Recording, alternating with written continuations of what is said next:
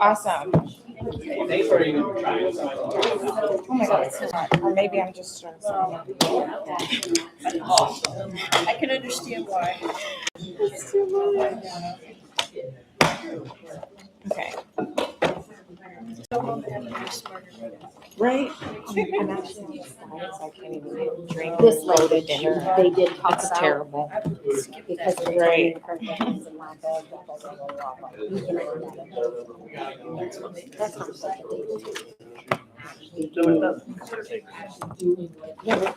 Oh, is it not doing this it? is misleading. No, that's working fine, but the clicker doesn't.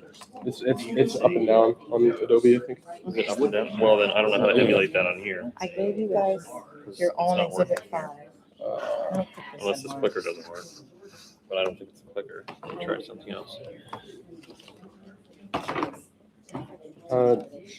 Leonard, this is Leonard. Yes.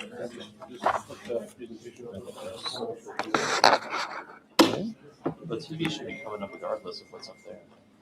Is it separate? Yeah.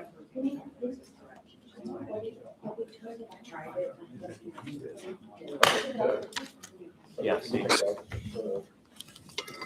I've already made that.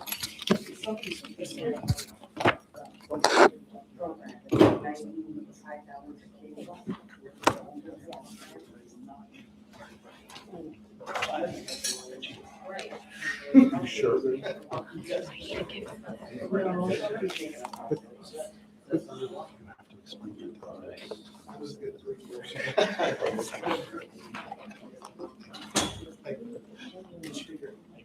This clicker is not working. Is that the one from right there? It's the one from over there. Maybe grab.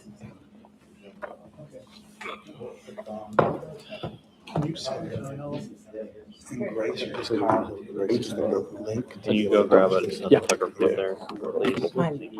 They want to be able to watch this. Oh, yeah. Okay. I'll send it to Kyle.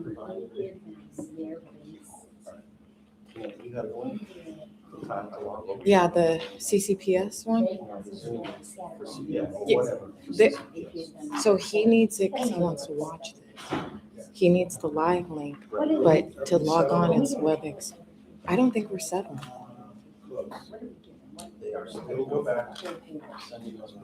We usually want HL 663. I need to give them the rest of these. What's that? These are exhibit 5. Just, who do you want to give it to? She gets one. She got one. Mr. Louis got one. They got one. Do I have one in mine? So I guess we have extras. We'll give them one more. Probably John wants to see it. Let me make sure. Yeah, it's just Throw this one away. Yeah. They're gonna give us a clicker for this because they can't. Kyle has a WebEx. That's fine. He'll be up there. We'll click with him. So Kyle has a WebEx. He's good. Right. He'll be up here and then the presentation here. So is he presenting? Never had this happen. So he's just speaking, right? He's speaking, but he's speaking to this exhibit. So yeah, he'll be overhead. I think we were just going to do audio only for him, and then he was. We want to see him.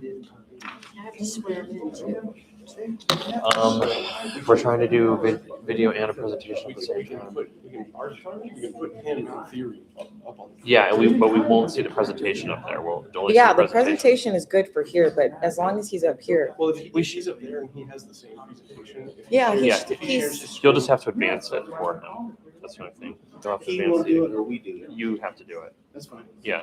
So as long as you can do that. yeah, he'll tell us when we need it. Yeah. And then Can you send me the electronic versions of the settlements that we you can just just showed put us? the. Yeah, we sent it to Lynn earlier, but I'll forward Can it. you video up just there. send it to me? So Yeah. When will he be joining? About 2:30. It was the WebEx. Right, but I just didn't know This how. is too much. Okay. Yeah, we're open up there, so.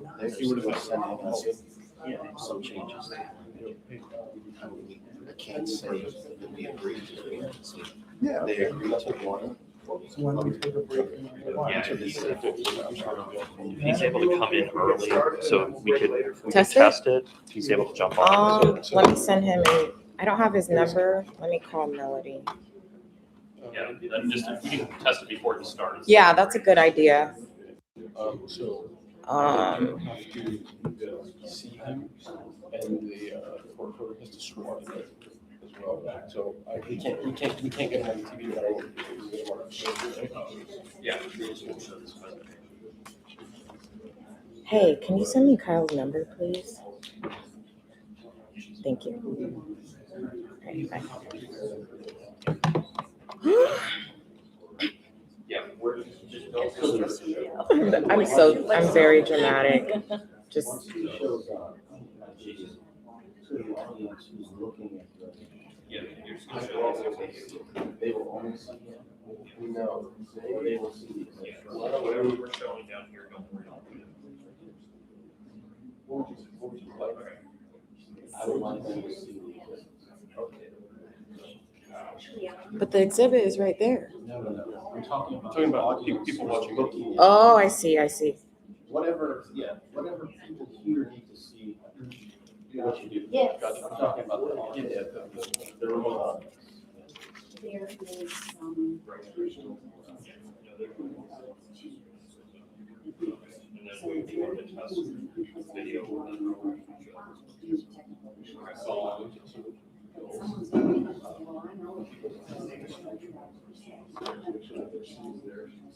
I know. Whatever we show on the projector, we'll watch the stream, we don't have a way to. We also.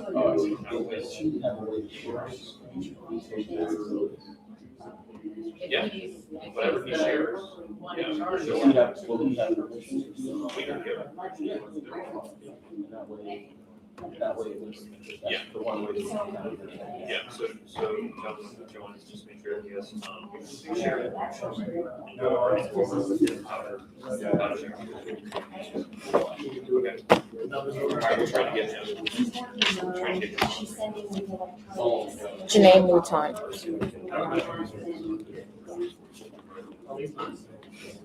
Yeah. Okay, do you want me to move over?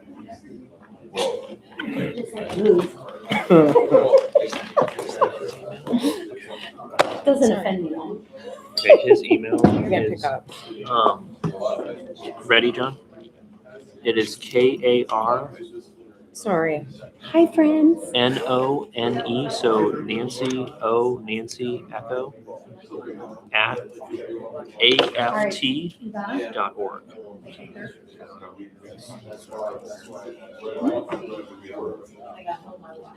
Yep, that's it. All right, thanks. All right,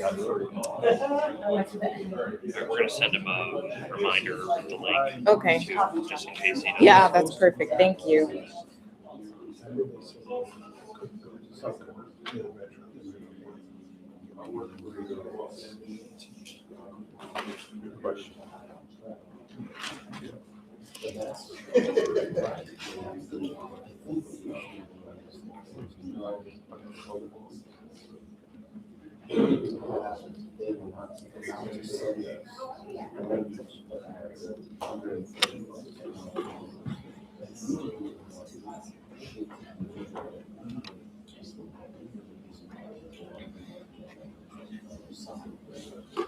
Just make the notes for him to hear anything you guys are saying. That has to be on. Okay. And kind of close, because we might be able to hear you. Right, If makes If sense. that's not on, he's not going to hear anything. Got it. Can you? That's exactly what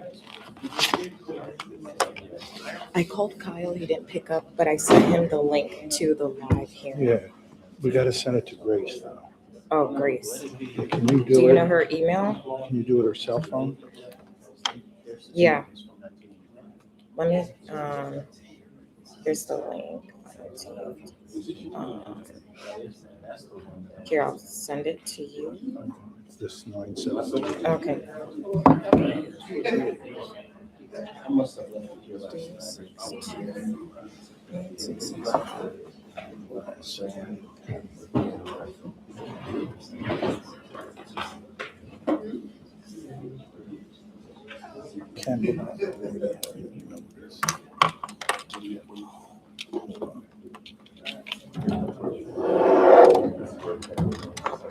Mr. Lurie, if I may, Len, have you passed, you've rested your case?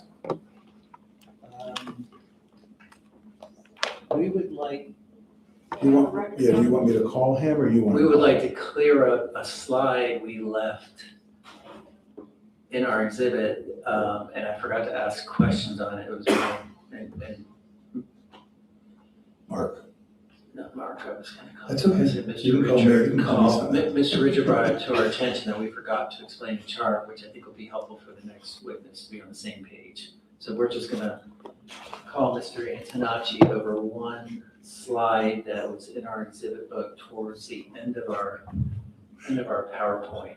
And it's in, If I just may, so we would, I think both agree that the same slide is coming out very differently between the two parties. Okay, inflation versus salary increases. And so I went over and said, it doesn't even have to be an airline. Economists always agree on the numbers. We just fight on what's fair, right? So we're just trying to, he's going to explain his, I was going to cross him, but I wanted to be up front, so they're going to put him back on. And then we'll put our expert on as well, and he'll go through the same issue and explain the difference. But that's all. But I think that works fine. thank you. Let's just make sure Grace is on. Give me one more second. Okay.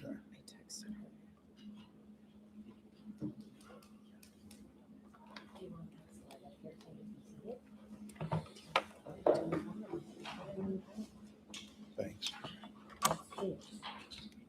So their guys will come on to explain it. You got a link to watch it, but if not, I'll put you on speakerphone right now. You can hear it. Can you see us? Is it live? Are we live? Somebody else. Okay. I'm gonna wait and just make sure you can hear us. Do you know if the audio on the link is on? Are we live? Can you hear me speaking? Do you know if the audio and the link is live? She's saying Yes, it is. it is live. Yeah, can you hear it? I think we're trending on YouTube. It's delayed. A lot of followers. Is it a long delay? It's about 90-second delay. Oh, it's a 90-second Like a delay? 90-second delay. Okay. We have to translate, we have to do the closed captioning, so it takes a little bit. I'm gonna leave this on, and then you can hang up once you pick up the audio. Is that okay? All right. Go ahead. Okay, Mr. Antonacci, you're still under oath from yesterday. Where is this? Can you explain, we had one exhibit in the back, with my mistake, we forgot to explain it at late night last night, and if you could go over the title of the slide and then provide information of how you gathered that data for the special magistrate. Yes, sir. Yes, sir. So we have a chart here that looks at the cumulative percentage and CPI for our region, which our region, there is no Naples CPI report with the Bureau of Labor, so we use the Miami. And on this chart, it shows the CPI cumulative growth over the last 6 years in comparison to the percentage average teacher salary increase. So looking at the percent increase that teachers received in each of the years and making them cumulative, showing the gap between CPI and the percentage that teachers received on average in each of the years. So let's make it simple. If a teacher started in 2021, where would they wind up at the end of our chart with percentage-wise raise? It'd be 44.73. That's adding up the percentage increase average in each of those years. Okay. And the CPI that you looked up under the government source is what at the end of that chart? It is 30%. 30%. Okay. Any questions, Mark? Yeah. So go to the next chart, is where we're having a great difference. Okay, can you hear me or no? Now they need to bring it back on. Can you hear me? Okay, thank you. I apologize. Now we need it back on. if you go to this chart, we have completely the opposite numbers here. And you would agree that both our numbers came, well, when you looked at the chart, you saw that our numbers came from your payroll file and came from the Department of Education, correct? We don't believe the numbers came from the payroll file. We didn't dump payroll How files. did they get the payroll file? You know how they got the payroll files? Hold on. You don't believe it? Okay. Okay, well, I was sorry there, but if. Okay, if you say no, I'm we just did- saying, you can ask how it came, but hold on. Grace? Hello?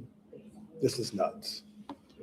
Yeah, they're saying. It would be they a base got the- salary report, not a payroll. Payroll's larger.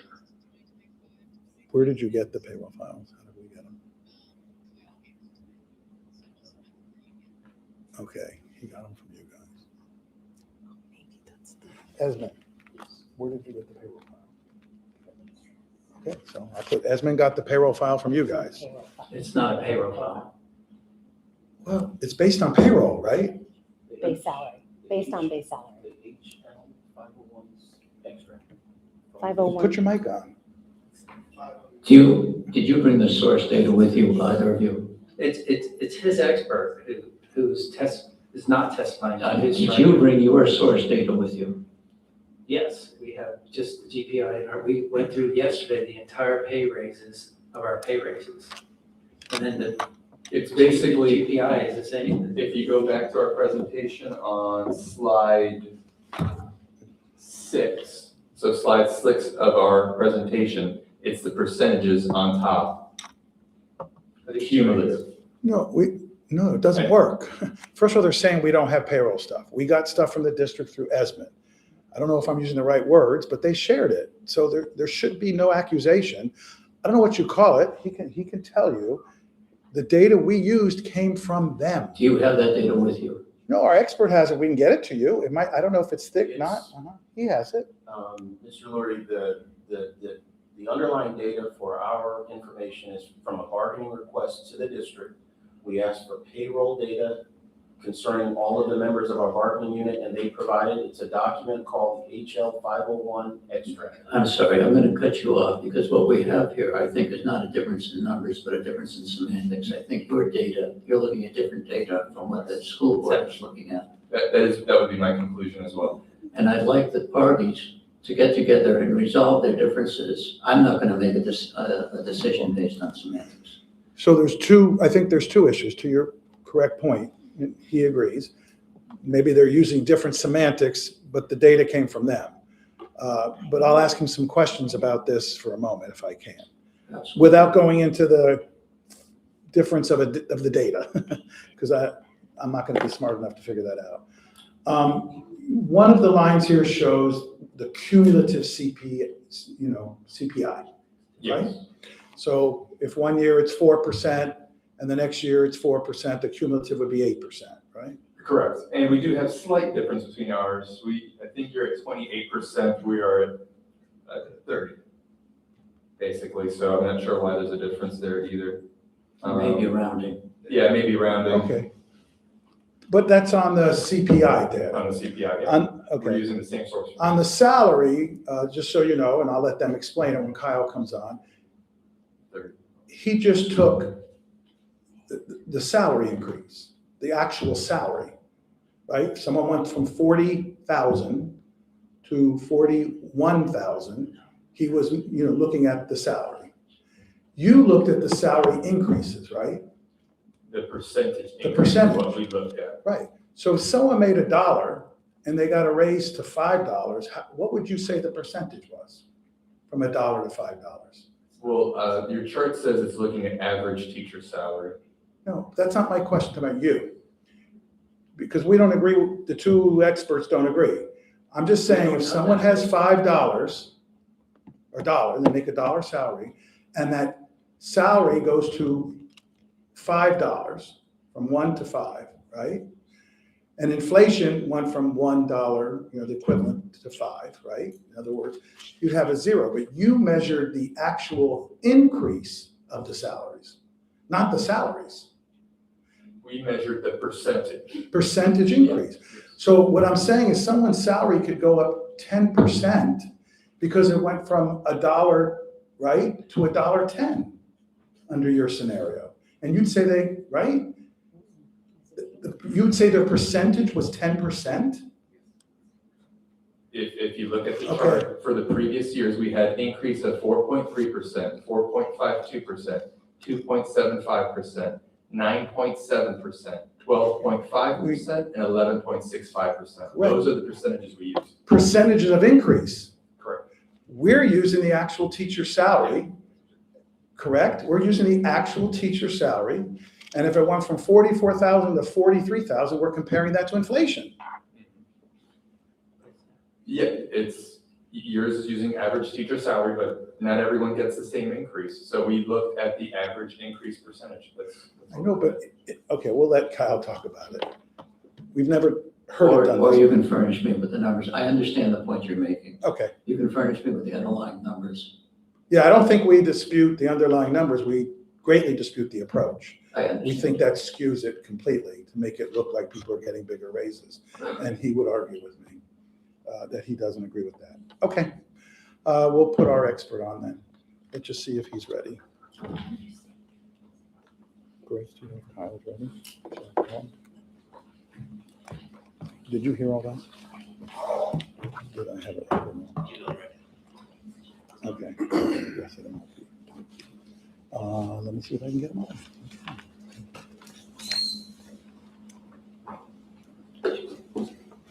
There. He has a link, right? Kyle has a link. He's on. He's on. He's on? Yeah, we're gonna put him on in a second. We're just getting him so we can share. Go to town.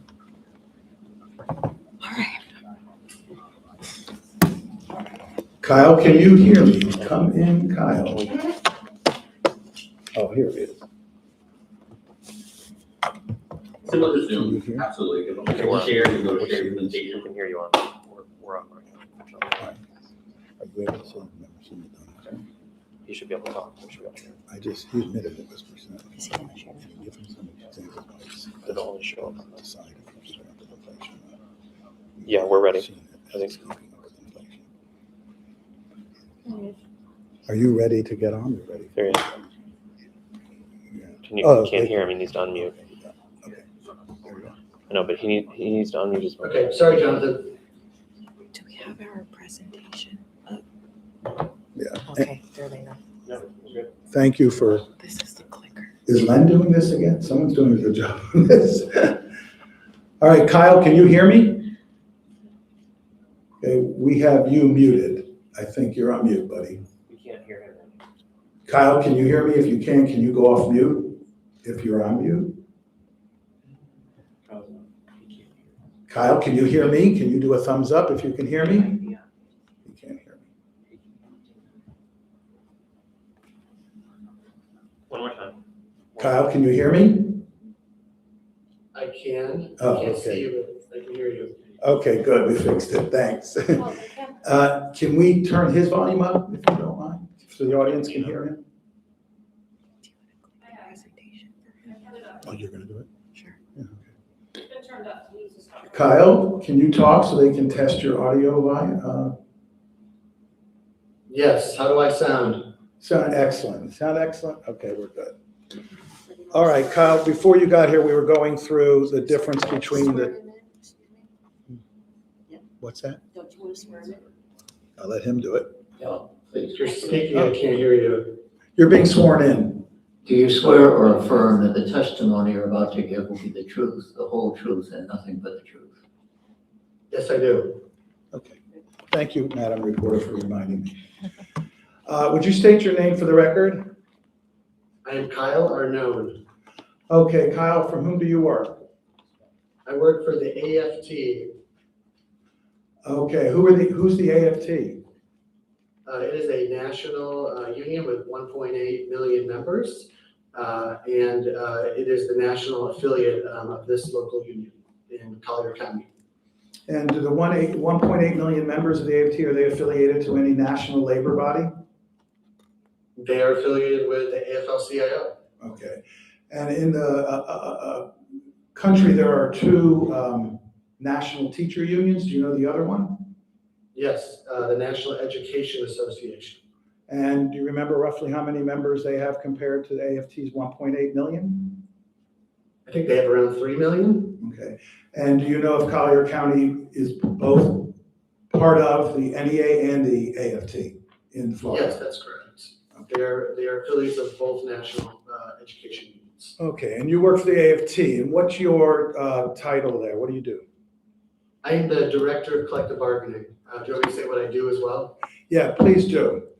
Yeah, so I support our local unions all across the country, contract negotiations. And we do financial analysis, we cost out proposals, we work with them on, training for collective bargaining, all the above. And Kyle, how many local are there within AFT? Local unions like Collier? I believe about 3,500. Correct. And you are in charge of any assistance costing out for any of those that seek assistance and are granted the assistance? Correct. Okay. So my colleague notes from another hearing that your educational background and your training and being in sociology, somehow implying you don't know this stuff. So I want you to take your pain. No, that's what you said. Your Honor, we had a conversation off the record. He's now testifying about. I'm not testifying. Yeah, you are. Oh, own your words, man. Okay, so Kyle, explain what you do across the country and where you are now and what teacher cases you have helped settle doing the costing out of the proposals of both sides. And go through it in detail. Yeah, I have, I've worked in lots of different K through 12 districts. I have good relationships, of course, with our affiliates, but also in many cases with the district itself. Boston, Cleveland, Cincinnati, Orange County, Palm Beach, pretty recently in Florida, Scranton, Pennsylvania, Detroit. There's many others that I'm forgetting right now, but I mean, it's dozens and dozens of different schools. St. Paul, Minneapolis, Anoka Hennepin, all in Minnesota, also a merged state with NEA, just like Florida. Syracuse in New York, Buffalo in New York. But I also support other constituencies. The AFT represents, people think of us as a K-12 union, which is, the largest share of our membership, but we also represent healthcare, higher education, and non-education public services. And right now, I'm actually in California supporting bargaining for 61,000 Kaiser Permanente employees that are covered in a national agreement. And in Scranton, did that union legally go on strike over the dispute? They did. And were you the chief economist and advisor to the team during that dispute? Yes. And in the newly formed merged union in Fairfax, Virginia, how many members are in that? Yeah, I forgot about Fairfax County, which I shouldn't have forgotten. Because we worked on it together. Go ahead. Huge assignment of mine. Yeah, Fairfax County, there's two bargaining units. It represents 27,000 Fairfax County employees. I was the co-chief negotiator with my NEA counterpart in late last year. And where you are now in Kaiser, are you part of what has been a strike? Both one that ended and one that just ended the other day with AFSCME? Yes, we had a limited duration strike last year, and then there was an open-ended strike of one of the Alliance unions, an AFSCME affiliate, that ended just less than a week ago. That was a month-long strike. And when you say alliance, do the unions there bargain together, multiple unions in a coalition? Yeah, there's one national master agreement. There's also local bargaining that happens as well, but the national master agreement is like the umbrella agreement that contains uniform terms for all I think there's 53 different bargaining units that are covered by the national agreement. And under the alliance, those 53 units covering what parts of the country? California, Washington, Hawaii, Colorado, Georgia, in the Mid-Atlantic states, which just refers to DC, Maryland, and Virginia. Okay. And are you one of the chief economists at the bargaining tables for the Alliance? Yes, and also one of the negotiators. Okay. And tell us your educational background and your degree in sociology. Yeah, I was actually a dual major, but it was sociology and math undergrad. And then I went to grad school where I was pursuing a PhD in sociology, but a lot of my work was in it was more quantitative sociology, which a lot of people might not know that there's a huge chunk of that field that's quantitative. But I did a lot of my training in probability statistics and survey methodology. Have you been involved in fact-finding hearings before? Were you testifying? Many times. Mm-hmm. Has anyone ever questioned, have you ever had your credentials questioned as the chief economist for the American Federation of Teachers? Yes. Okay. And were you allowed to testify? Were you accepted as an expert? Yeah, every time. Yeah, every time. Okay, so let's go through your charts. We'll start, Kyle, you compiled these, so we're at Union 5. And it's paginated very lightly, my apology. Page 1. Can you give me 1 second? The WebEx is asking for permission, for me to change some permissions on my computer real quick. Sure, take your time. I'm sorry. No, zero problem.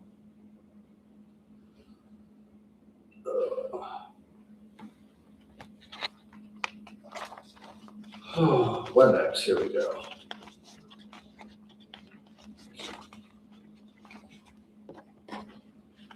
It's telling me that I can't share until I close the app first. So I will log on quickly. Is that all right? Yeah, of course. Unless you can see, I guess you can't see the charts. I mean, if you all have them, I can walk through it verbally and not close it out. No, but apparently you can't see the television monitor.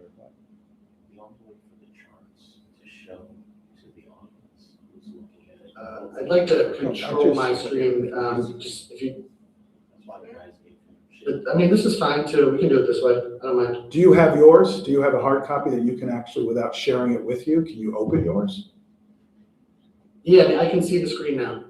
You can. So I can see slide number 1. Okay, will that work? Yeah, that's fine. We can do this. Perfect. Did you prepare what are known as Union 5 that is comprised of 12 slides? Did you prepare this PowerPoint? Yes. Okay. And on each one, did you put the source to where you got the data? Yeah, I mean, I do that as much for myself as I do for everybody else, because in case I have to go back, I like to know where I got the data from, because when you work with as much data as I do, you can very quickly lose track of where the information came from. So each of these slides should be sourced. And when you have a difference of math, not argument, but a difference of the numbers, do you try to work that out with the counterpart at Kaiser or the Scranton school system or DC or Baltimore? Do you try to work that out ahead of time? So that, I mean, you know, that's the preferred route. I think it depends on having good, respectful relationships. But, I've been in lots of situations. I mean, I have, I've actually taught a course before on how to develop common understanding with management and union counterparts over costing and financial analysis, because I think it's really important to have a shared understanding of reality if you're going to reach an agreement that makes sense for both parties. okay. So on page 1, could you explain Collier County average teacher salary? First, where you got the data, and 2, what it says. Yeah, it's pretty straightforward. This is the average teacher salary by school year. There's 2 separate sources here, 2021 through 24-25. That's from the Florida Department of Education. They collect this data annually for every single district in the state.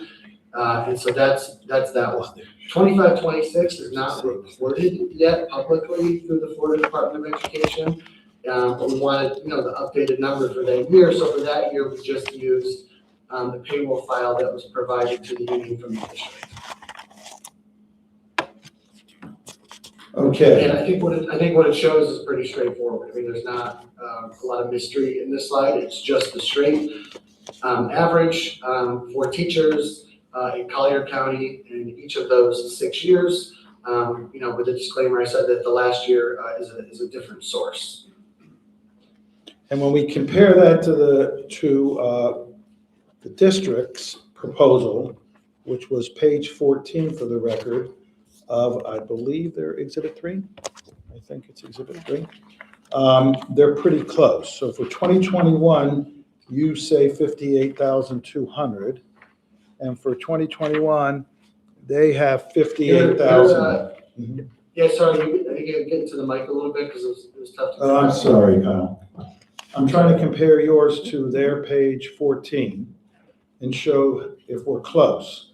So for 21, 22, in the teacher's presentation on the screen, it's 58,815. And for theirs, it was 58,200. So we're only $600 apart. Does that make sense? Do you have their proposal? I mean, their I mean, it looks slide? like those are the same numbers I have, but in 2 different years. Yeah, I don't know why they have 2021 twice and 2021 second, but your second one is 58,815 and theirs is 58,816. Okay, yeah, I mean, that's a reasonable thing. Yeah, that's a rounding area, as we would say. And then in the year 22, 23, okay, they have 62,056 and you have 62,056. Yeah, so it sounds like they're using, that the data that the state has, I would guess, comes from the district. Yeah. And it's matching. The third one, they have 67,066 and you have 67,066 and 15 cents. So you're right on the money together. And then the next one, their last one is 73,571 and you have 73,570.61. How did you get 2526? Because they don't have that on their chart. That is from the payroll file itself. There's a column in the payroll file, I can't remember now because I looked at a lot of these, but it just says something like annual salary. And it is just the average of the values in that column. Okay, but you got it from the union? Got it from the union, who I presume got it from the district. Yeah, there's been testimony to that effect. I don't know what they call it, but Esmond can share it, and we're gonna both put in our documents to the special magistrate. Okay, so this is our increase of average teacher salary. What does average teacher salary mean? It's if you want the formula, you add up all the values in an array, and then you divide by the number of values in that array. So that's the technical. So if it's millions and millions of dollars and 1,000 teachers, you divide 1,000 teachers into the total aggregate of salary. Yeah, exactly. Okay. All right. Versus median, which is the 50th percentile, this is just a straight average.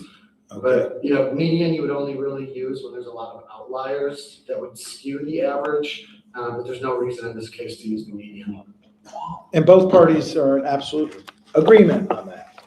Now let's go to a very important chart, page 2, of which we have a lot of agreement, and it wasn't discussed last night, so I asked my counsel to discuss it today, and they did. Can you see, can we go to slide? Yeah, can you go to the second slide, because I'm still seeing the first one? There you go. There you go. What is this slide doing? It's a comparison of 2 different trends. And the first, they're both cumulative growth. So it's basically the percent change from point A to point Z. And the point A in this case is 2021. And it should be 0 in that year because it's cumulative. And then over that time, in each year, we're adding the change onto the previous year. So it's the cumulative change in CPI, which is the metric that is most commonly used to measure inflation. And then it's that same data from the last slide, but it is expressed differently. So it's the average teacher salary cumulative growth from 2021 to 2025-26. And what it shows is that the increase in inflation outpaced the growth in the average teacher salary over the same time period. Okay, so from 2021, you use that as zero. That's how far you went back, Yeah, correct? And zero. that's the reference. Right, and you take the salary at that point, let's take the salary line, okay, which you know to be the blue line, and you go from 2021 salary to 2021-22 school year, and what does the 1% represent in the blue? That just means the salary in 21-22 is 1% higher, the average salary, than it was in 2020-21. Now, just to extend it out a little more, which you're probably getting at, 2022-23 is 7%. It's not 7% over 21-22, it's 7% over 2020-21. That's what makes it cumulative. And the 15% goes all the way back to 2021 as well? It's cumulative. It's indexed at that first year. Okay, and then let the inflation line, okay, let's go to the teacher salary. Let's just go to the Try to lean salary. into the mic a little bit for my sake. I'm sorry, say that again? Oh, the mic down, Lean okay. into the mic, yeah. I'm sorry, that's better. Thank you for telling me to do that. So Kyle, if we look at the teacher salary line, the blue, they have a chart that they went over just a little while ago that they didn't go over last night. That is flipped. It's the opposite here, trying to say teacher salaries have beat inflation. And they purport to say what they did is not look at the increase in salaries, the actual salaries, but they purported to track the percentage increase. Why does that not work? I mean, what we're looking at the relevant data point here is the average teacher salary or some like metric of teacher salary. The percent, if you're just looking at the percent, it's not really the relevant data point. Let me give you an example because it's just the easiest way to think about it. Let's say that in 1 year, the percent increase was 0.1%. And then 5 years later, the increase to teacher salaries was 1%. Now, if you were doing a cumulative growth chart, it would show that the increase in teacher salaries went up 900% over that period because you're comparing the 1% to the 0.1% several years ago. So that's obviously not capturing the truth of the situation because it's not looking at the actual salary. It's looking at some modifier to the salary that may or may not be relevant. So our CFO, they're over there, they're shaking their heads. Do you guys want to explain it so we can all be on the same page? Sure, I'd love to. Mr. Arnaud, this is Leonard Dietz and counsel for the board. If an employee... Just explain it. You'll have them for crossing the mid. I thought you were going to explain. You guys were laughing and shaking your head out. We would just like to get to the bottom of this. We're Okay, did an employee in 2020 who's still employed in 2025, Let me stop. 26, I just wanted you get a guys. 44% raise? Cumulative. All I'm trying to do is, can your CFO explain to him so this guy can have his help here? Do you want to handle this on cross-examination? Sure. Okay, fine, and I'll call him He back. asked me, I thought I'll you call him said- back. I said, did you want to explain it so we can all be on the same page? You're not explaining it, you're trying to cross, so save it for cross. We're teachers, we're educators. We're supposed to explain things. I've never seen a district like this. But I guess everybody stays here is all that matters. All right, let's go on. Kyle, so let's just go through your chart. Just explain it. The yellow, the orange versus the blue. What's happening here? I think it's pretty self-evident, but it just shows basically that over this same time period, that the cumulative growth in inflation was greater than the cumulative growth in the average teacher salary, to the tune of about 3 percentage points from 2021 to 2025-26. Okay, So using So there's the, been a loss and, I mean, we'll get to this in the next one. But okay, but sorry, go ahead. the orange, you guys don't have much disagreement on what inflation is because it usually comes from the BLS, the Bureau of Labor Statistics, correct? Isn't that where you get your CPI data from the Bureau of Labor Statistics? And what geographical or SMSA do you use? What geographical inflation do you use? Miami, Fort Lauderdale, West Palm Beach, it's cited on the bottom of the slide.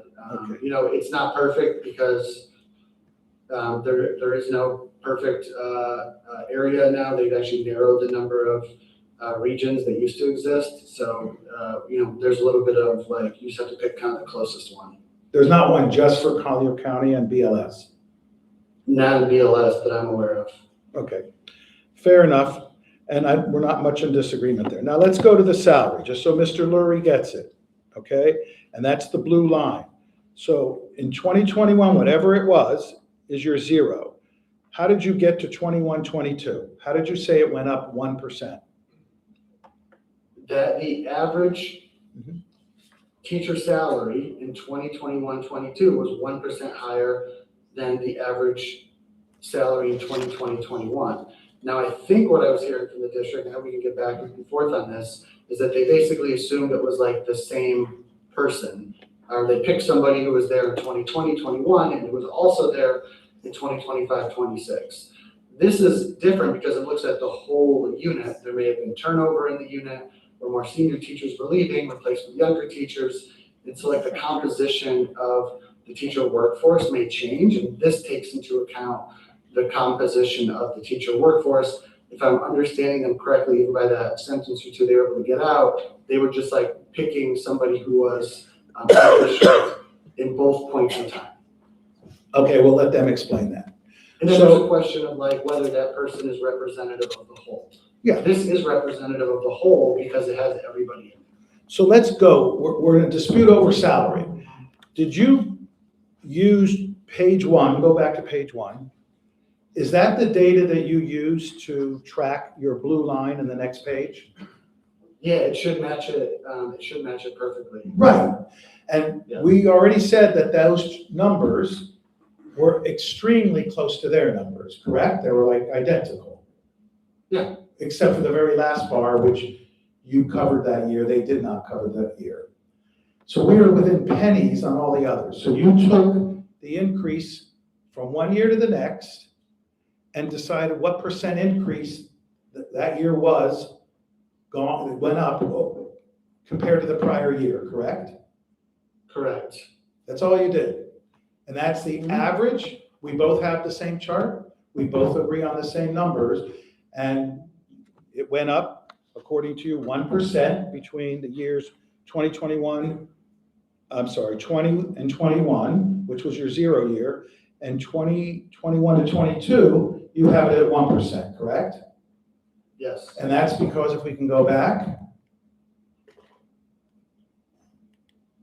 that's because it went up from 58,200 to 58,815. It went up like $600, which is roughly 1% of, you know. And that's what the average teacher's salary was to go shopping and buy groceries, et cetera. I mean, that's the average salary in the district. Correct? Yes, Okay. yes. And then in 21, 22, that 58,000 grew to 62,000, correct? 22, 23, yes. To 22, 23. And you put in 7%. What's the 7% reflect between the 58,000 and the 62,000 average salary? Well, can you go back to the last slide? Mhm. So it's the difference between the third bar and the first bar. The first bar, which is at the bottom, which is the 2021, which is 0. And it's the difference between that and the third bar because it's cumulative. I understand. Okay. Yeah. And we'll let them Each explain year that. is compared to the first year. That's how it works. And in all your cases where you presented this exact chart, did you do it this way in Fairfax or other places that you have presented in? Yeah, this is a pretty standard operating procedure. Okay. Now let's go on to slide 3. What is this showing? Yes. Yeah, so this basically takes the two data points, the average teacher salary and CPI, which is a metric for inflation, and melds them together into a single data point, which is it's inflation adjusted average teacher salary. So, because cost of living may go up higher than the salaries go up, in that case, the inflation adjusted average teacher salary would go down.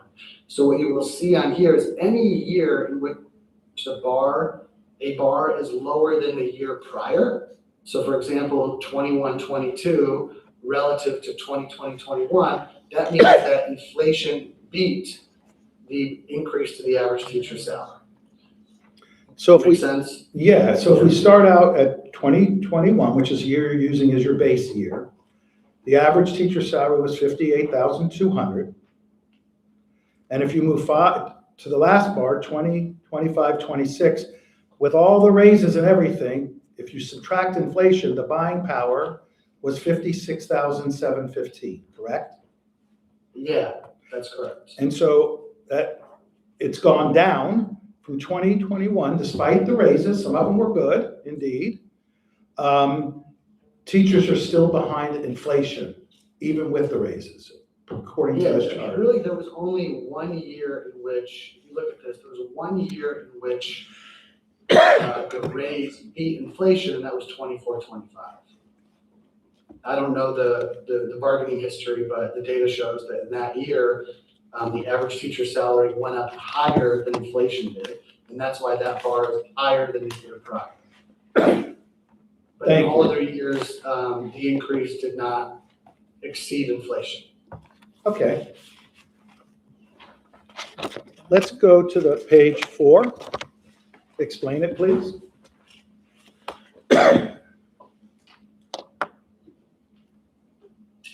Yeah, this just tries to put a little bit more like meat on the bones, because inflation is like a composite metric that like captures growth and expenses across a whole range of different categories. Usually it's called like a basket of goods. But I think that for most people, the biggest expense that they have is their housing expenses. And so this looks at the growth from 2020 to 25 in the average teacher salary relative to the cost of the rent of primary residence.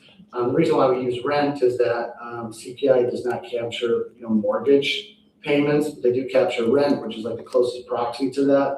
But it shows that the cost of rent went up way more than it did the average teacher salary over that 5-year period. Now, on the right-hand side, the green growth arrow of 45.9%, that comes from the BLS same area, the Miami Fort Lauderdale, correct? Correct. Okay. So we wanted to look closer at, we compared the Collier County average teacher salary in that same time period going up 28% based on your original slides, and housing in the closest BLS market, Miami Fort Lauderdale, went up 45%. Correct. Did you drill down deeper into Collier County? Next slide. I mean, I looked at some other baskets because it does break out some of the baskets of goods. Like the big ones are kind of like energy costs and food, which was a little bit more comparable to the growth in average teacher salary. I do think that housing costs, though, which tend to be, like, again, the largest part of a family budget, just surpassed average teacher salary considerably. I mean, this one just kind of like drives home the point a little bit more. This is something that the state of Florida collects on each county, and it is the Florida Price Level Index. And the Price Level Index shows you the cost in a county relative to the statewide average. So the statewide average is indexed at 100. You can see the note in the middle, and Collier County is 105.54. What that means is that Collier County is on average about 5.5% more expensive than the statewide average. And it's the most expensive county in Florida. And this comes from the state of Florida. This comes from the state of Florida. Now, do you see Lee County down there? 4 bars from the end. Yeah, I see Lee.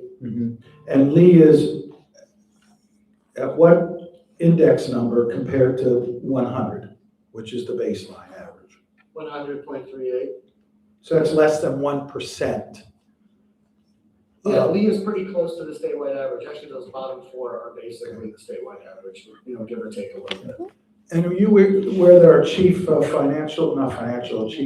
human resource officer testified that Lee County teachers got about a 5% raise for the year in question compared to the offer on the table here?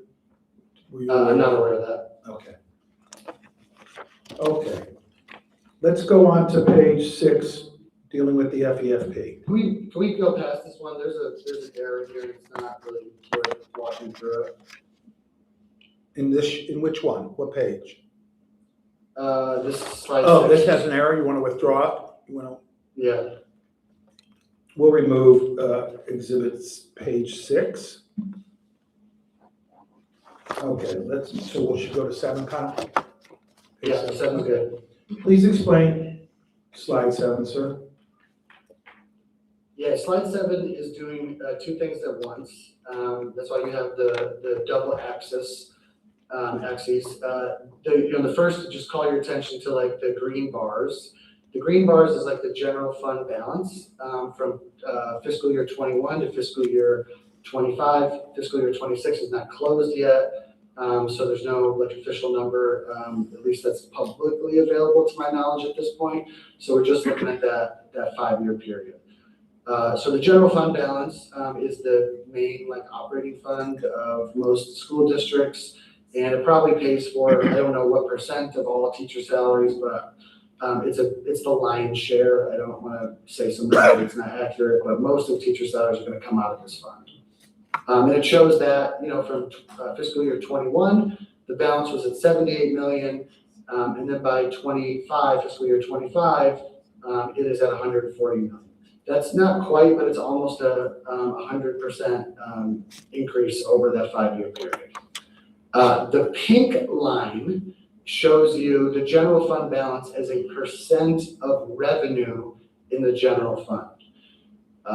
So one of the ways that we like to look, that it's a standard way of looking at a fund balance is like, well, how much of my revenue could it cover? In the worst case scenario, I have no more revenue. How much longer could I go on just with my fund balance?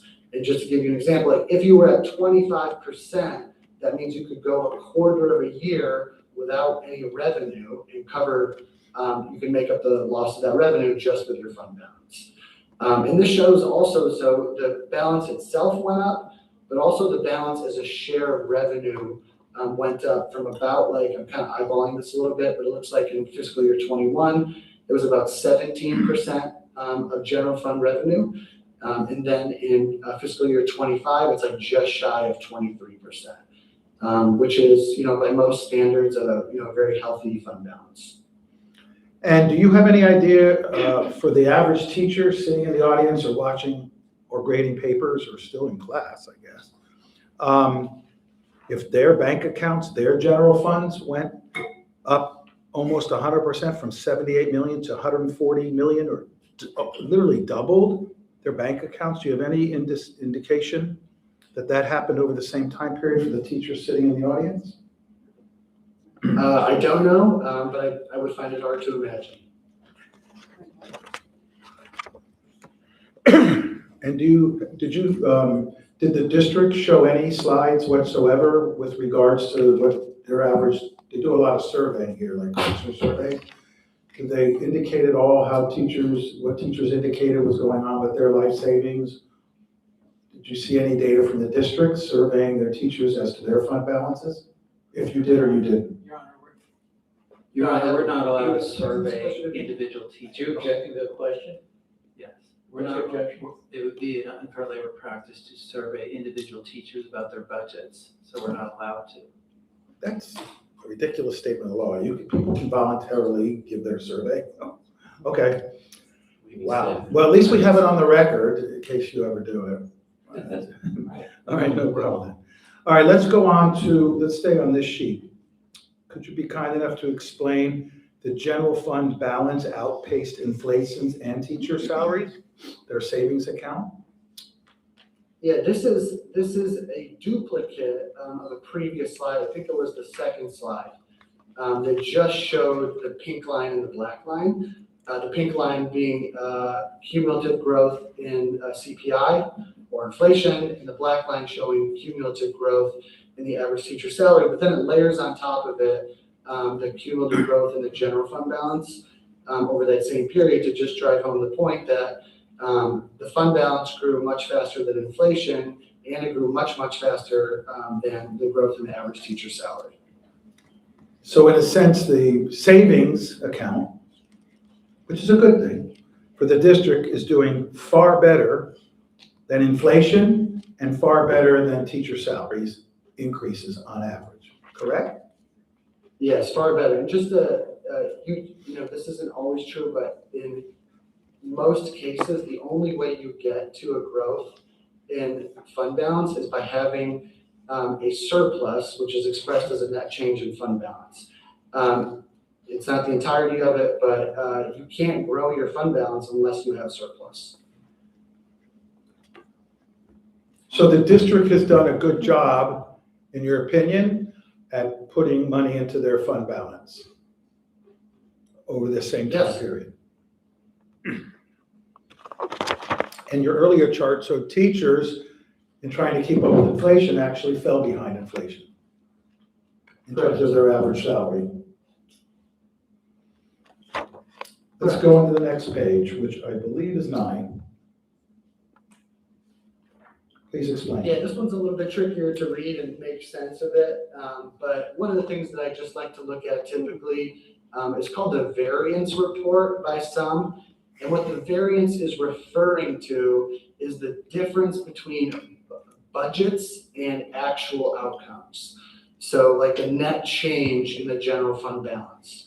So at the beginning of the year, there's obviously a budget that says we expect the fund balance to go up by this much or go down by this much. And at the end of the year, they have actual results. So you get a sense of like how closely the budget predicts the results in any given fiscal year. And you know, I've seen some pretty bad examples of this. This is not nearly as bad as some other examples I've seen, but you do see some indication, especially in years where the district is projecting a deficit. So if you're looking at fiscal year 21 and then in 25, what it shows you is that the deficit wasn't nearly as severe as judged by the budget itself. So let's just take like 24, 25. They budgeted for a net change in the fund balance of negative 32 million, but the net change was like 9.3. It does look like though in years where there was a surplus that they overshot the surpluses a little bit, and the surplus was not as great as projected. So that's what this slide shows. So if we go to the first year in 2021, the budget folks that are testifying here or from that office said to the community and to the public at that moment in time that they thought the fund balance, they were going to lose 30.9 million.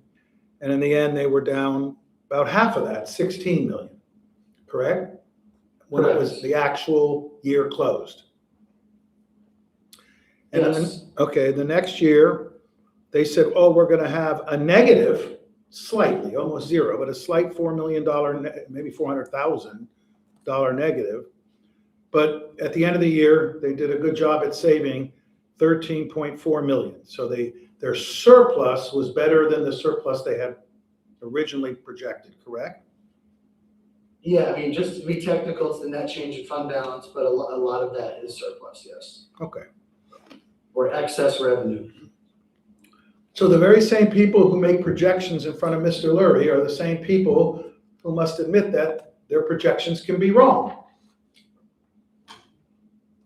Projections can be wrong, Kyle?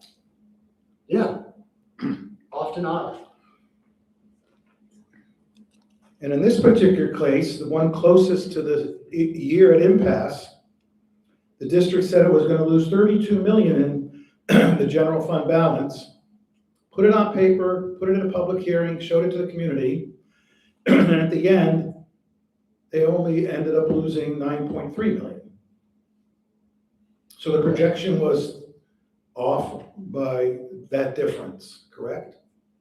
Correct. And that happens. What we'd say is it's roughly like a $22 million, what we'd say favorable to budget.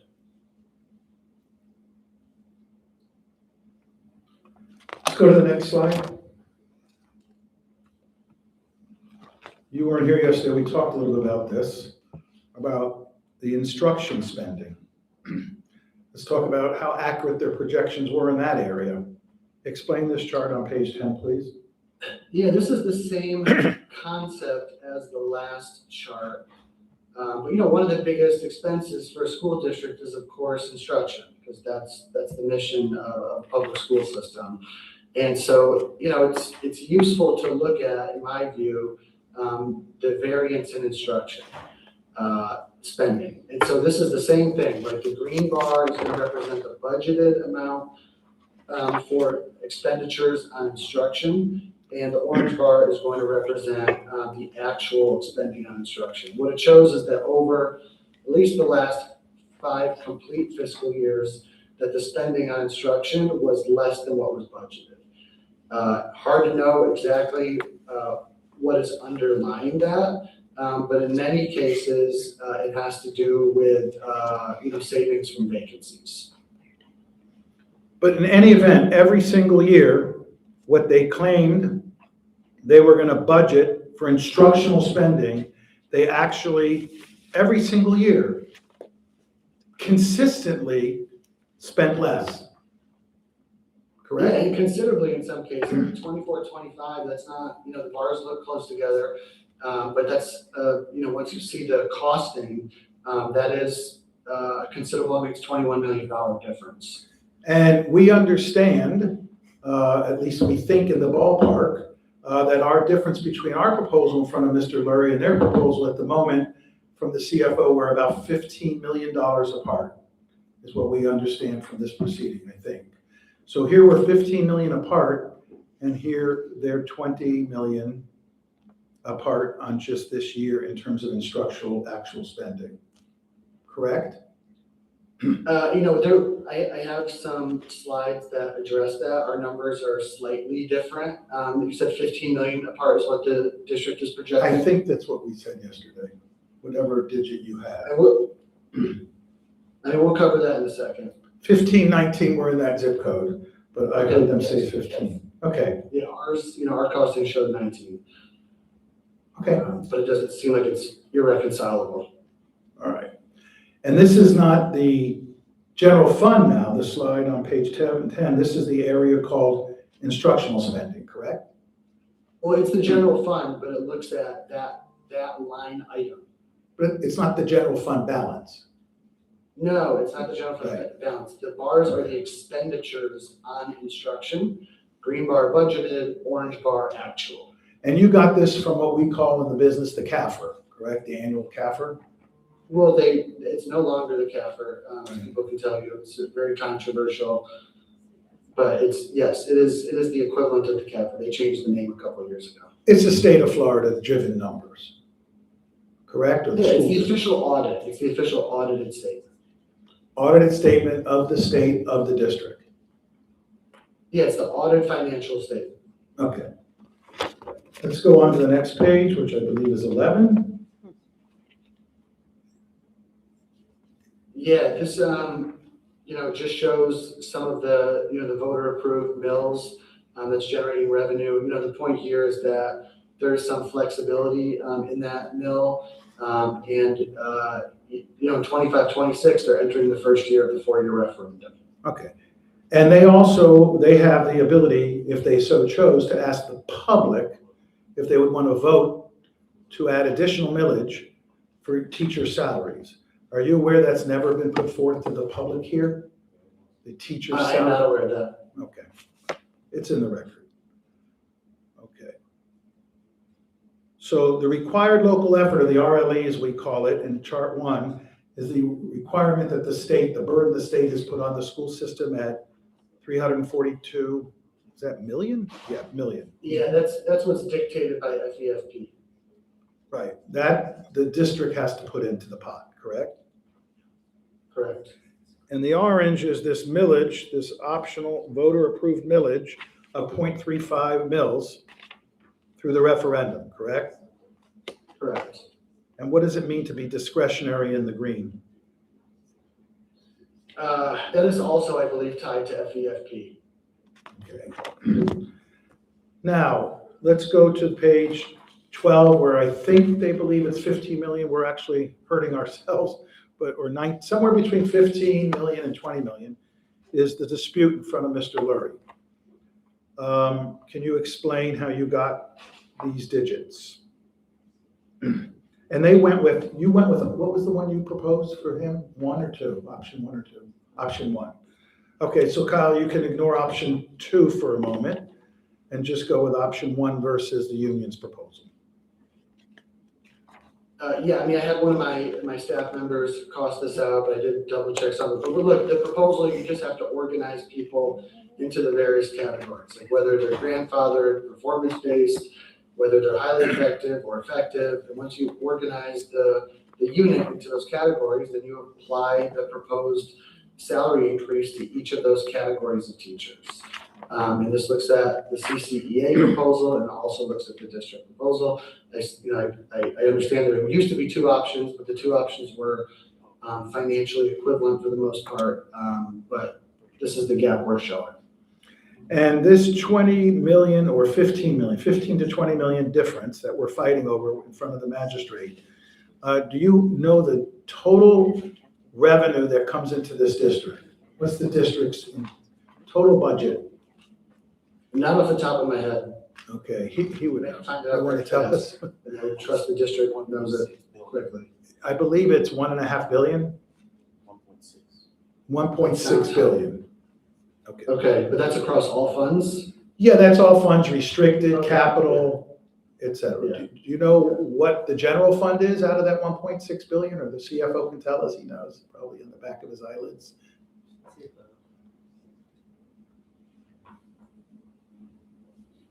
620. What was the question, first of all? What is the general fund? And part of the, not the general fund balance, but the general fund expenditure. 620 million. 620 million.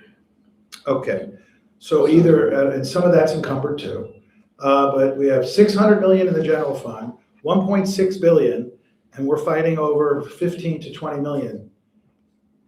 Is that your understanding, Kyle? Yes, that's correct. And that's at the extreme end, of course, with nobody making any meaningful movement toward the other party.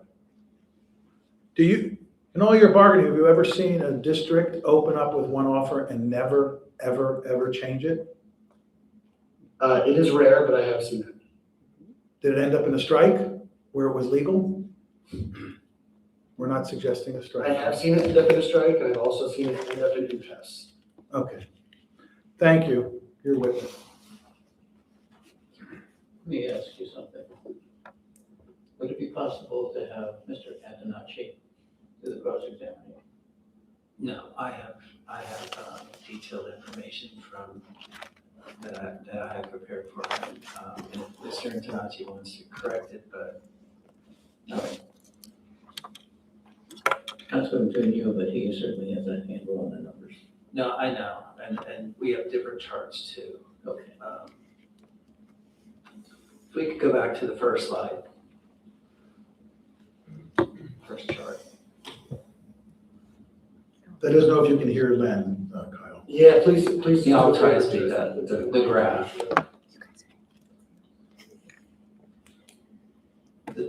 Sorry, the second slide.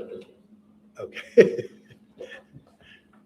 So the CPI index you're using is from the U.S. Bureau of Statistics, Miami, Fort Lauderdale, West Palm Beach, correct?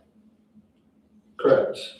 And you just testified in Palm Beach at an impasse with Mr. Richards using the same CPI index, correct? Yes.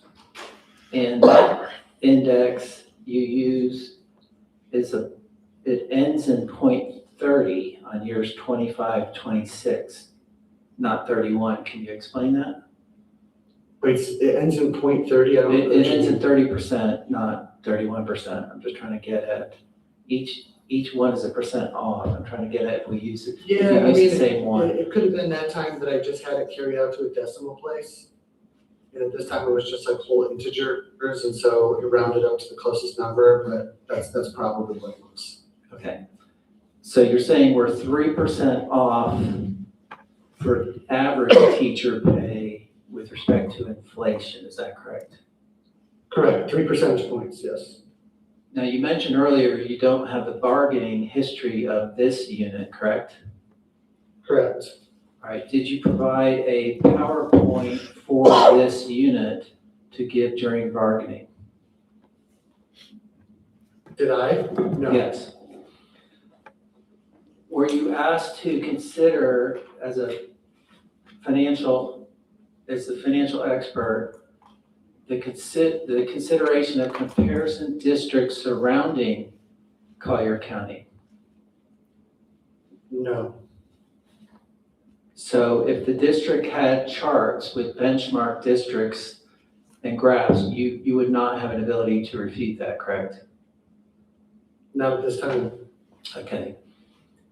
And were you asked to consider districts that had the similar FTE as required by the statute to help the special magistrate compare like-sized districts?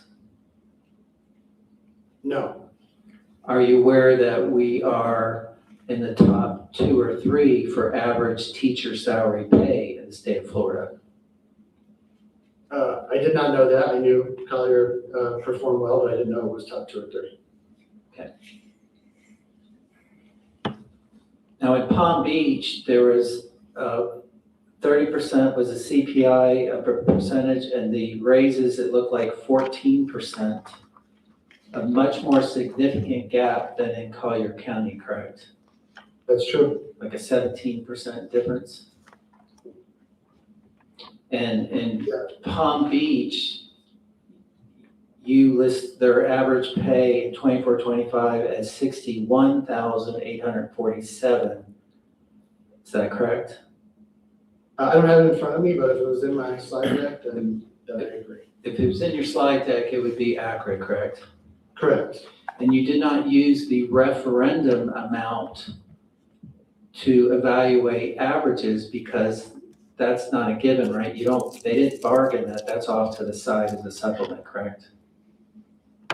Can you say that again? Or Sure. When you have a graph of your averages for Palm Beach, it did not include the referendum amounts. I mean, it's just the average teacher salary, so. Right. So when the district compares their average teacher salary in Naples at 74, and in Palm Beach this year is at 6821, we're significantly higher than Palm Beach, correct? Yes. Did you testify that a bonus essentially can be a reduction in pay in Palm Beach?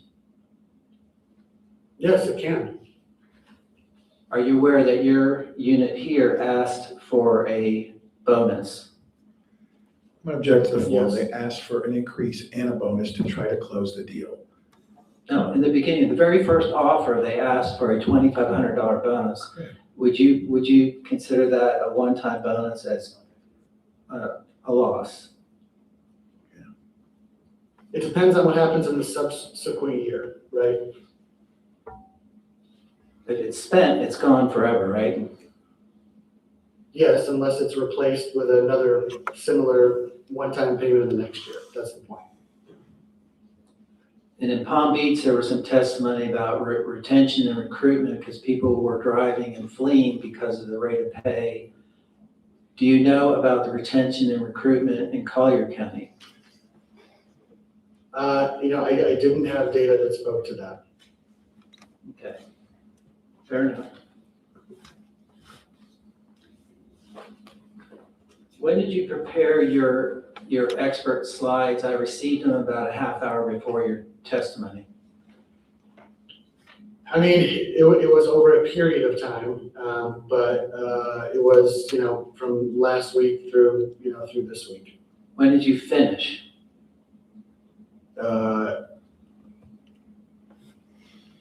I'm losing track of time. I think it was yesterday at some point, but I can't remember. I'm on the West Coast too, so I would give you confusing time. I get it, I travel and I can't even keep up with my What's, watch. what's the point? There's no discovery here. I got them yesterday. I was trying to figure out when you got, that's all. No, you know what you were doing. Because you wrote me earlier today, where are the slides? And I brought them in this morning, just like you gave me. I wanted an opportunity to study them and I was trying Well, to figure out when you I got didn't get an opportunity either. That's how the system works. We got yours yesterday right before it. And as a gentleman, and I'm representative honorably of the teachers, I walked over and handed them to you today. Thank you, didn't I? Mark, you're not testifying, I'm I asking know, but for let's, us. Thank you, Mark. you work for teachers, dude. All right, we're going to slide that's called Collier is the most expensive county in Florida. Let's go to that slide. No, most expensive stuff. Oh, he's got none. So Palm Beach is the third most expensive slide, correct? Under your slide. That's what this shows, yep. And they offered a 1.5% increase in salary and a 1.5% bonus, correct? Yes, I believe that's close. Are you aware our offer is more than double that? Yes, Are you aware Miami's offer was 4%, the number 2 most expensive place, that they settled on 4%? no, I'm not aware of Miami. Were you ever asked to do any of that analysis for any of these districts on this slide? Could you say that one more time? Sorry. Yeah, were you ever asked to, I guess you already answered, you weren't asked to look at. Does any the of that. district want to stipulate, because it might help here, that the teachers here don't get a raise because they're paid higher than another place?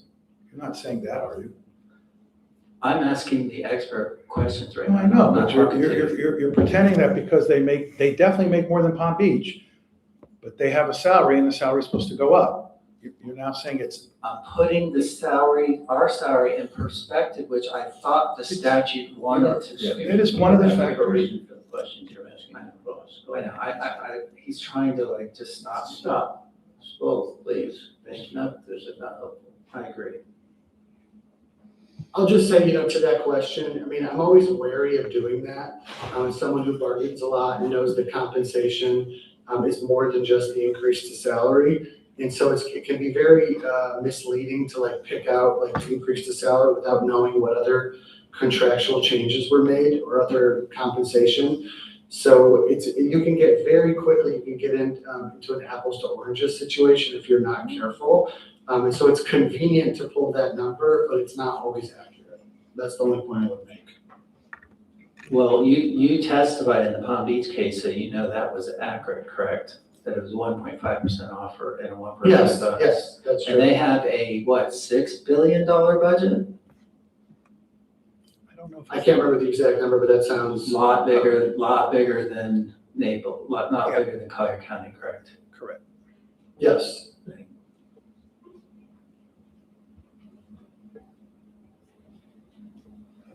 Now, currently, do you have any information that challenges our CFO, John Antonacci's testimony all day yesterday or evening? What was the question? Do you have any information that refutes Mr. Antonacci's testimony yesterday? He doesn't know. I'm not aware of the testimony. Okay, He's in bargaining in California. okay, I thought your expert would cross-examine or have something I didn't know. I have to ask. I did not know.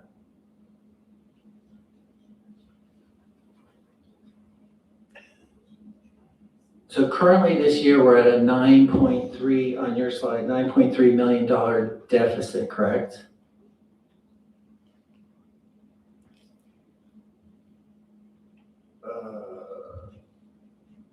So this slide right here you're referring to? Yes. Yeah, it was, net change in fund balance, but yes. And that was not this year, that was 24, 25. 24, 25. This year, what is the projected budget deficit for this year? I don't have it offhand. We did look at it, but I just don't have it available right now. So how could you testify as to the availability of funds if you do not know what our projected budget is this year? Well, I mean, it's still relevant where the year started. If you go back to the slide before this, the fund balance slide, the end of 24-25 is also the beginning of 25-26. You know, I don't know what the projection is. Sorry, the one before that shows the actual bars. Yeah. So 24-25, the 140 is the end of fiscal year 25, but it's also the start of 26. I don't know what the projections are for this year, and in any case, they would be incomplete at this point because we're only part of the way through the year. Okay, that's a very good point. Do you know what the third calc means in Florida? Yeah, it's the FEFP. You know, I think they break it up into 4 calculations. So the fourth one is just called the final calculation, if I'm not mistaken. And the third calc was issued in January this year. Do you know how that impacted Collier County's budget? No, not offhand. If we lost about 1,100 students and almost $11 million, would that affect your opinion today? State funding is tied to FTE, so, but what it doesn't address generally is that, so yes, with a qualification, of course it would mean less revenue, but generally if you're losing less students, that you would probably have a staffing plan, which may be through attrition, that would right size your workforce to the number of students that you're projected to have. And so there may be a decline in revenue, but there might be offsetting savings and expenses as well in the future. If we're not planning on laying off teachers, and with the other source would be to, in your opinion, to use our reserves. Or through attrition. Or through attrition. Which is is the third way. And if you knew that we were projecting over $50 million in revenue shortfalls this year, would it be responsible for the board to increase their offer above the current offer? I don't think I have enough information to speak to that. I would want to see at this point, which is not publicly available, you know, I think if that's the projected deficit, what the actual results have been year to date, but I don't have that at hand. It's publicly available on our website. You were provided that by council, correct?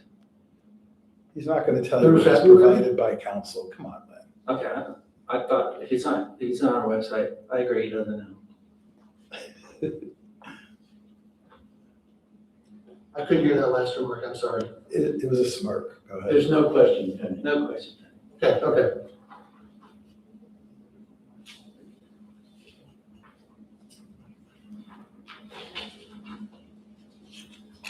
Thank you, sir. Thank you. Thank you, Kyle. Can Kyle go? Oh, Mr. Lurie has a question for you. The exhibit called Collier County Average Teacher Salary.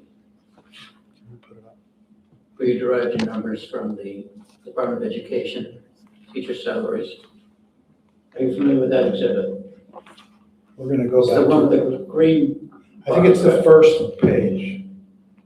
I think. Right there, is that it, Mr. No, it's Lurie? inflation. We have the $74,000 figure for 25-26. Do you think that the methodology for that the state used was the same methodology used to derive that $74,000 figure? You know, that's a really good question, and I don't have a perfect answer for you. I don't think the state uses a methodology. I think it is reported by the district. So they're relying on the district to report that information. So it may be uniform across counties or slightly off. So I don't know to a high degree of certainty how it would differ. But I can tell you 25-26, since that's not self-reported, that I just took the straight average from the payroll file. Thank you. That's all I had. Kyle, a few more quick questions. So if the legislature doesn't fund the district at the levels that we would like, or we have loss in student enrollment and FEFP funding, it means the income is down to the district, correct? Yes. Revenue. Okay. And is it true that one way to increase the revenue would be to ask the public if it wants to tax itself, like they've done in many counties in the state, for a 4-year period to give extra money to teachers? Would that increase revenue if the electorate would be allowed to do that? All else equal, yes. Okay. And are you aware that this school district has never even allowed itself to ask that question of the citizenry here? Are you aware they have never approved asking the citizenry to consider taxing itself like they, Broward, Palm Beach, for a salary supplemental referendum? Are you aware of that? The only reason why I'm aware of that is because, having done this recently for West Palm Beach, I did notice in doing Collier that there was no voter-approved mill to quite the same degree as West Palm Beach. So I don't know the full history, but I did notice that difference. Okay, but we all agree that it hasn't happened. And that's a choice, correct? They're allowed to. It's a choice to do it or not to do it, as you understand the law. Yes. Okay. And we've lost students here, unfortunately, as you've heard.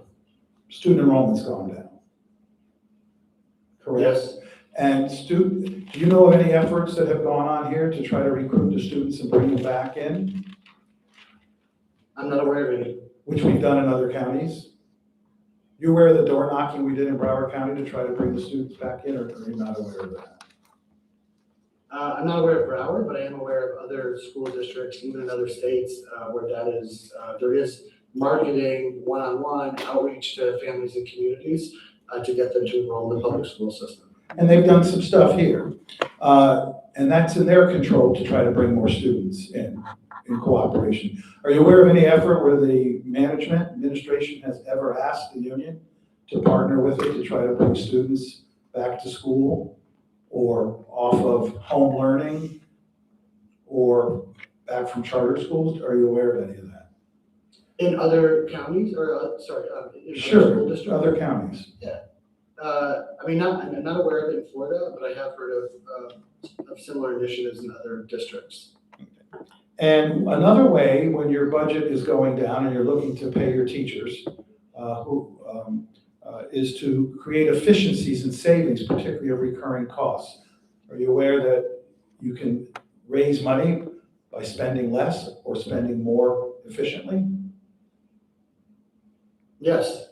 Okay.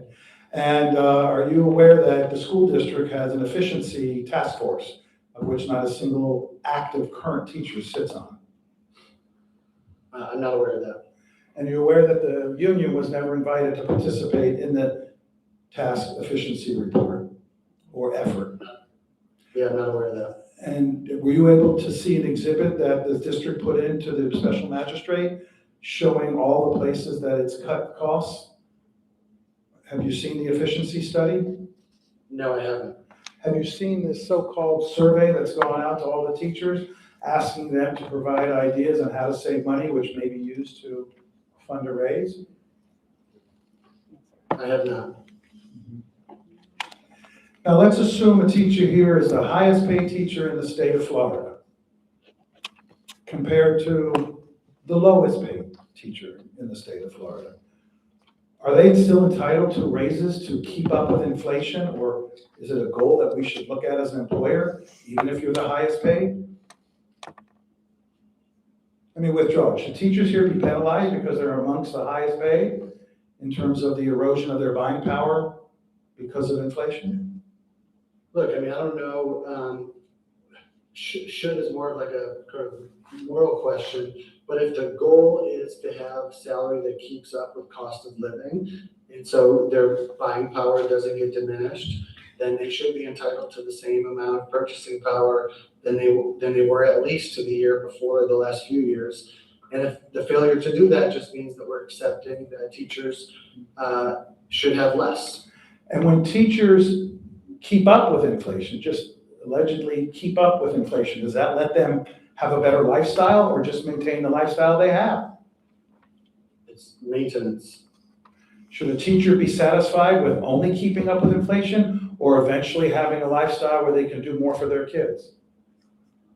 I think everyone would agree that, we want to grow personally and professionally. And are you aware that even when salaries are whatever they are, amongst the highest, that salary can be eroded by the increase in cost of health insurance plan design changes? Very quickly, very quickly. What about the increase in pharmaceuticals, including specialty drugs? Can that eat away at a salary? Yeah, that's kind of one of the things I was trying to point out earlier about, like, if you just pull, a salary number from the district or collective bargaining agreement, you're not seeing the full picture of what other trade-offs were made. And, absolutely, someone could get a big raise or a modest raise, and it could be a lot worse if the cost of health insurance or other benefits go up. That means their take-home pay could go down or not go up as high as the percent raise might indicate. Is it the goal of one of the largest unions in the AFL-CIO, where you're the chief economist at the American Federation of Teachers, to try to get teachers a livable wage so that their children can actually not just keep up with inflation, but enjoying something more as part of the American lifestyle? Is that a goal? Absolutely. And are our children, is it a goal of our union to tell our children, Mom is a teacher, don't expect raises, and tell them to be satisfied because they come out high in the retention survey? Is it an okay goal? Let me withdraw the question. Is it a goal of your organization to address inflation, to give people raises, to address their professional success and becoming masters of their trade and their craft? Is that a goal, to be recognized for all that? Of course, I remember when I grew up, that teachers were considered like one of the pathways to the middle class, very well respected. And I know a lot of my friends ended up choosing that career pathway because they saw their teachers living in a decent lifestyle. And so the decisions we make now are going to determine what the next generation looks like. Are you aware with the union survey that approximately 60+% of the teachers in this bargaining unit in this county that has tried to help with raises, with these recruitment scores that are bragged about, do you realize that almost 2/3 have second jobs? Or report to have second jobs? And are you aware that the district has graciously tried to get assistance from United Way to help some of its employees here make ends meet? That's not, That's what it was. okay, we'll go with that. I said graciously. Do you know how many people at Google, Microsoft are going to United Way 32. to get assistance? 32. 32. 32. You know the number. Yes. I'm sure it's on your I looked it eyelids. up. Pardon? I looked it up. I'm sure you did, like all the other things you looked up. Right. Somebody want to look it up? Why don't we take a moment here and test my colleague's veracity to the bench? It's one of my wizards out there looking to ask how many people at Do you Google. have any other questions? Yes. No, well, but Do you have I anything think, relevant? Let's go. That's Sorry. hardly provocative. All right. Do you have any other questions for the expert witness? yeah, could you go onto your phone and look up how many folks at Google are, no, but seriously, who does that to these people? So let me just take a moment and apologize to all of you. You Your did tax it to dollars. these people. You asked that question. That's a relevant question. It's a very relevant question. Oh, to who? You put into evidence that Gentlemen, you're proud of the fact, and I'm sure it's well-meaning, that they have United Way assistance, including those not in this bargaining unit. Gentlemen, you've raised this now previously. You know I've heard it. I know you've heard it. And this expert witness is not going to shed any light on these subjects. That is true. I'll move on. Thank you, Mr. Aran. Just a few follow-up. Mr. Aran, is it true from 2020, 21 to 2025, 26, there was a 44.37% increase in pay for teachers. No, not by the average teacher salary. I'm not talking about the average teacher salary. I'm talking about if a teacher was employed in 2021 and employed today, they received a 44.73% increase in pay. I can't speak to the veracity of that because that's not typically how people look at the situation. Okay, but in this district, if the CFO can speak to the veracity of that, you have nothing to challenge that number, do you? Not at the moment. Thank you. Thank you. We have no further questions. You done with them? Thank you. You're released to go back. Thank you. Kyle. Thank you, sir. You want to say? And I think that the explanation for the difference between two charts dealing with inflation versus compensation have been cleared up. I understand it. All right, shall we take a break before you have your next witness? That'd be great.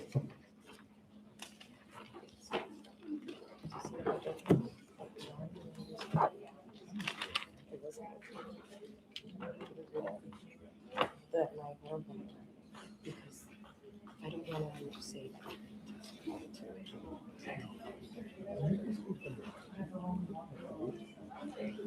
he's gonna read and speak. Yeah, he's gonna go off. He's gonna go off on a tangent.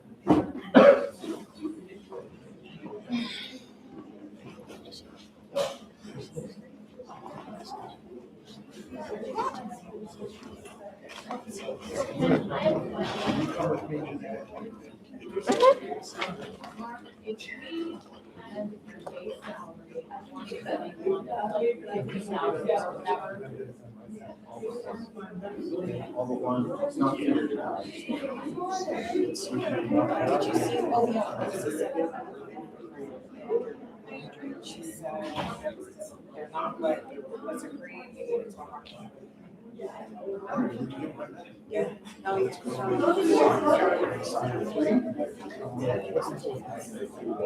We're fighting over election. She said they're all wrong. You looked at the vote that they sent? Yes, oh. They're all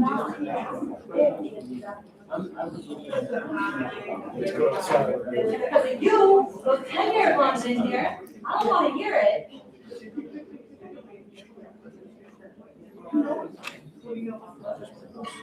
That doesn't matter, we still add it all together, so, yeah, you may go.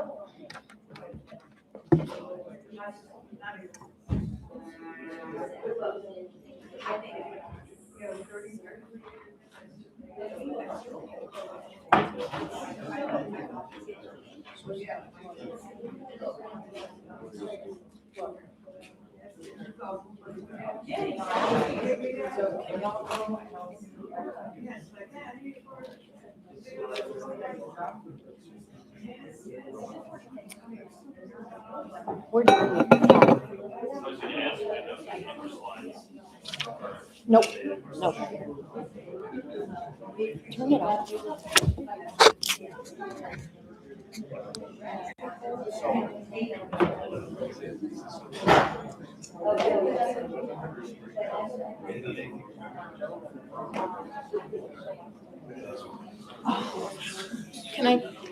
Can I give you them on a work, on the plug-in thing, flash drive?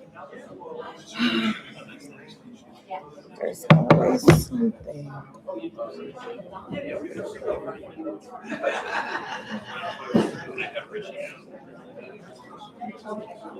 And if you don't have any other tech needs. No, we're talking to him now.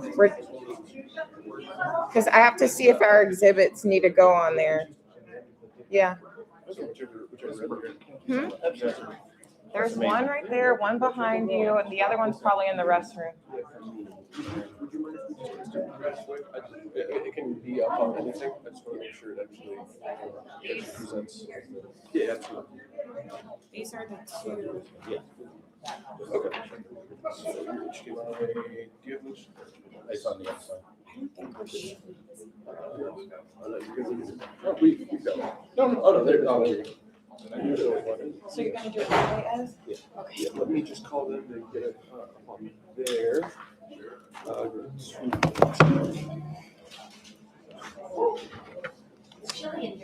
It is. No, you need to connect it. It's good, leave it. I'd rather be cold than hot. That's wouldn't you? Same here. You might see me in a blanket. Okay.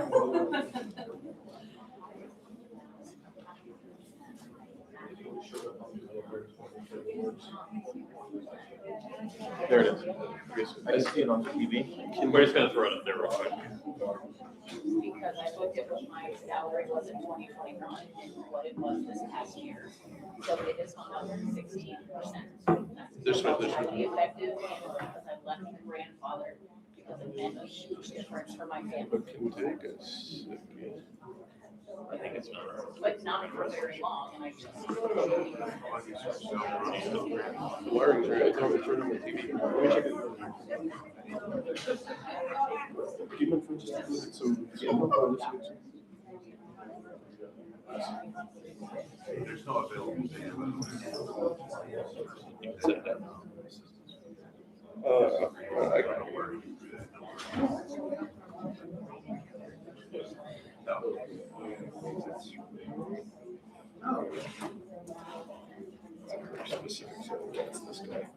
It's on here.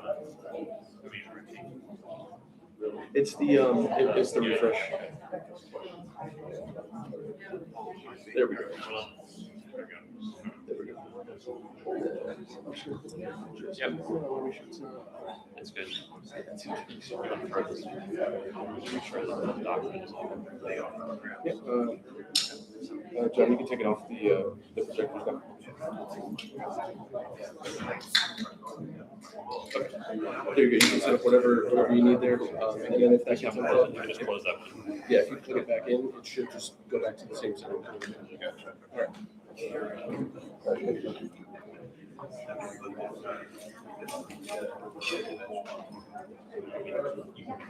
Yeah.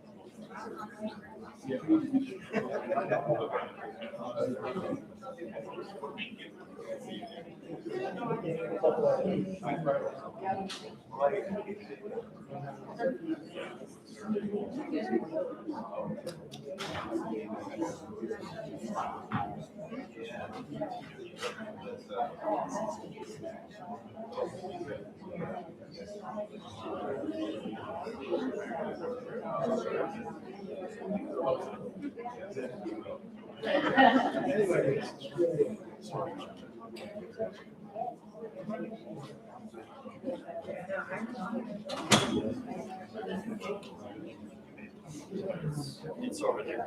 Oh, it's over there. Right there. You can just leave it On the podium? In case they need to be on, so lose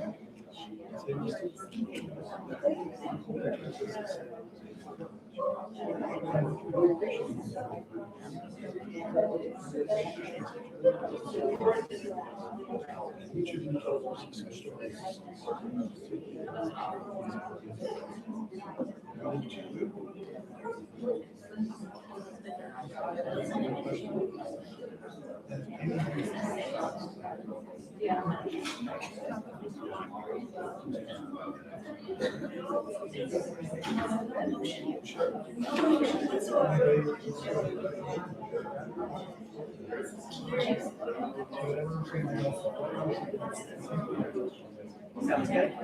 I like it.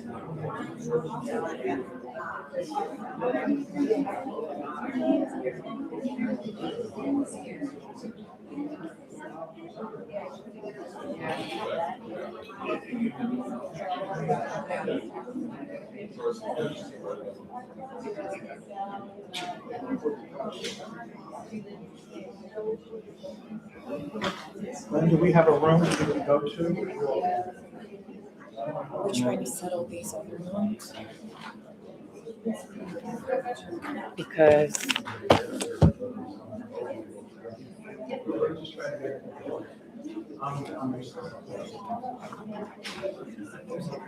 Ez, do you have the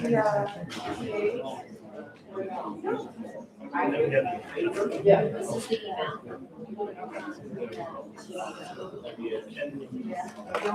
We're gonna, we might need as much as 15 to 30 minutes because there's a dispute on the 14th. We don't want to get into it. huh? What do you say? I'm Addison.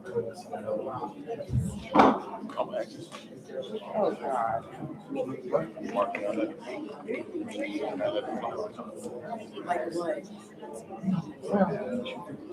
So we're gonna put you on speaker. Like what?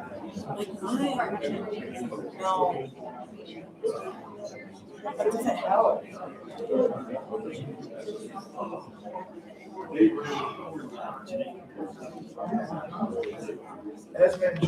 Yep.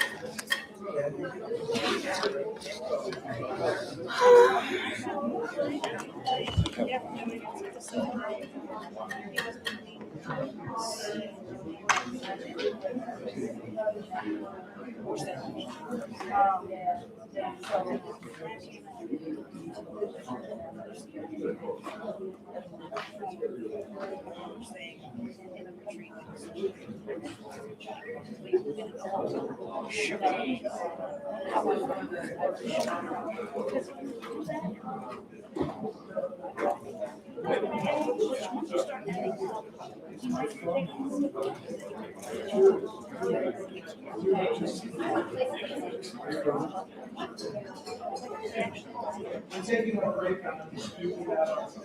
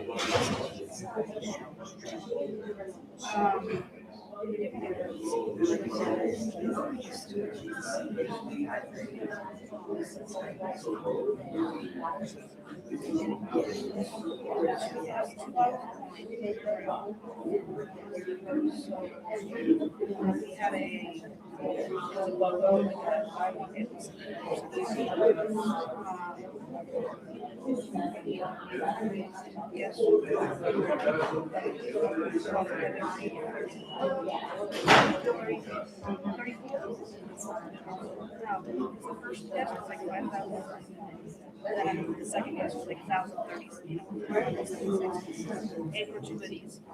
So.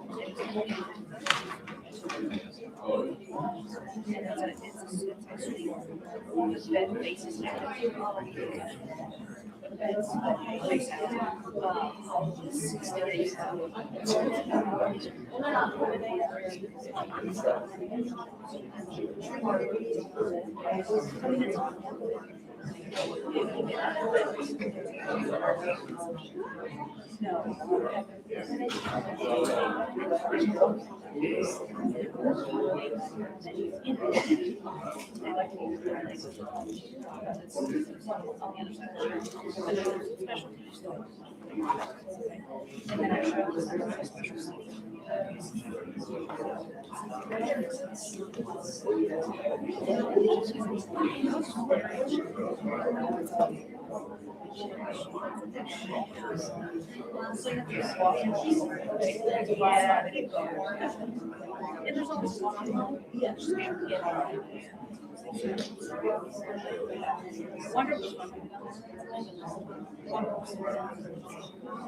If you get a chance to,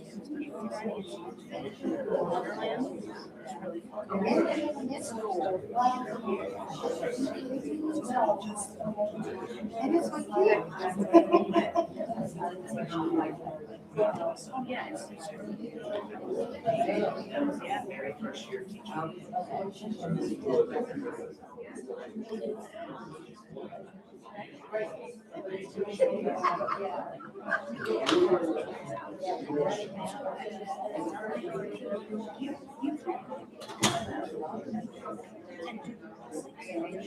For that.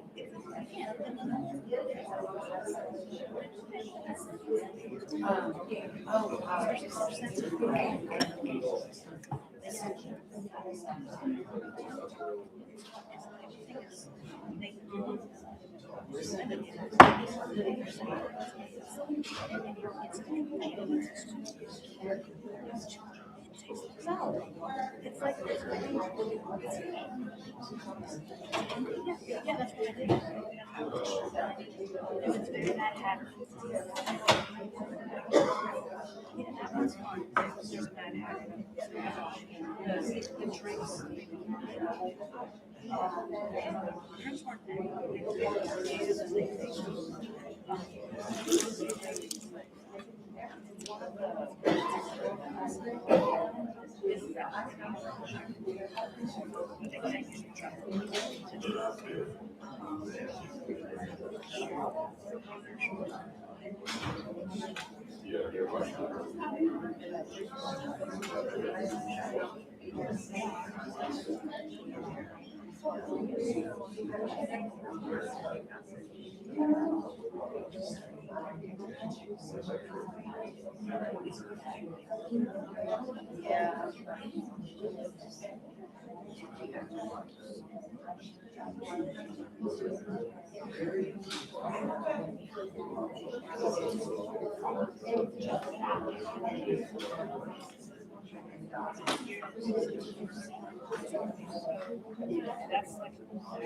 Hello, sir. You mind if I ask you a question real quick? Oh, nothing later. I was just wondering, I never been in Mexico before, so I wonder. Yeah. Like, just, I know about Japanese and the fact, but I assume it's completely different. So it's just a financial difference. I would speak to you about another circumstance. Yeah, if you're just. No, it's not, it's not.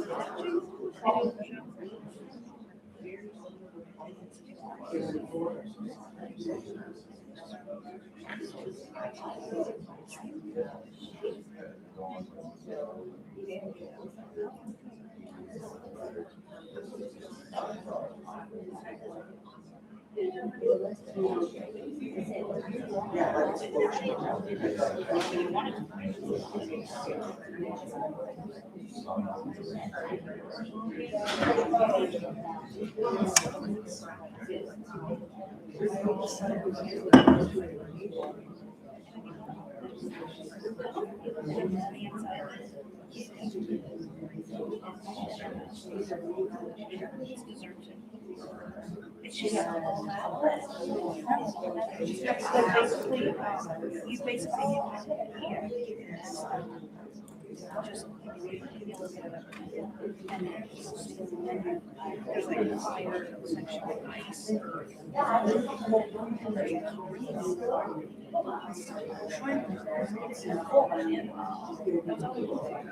it's fun. It's a fun experience. Yeah.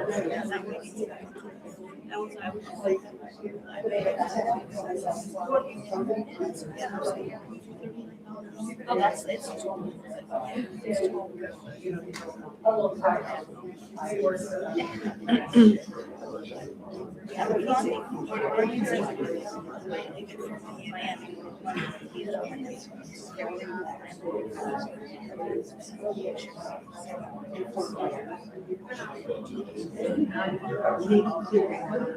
well, that's what it means.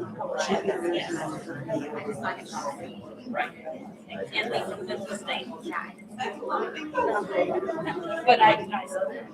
But but yeah.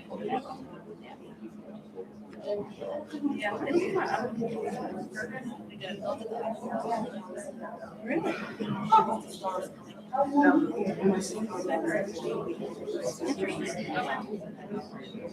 Right. Yeah.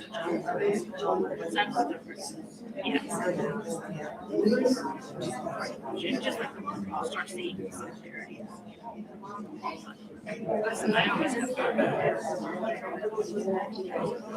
I can't convince myself to do any of the medications.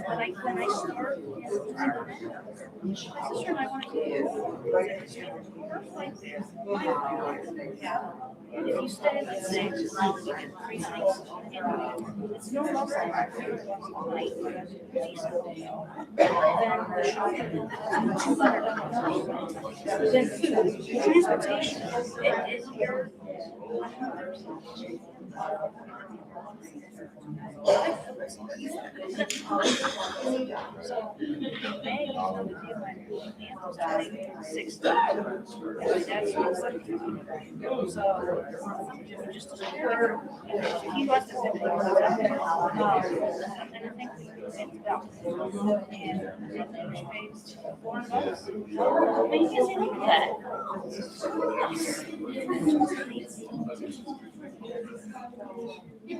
It travels for you. Almost a place to drink. It's just, I get it. It's like it's fine,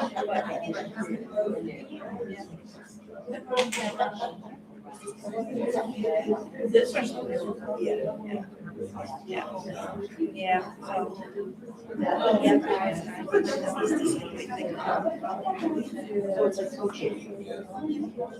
If I could do this every couple months, okay. You know, if you do it a couple times, you look back, you give them your luggage, right? And see it again in so late.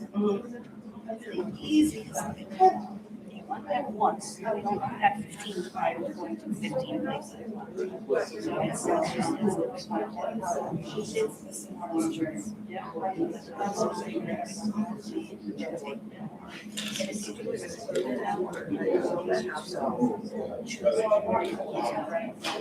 I rest status. And if you do something before you match your status, that's level based. Now you can.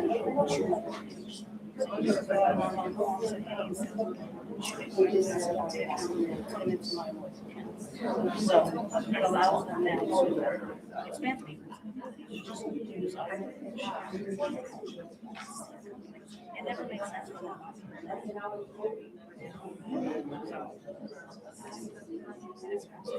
Spring break. Let's go. I need this Friday to be here. Okay. What are they trying to do now? We had agreed to 4 other items that they were adding, and they're putting it now in writing, and I think they might have trouble dotting i's and crossing t's. He asked for 15 minutes, but I hope it will only be 15 minutes. Yeah. Yeah, I'd like to have a nice dinner tonight. You will, but it'll be called breakfast. Yeah. I won't eat before I sit down because then I'll tend to get Sleepy. sleepy, foggy. Yeah. Yeah. Foggy too. Well, I got home and my dog was just waiting for me, and I felt so bad because it was 10:30 at night. I have a mini Australian Shepherd. You? Oh, she's 2.5. I just love her. This is my second one. Do you have a dog? No, I don't. We're living in a condo. I have a condo too, but she's small. She's mini, so she's 30. I take her to the dog park every day.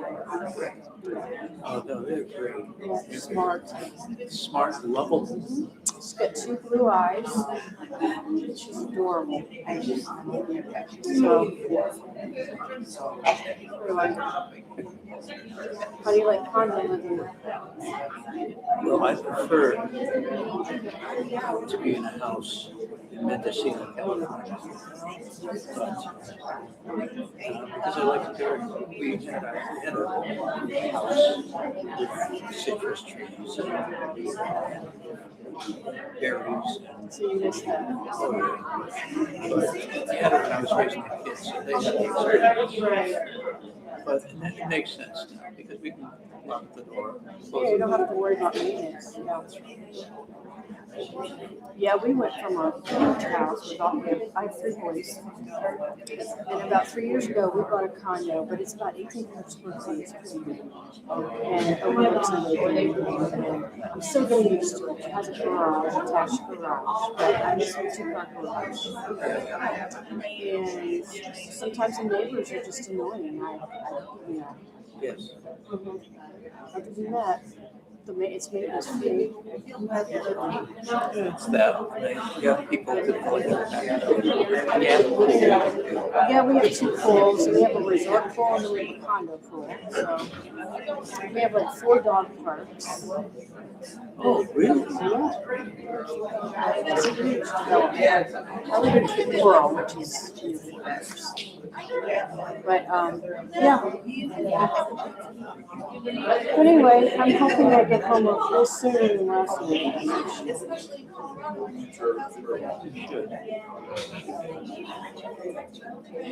can't think. He's going to. The rest of this is probably for his wife. It's going to be addressed not to me. It will be another tales of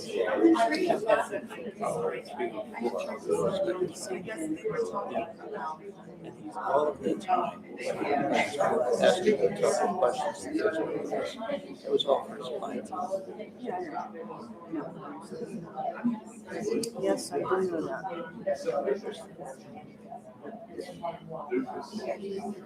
Have you worked with the other guys? Yes, I have had him, but not in a very special mentorship case. I had him fairly recently for a contract violation, which he lost. But I think he knows that the other way. He didn't make a chance. The reason that I wanted to be a man, financial guy, to ask the questions well, he also, there are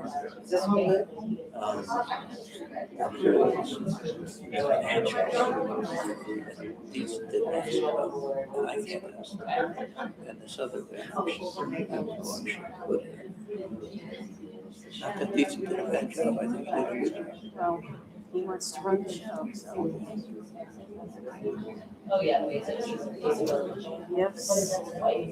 So you do this type of case, you don't do divorces or defective construction arbitration, no, just disputes between labor and management. Is that very prevalent in the state of Florida? Do you do a lot of it? No, it wouldn't support me. My practice takes me to New Mexico, Chicago. Okay. So you travel all the way. Yeah, I used to travel a lot, but now I try to find myself southeast quadrant.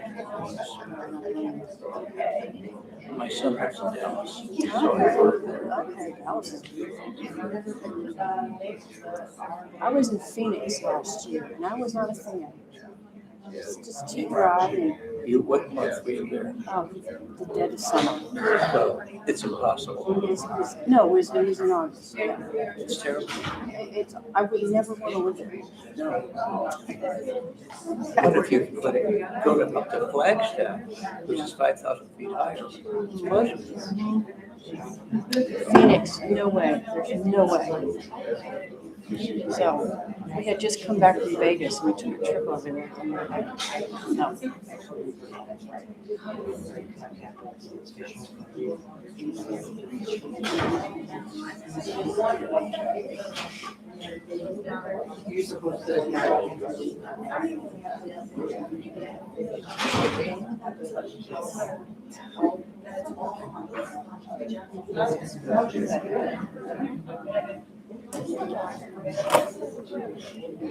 How they doing? We're signing off on these TAs. Yeah, just, you know how attorneys can get. No, really? All right. We're trying to hurry though. Okay. Thank you.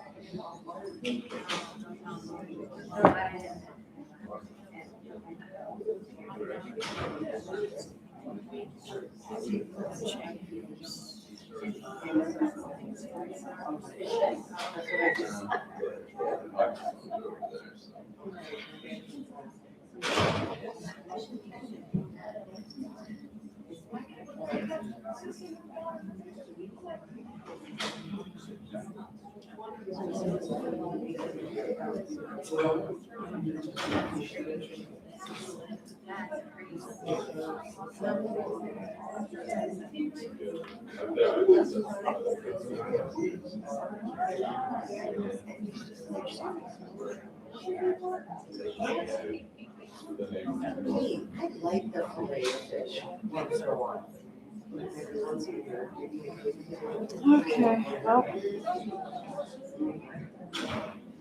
You want to see a picture of my dog?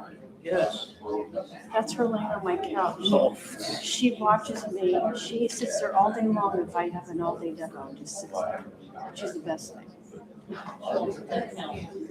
If she comes over to be petted, and you start petting her, she on her back, she can pet her belly. Yes. She's like a big baby. Yeah. They're a wonderful breed. They are. I had a standard before, but since we moved to the condo, she's too big for a standard. Yeah, I just love her.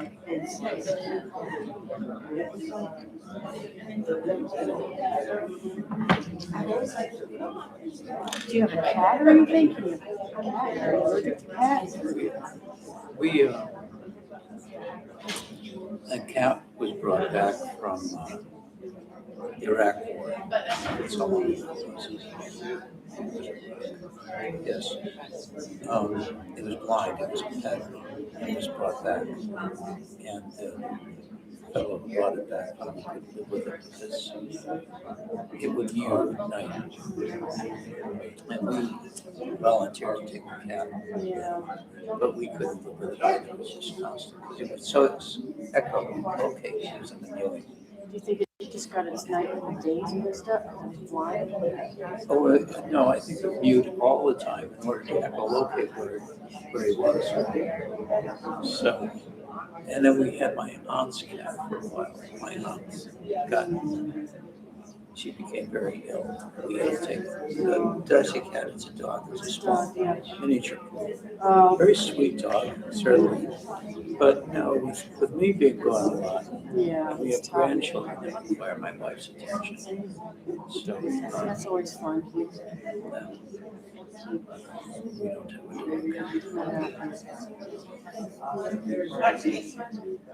But I would certainly consider Australian Shepherd. Such a good dog, very smart. Very smart. Worst part is having to put them down when they get older. That was the worst day of my life, having to put down my other one. It's like terrible. And then the next day I had to do a public meeting. And I was devastated. It was something like this, it was like utilities and stuff, and I was like, oh, yeah. My daughter had a cat. She lived with us for a while, as my daughter and the cat. And my wife and I had a we were there. It's like throwing a switch. It's very sad. It's very sad. Very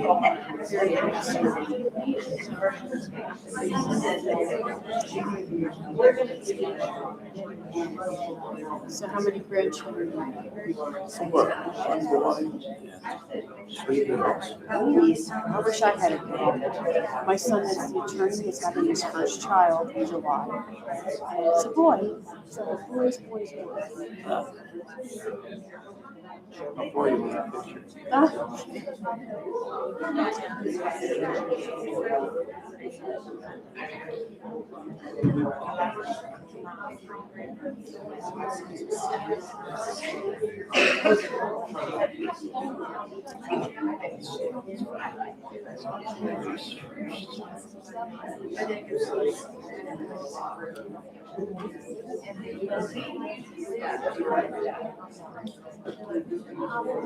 The sunscreens are twins.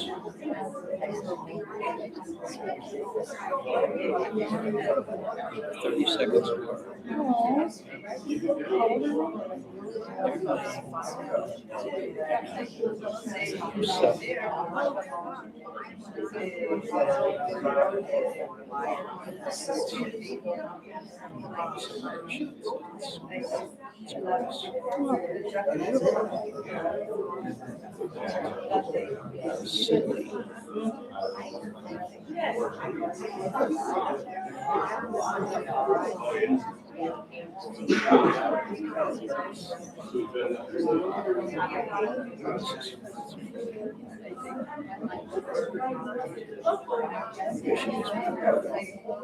That's Jackson.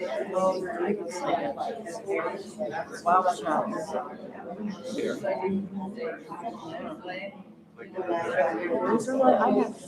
I have 3 boys.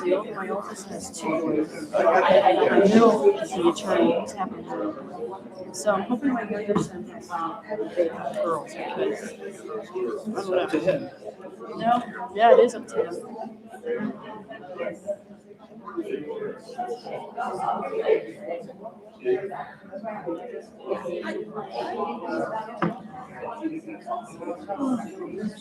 Oh, he's cute. Is he the youngest? Yes. Is he in Dallas? No, he lives in our condo. No? And Sydney. And there are 2 girls. A shot of their dad. There's a men's club at his kids' school. He won poker night. So I sent him out. I figured out how to use this. And every time they update the operating system, I forget how to use it. So he won poker night. I don't know if they ordered a gun or why he's ordering a gun, but that's my son in the middle. Oh, really? Wow. Guns are big in Dallas. Oh, yeah.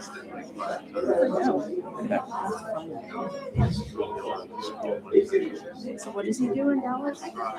He's a chief financial officer of a private equity company.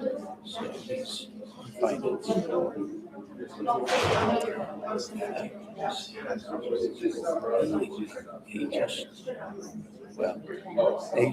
One of their companies just went public, and he served as the chief financial officer of that company too. And so I have a video of him on the New York Stock Exchange the moment that the trading started. Let's see if I can find it. What's the name of the company? My son's a financial analyst. American Integrity Insurance. My youngest son. What does he do?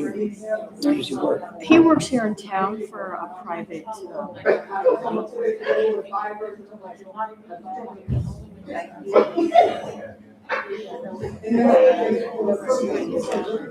His brothers. Their mining operation.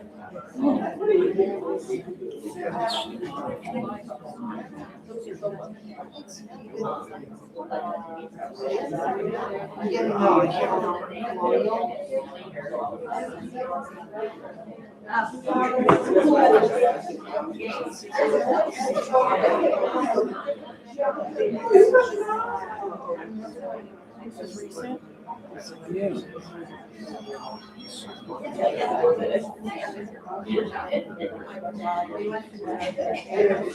Oh, here. That's it right there. Just getting rid of it.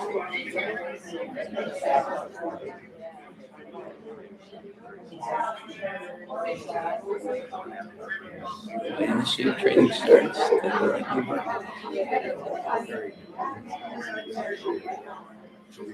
And there it goes.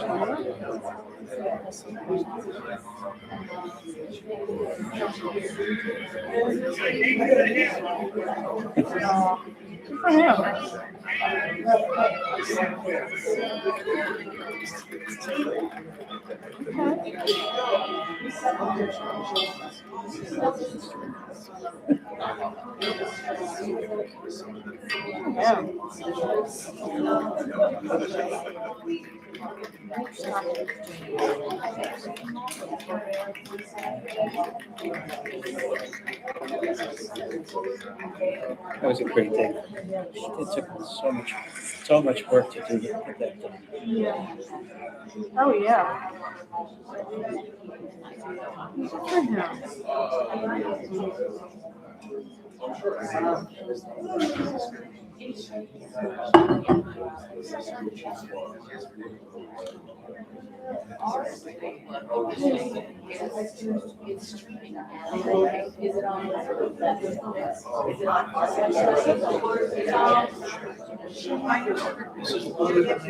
Of course it will be. It'll be till 5 o'clock. It's at 4:35.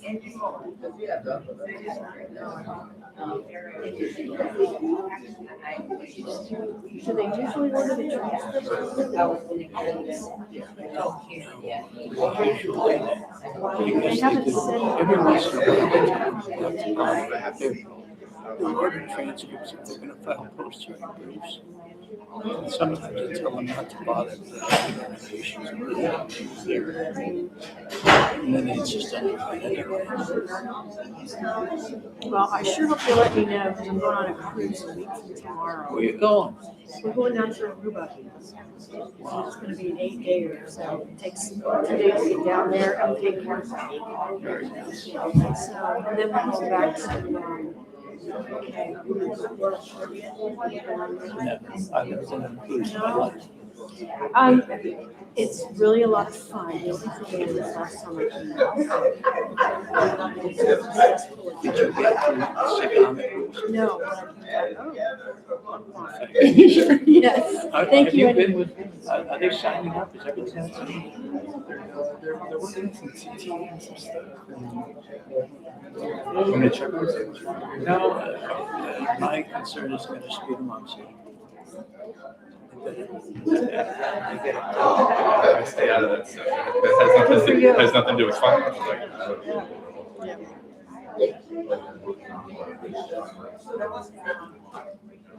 So anyway, I hope they let me know before I go because I don't know.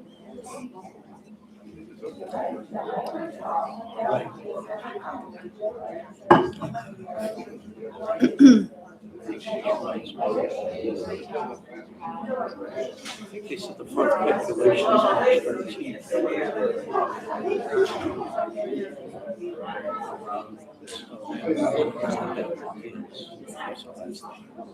Let me know. My recollection is I think I remember that too from yesterday. do you do a lot of this?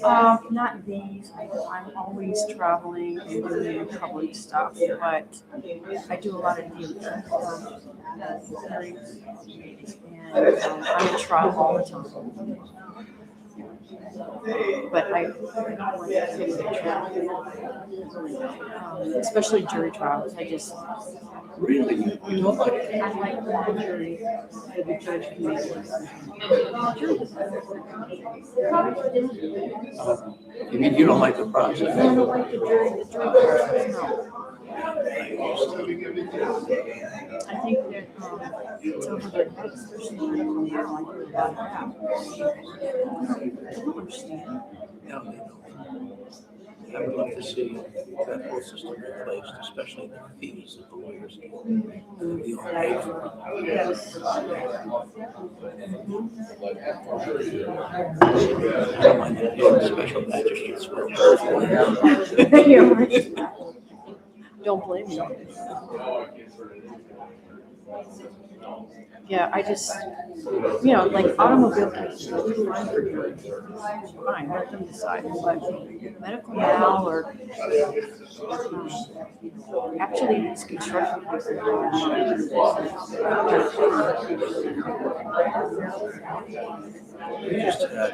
There's a building going up contiguous to mine. It's a four stories. Stage collapsed severely. On the day that it was publicized, it said injuries were life-threatening. That's definitely a care.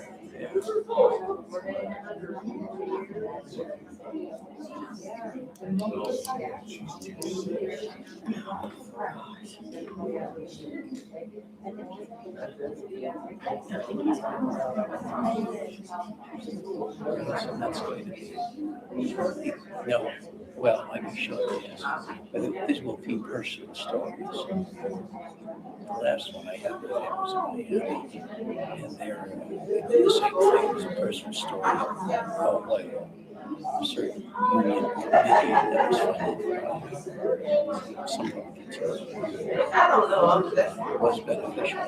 The contract represented by like a business, and he only provided one example. And no records, no books, nothing but how the money was spent. So, they will misdirect with the personal story. And of course, some of these stories are true. Yeah. A lot of people are struggling right now, so. Yes.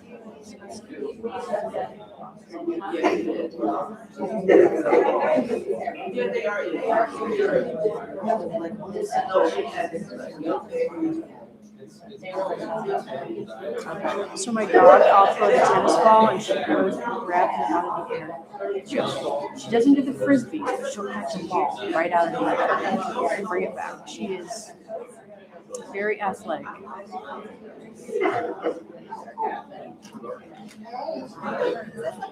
Of course, today she's not going to the dog park. How does she handle being home? She's good. I'm home most of the time with my job. I don't travel all the time, but I'm home a lot. And then my husband is home today. She's really good. She doesn't get into anything. I put on a cartoon. I put on this cartoon called Blue.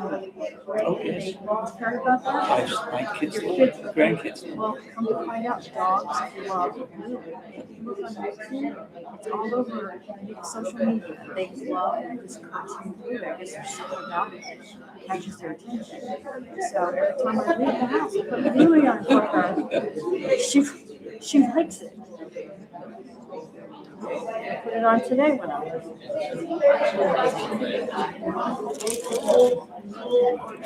I love the silkiness of their coat. Yeah, I have a room with everything. So they can look pretty thick. I have to thin her out with it. Yeah, I think I'm getting another one because I had to put my other one down. That was the worst thing ever. I have another one here.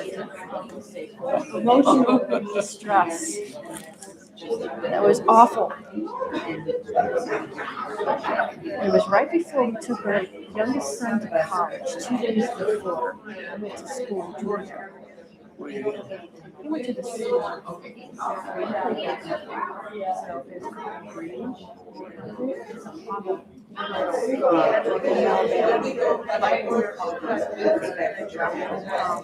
So he was there for 2 days before he had to go. We just the dog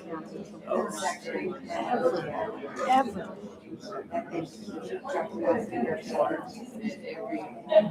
Well, my wife and I, my son was in high school.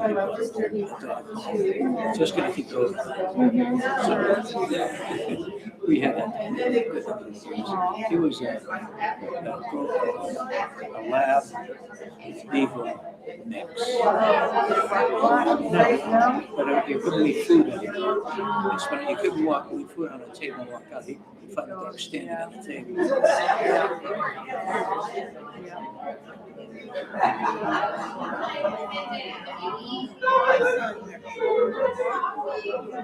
My mom has a little tiny 10-pound miniature poodle, one of those foo-foo dogs. It's like a mix between a poodle and a Cocker Spaniel. And the thing, one of those, yeah, like a chihuahua. She goes, oh, what's up? My mom's from London. She goes, I love your dog. I said, well, I don't know if I can put it that barking. Oh, no. This poodle that we had for a while, I guess we had it for maybe 2 years. But I would sit on the couch and the dog would sit next to me, back against the couch, lying back. And I would stroke the dog would fall asleep and snore. Mm-hmm. Yeah, my dog snores at night. She does.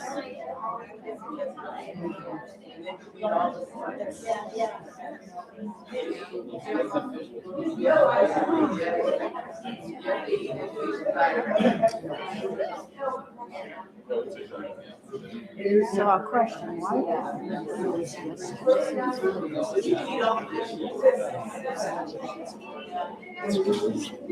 Imponderables of life.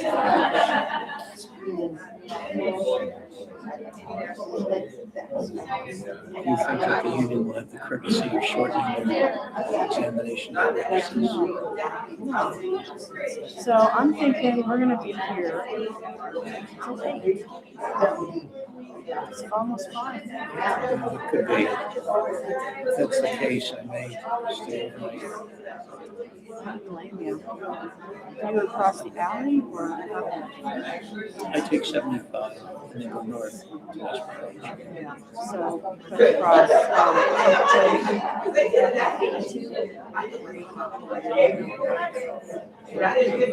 I go south. Oh, so you go Alligator Alley. Alligator. Okay. Because whenever we go to Palm Beach, I can go State Road 80. Yes, it's more interesting. Takes you past Coolerstown.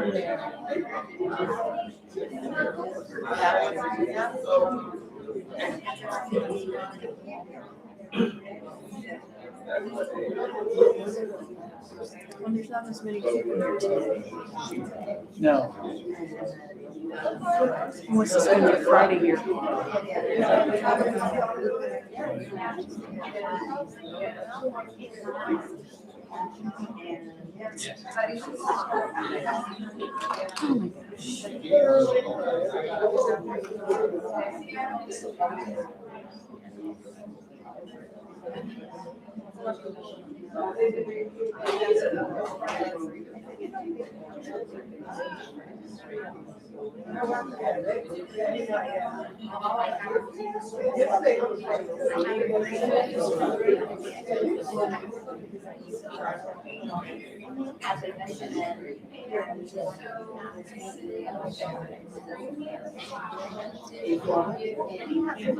I would have liked to send this deposition real quick.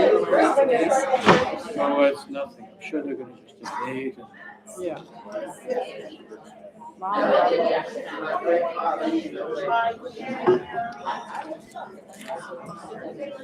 Well, I'm gonna go out in the lobby and.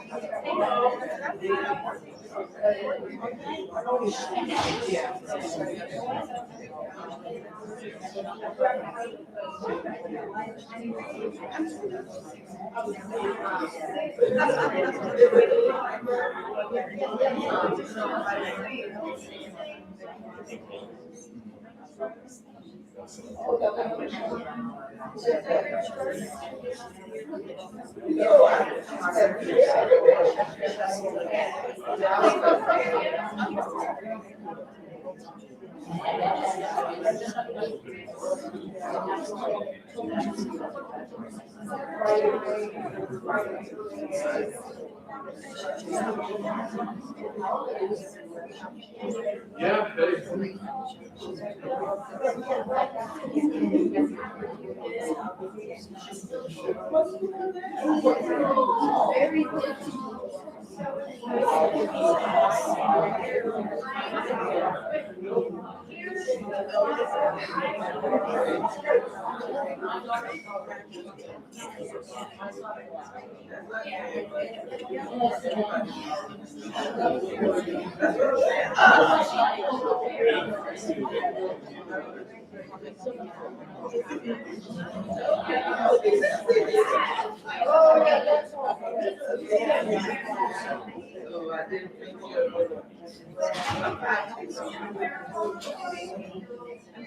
It's so funny.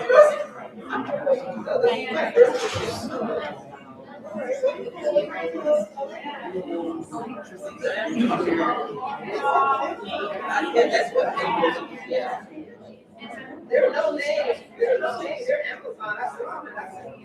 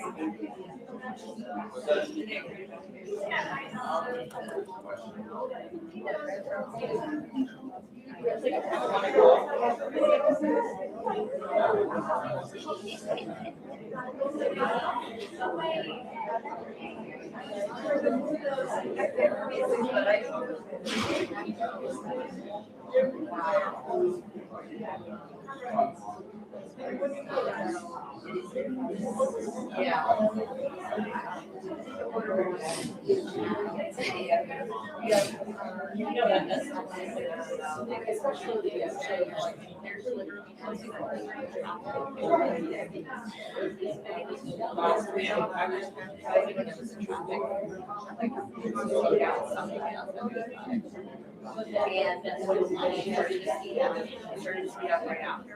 So there was construction. There's nothing on all our southbound lanes. It's like, where you guys will slow me down. Maybe.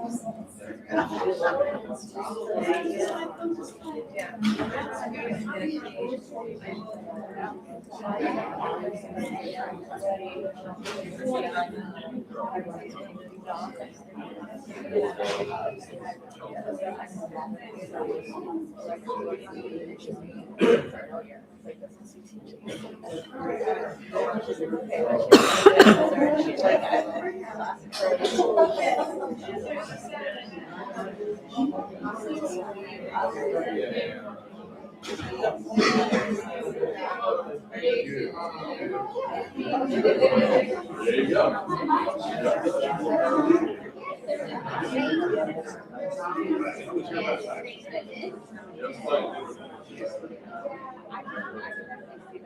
We had 4 issues that we trying to get them signed off.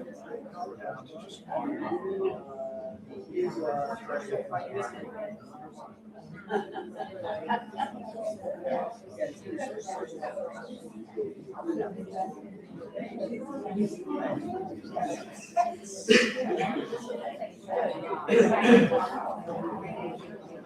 So we got the 4 issues. I've got 3 signed. 3 are signed.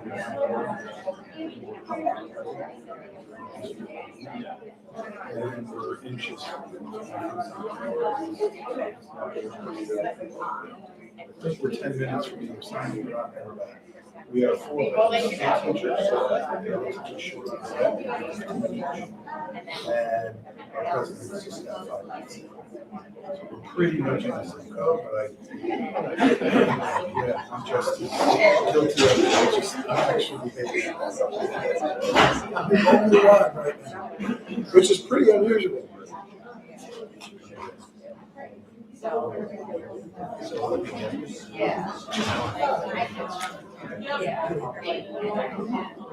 If in fact that's the case, that's one. That would be nice.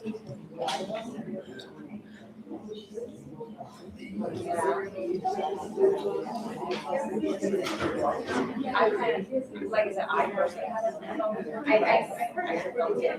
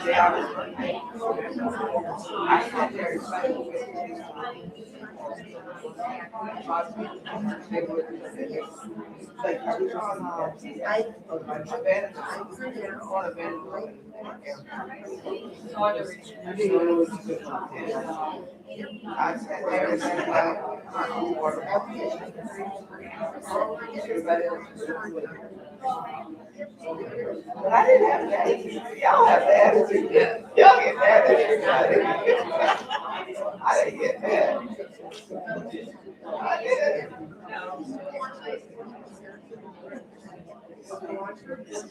When? Oh, I didn't know I did not store. Oh, yeah, that was when I first started, right? That was when I first started. Yeah, like, yeah. I left. But I wasn't mad. Right.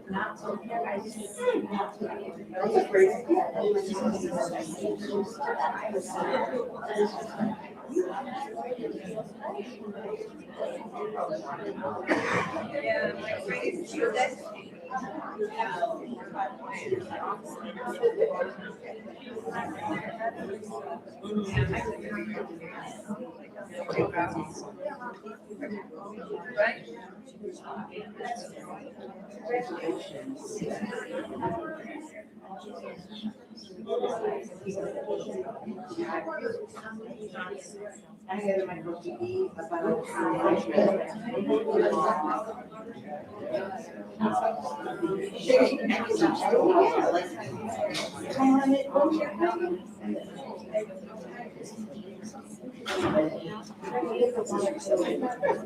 just go with you what I can understand.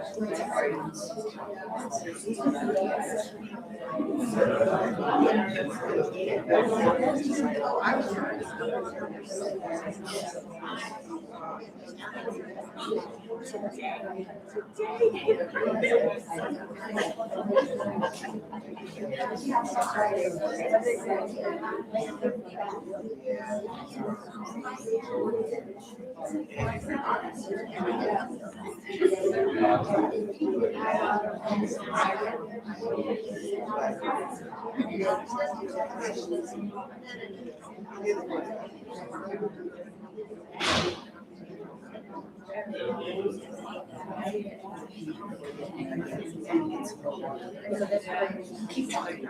Up more.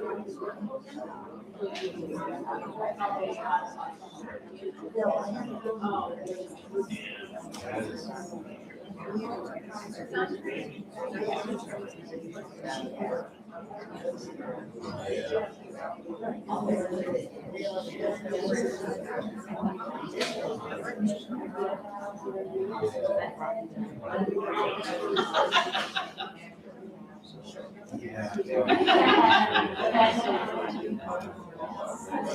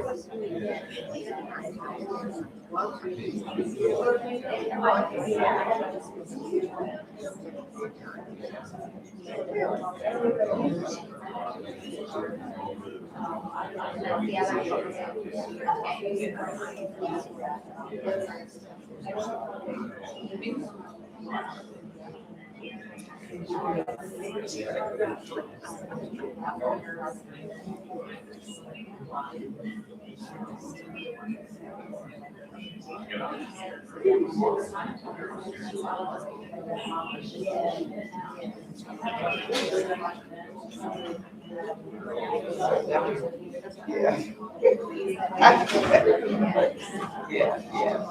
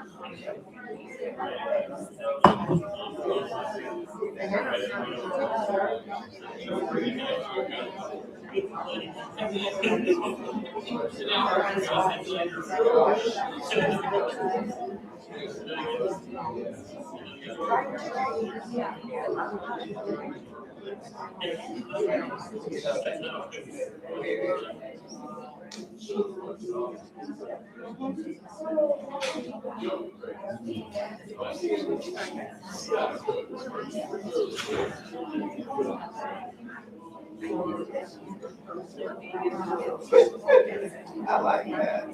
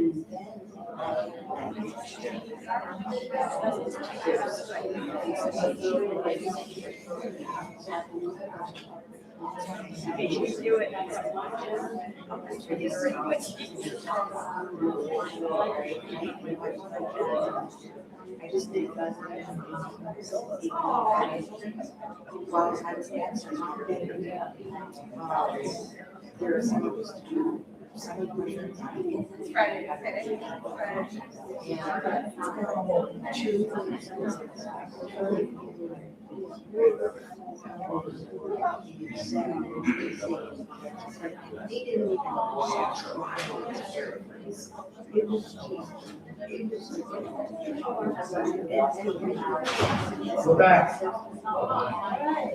Good news, we have world peace.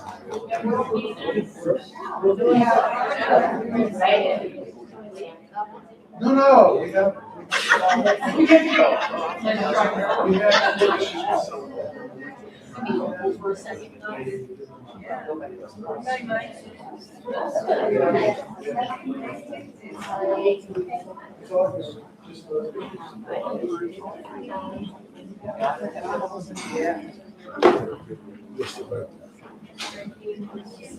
We have TAs signed on the 4. Just for the audience, we're going to start up in a minute. Do I have power here?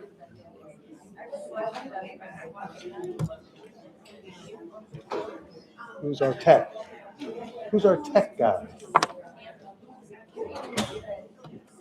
Can we get power back on? Can we? Yeah.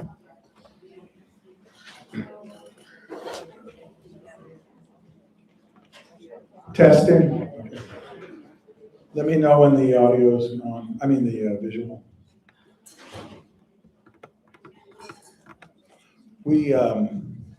You'll let me know.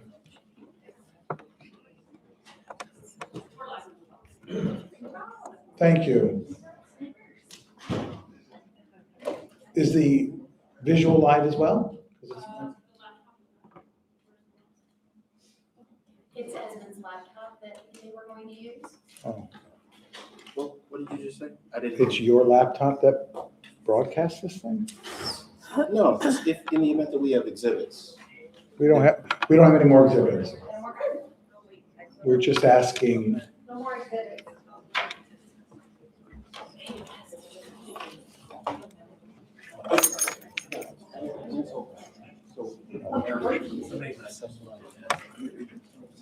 Well, we do, because they're like exhibit 4. We have not brought that into the.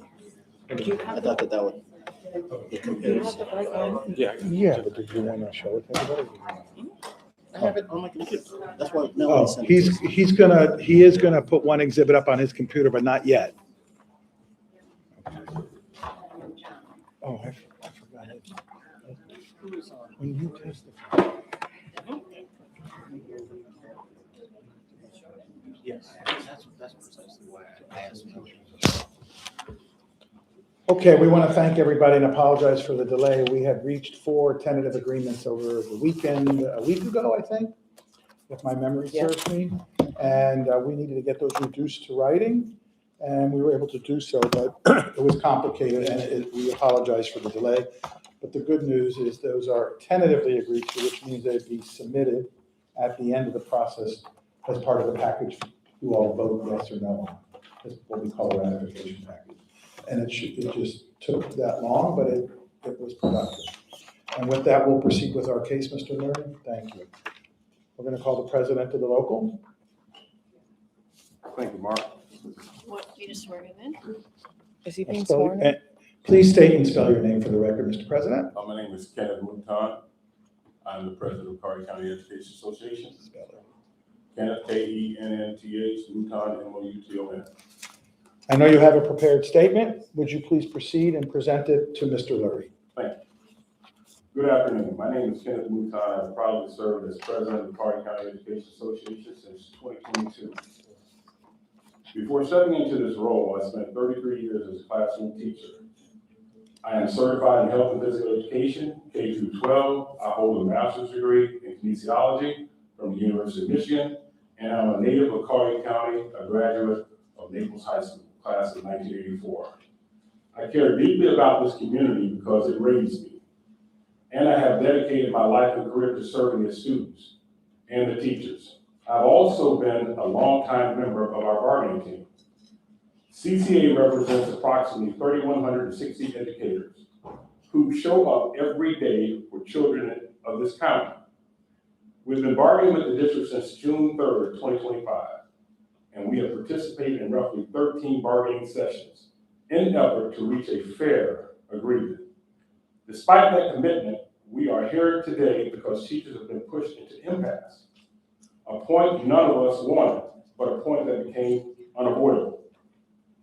We are in an impasse because the district has not offered a livable wage that allows educators to remain in this county or remain in this profession as we know it. Collier County has been an A-rated school district for 8 consecutive years because of its teachers. That success is driven by the dedication, talent, and stability of its teachers. When you invest in educators, you safeguard public education itself. Just 13 days ago, the district made its final outstanding debt payment. They are debt-free, and they proudly stated it on social media, freeing up funds that have been previously obligated elsewhere. That is a positive milestone for the district. But instead of following that achievement by making a meaningful investment in teachers, they offered a first, final, and only proposal of $1,320, which is below what they offered our support staff. An amount that does not meet the realities of cost of living in one of Florida's most expensive counties. And today we've all learned that Collier County is the most expensive county in the state of Florida. Our current base salary is $57,000, and no matter how often the district cites a much higher average salary, it is the base pay that determines whether teachers can afford to live here. For the vast majority of our educators, $57,000 is not a livable wage in Collier County by any stretch. Meanwhile, our non-instructional colleagues secured a settlement that provides a raise that exceeds what was offered to certified teachers. When the people responsible for student learning are offered less than everyone else, we face a serious equity issue. And I say that our non-instructional staff deserve more because they work hard. That dollar raise was still not something that you can really say you can be proud of. But beyond the numbers are the realities our teachers are living with. Teachers donating plasma to pay bills. Teachers living in hotels because they cannot secure affordable housing.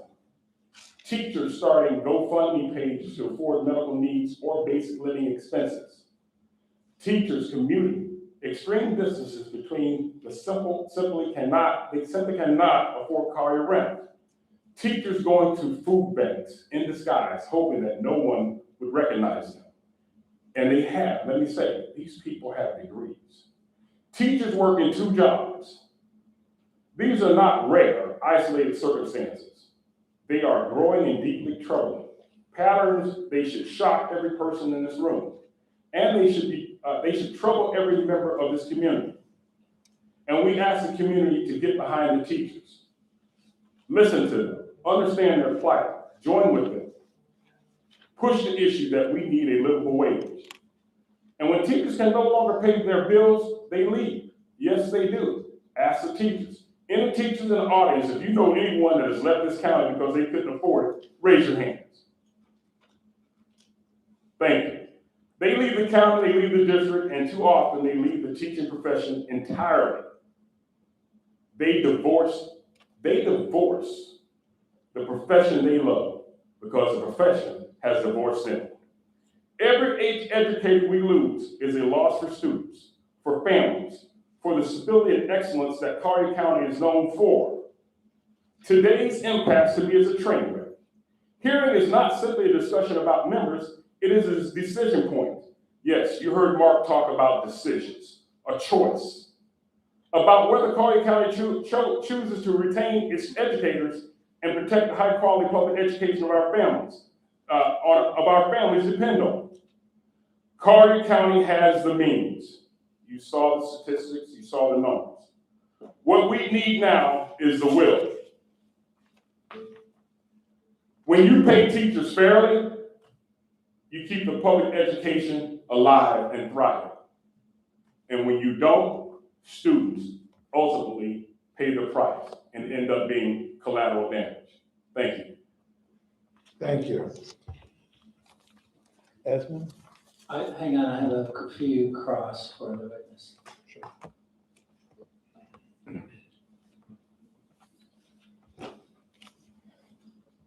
President Newton, did you participate in a bargaining session on October 2nd when there was a PowerPoint presentation presented to the board team? I've never missed a session. Okay. On the first slide It says significant challenges for living and working in Collier County. One of the 3 bullets is recruitment and retention challenges. Is that correct? If that's what you have in front of you. From your, Okay, if that's what we printed. okay. Do you have any data saying teachers are leaving Collier County that's contrary to the sworn testimony from HR that we are very high in retention? You just saw their hands. I'll call every I'm single saying, one. does he have any data that refutes? Well, being in the office now as a full release president, Oh, Lord. I get phone calls, I get I'm gonna call emails. every single teacher. People talk to me all the time. Yeah. Yes, they're leaving. That's the data that I have because I come in contact with teachers on a regular basis. They call or email. Okay, so you don't have any numbers right now today, right? You haven't done an analysis. I don't keep a daily count. With respect to the referendum, we've heard a lot about a referendum. We are aware that 3 board members signed a tax pledge to get elected not to raise taxes on their citizens. Well, what I'm aware of, they're supposed to be servants and they ran on paying teachers. So why are we at impasse right now? They ran on that very same concept of saying they're gonna pay teachers. And we are here at impasse. So as far as what they voted for, they need to vote to support teachers. So you can call them right now and ask them to end this impasse. So, well, we're willing to accept our offer now. Are you aware we're offering $2,360 for 80% of your unit? Those numbers look like welfare to me for teachers. Okay. We'll see at the end of the day how they vote on that welfare.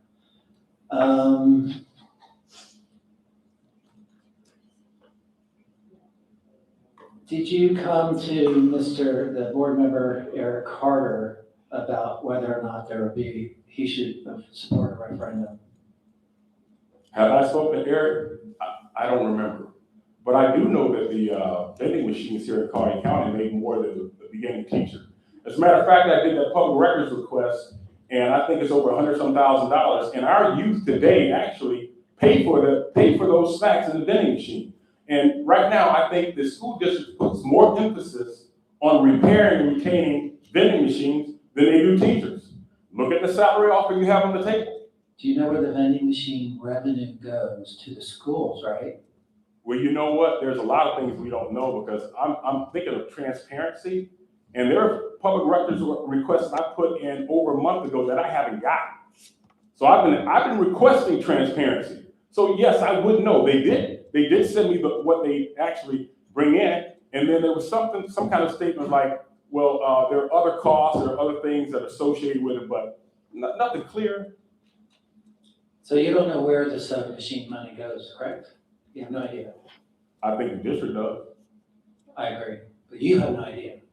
Well, my statement was the vending machines make more than the Collier County teachers. How much more? How much more? I think it was over $100-some thousand. The base pay is $57,000. Okay, so they make $100,000 all the machines together or per machine? I think it was all together, but I don't even think I got the entire quote. Okay, that's an interesting comparison.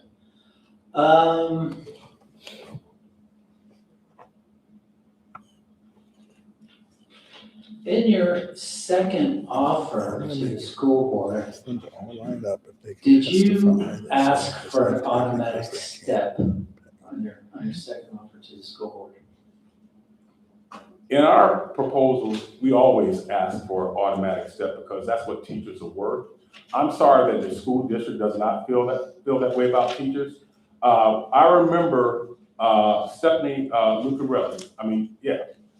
I remember sitting here and she was so concerned about our superintendent having levels of anxiety, uncertainty because of her salary. So they extended her contract and gave her a healthy bonus. And so here we are. Why are the teachers not in that same sentence? Why? Teachers right now, their level of anxiety, they don't know if they're going to be able to support their family. okay? We're talking about a level of anxiety and uncertainty. So we have the magistrate here. We're leaving everything in the magistrate's hands, and you guys been doing the razzle dazzle and not quite. Hey, Mr. Milton? Yes, sir. You answered the question. Okay. So repeat the question. We're always asking for an increase and an automatic step, because years ago they did have one, and this district stopped it. And you are aware in the whole, most of the state of Florida stopped it in 2011? I'm talking about this district. Okay, but you're in the FEA, correct? I'm a member of FEA, AFT, and NEA. And do you network with other FEA leaders? Always. Presidents? Always. All right. So you're aware there's no automatic step in any district around? No, I don't talk to them about that. I talk to them about what's happening here. Okay, so what we deal with here. Okay, so you're aware that you're above salary than all of the districts around you, correct? I realize average salary. Well, I realize with your average salary, these teachers are underwater. Okay, right now, during the hurricane, we had a flood. Well, right now we're having a deficit flood. And teachers are drowning. They're drowning in the deficit. Is your average salary higher or lower than Lee County? Well, wait a minute now. You're talking about Lee County, who's a larger district, and you're talking about Lee County, who has a cost of living a lot lower. I think they were like, wait a minute, on the index they were 100. Carter County is 105. You can expand on the answer, but please answer the question that's put to you before you expand on it. Yes, sir. Repeat your question, please. Sure. In Lee County, are you aware that the average salary is many thousands of dollars lower than Collier County? No, all I know is that their base pay is only about $1,500 less an hour. Maybe a little bit more. Who's base pay? Lee County. For what position? I'm talking about the base pay. I don't know about the average. Starting. Okay. Base pay for a new hire? I mean, I would believe that's what a new hire would get, is base pay. Okay, everyone gets base pay. I'm just trying to figure out. All right. So your first offer did not contain an automatic step. When you delivered this first offer on September 24 of 2025, and you previously testified you always enter an automatic step. Is that Every year we go into negotiations. The reason why, here it is. Let me explain it to you. Let me break it down to you. First wait a minute. No, let me answer the question. So every year, these teachers are evaluated. And from that evaluation, the district claims that based on their evaluation, they should be able to get a step. Okay? Based on their evaluation, but we have to negotiate. Right. Okay? We have to negotiate. It's not automatic, right? It should be. It was before. It was before the law changed, I know, right? Before 2011, law changed to have performance pay. There's no more professional service contracts right now, right? A new person cannot get a professional service contract. The law changed, not the district, right? You understand? Yeah, if you say that, yeah. Okay. So your first proposal did not contain an automatic step. Your second one, in big bold letters, said all eligible employees who maintain a professional service contract at the end of the school year or who receive an annual instructional contract at the end of the school year will advance to the next step of the salary schedule on July 1st. So you're offering current millions of dollars, and then July 1, you don't want to bargain, you want an automatic step to the entire unit of 5.1 million, Mr. Antonacci said cost. You're not challenging that cost, are you? If that's what he said it was, then that's what it is. Did you cost out your proposals before you passed them? What's the relevance of this? We'll get to it.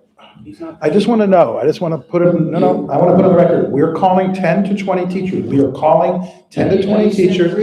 No, because no, it's not going to happen. This is not going to happen. You're not going to stop me. This is out of control. I am going to stop you. No, you're going to stop me from calling witnesses, Mark?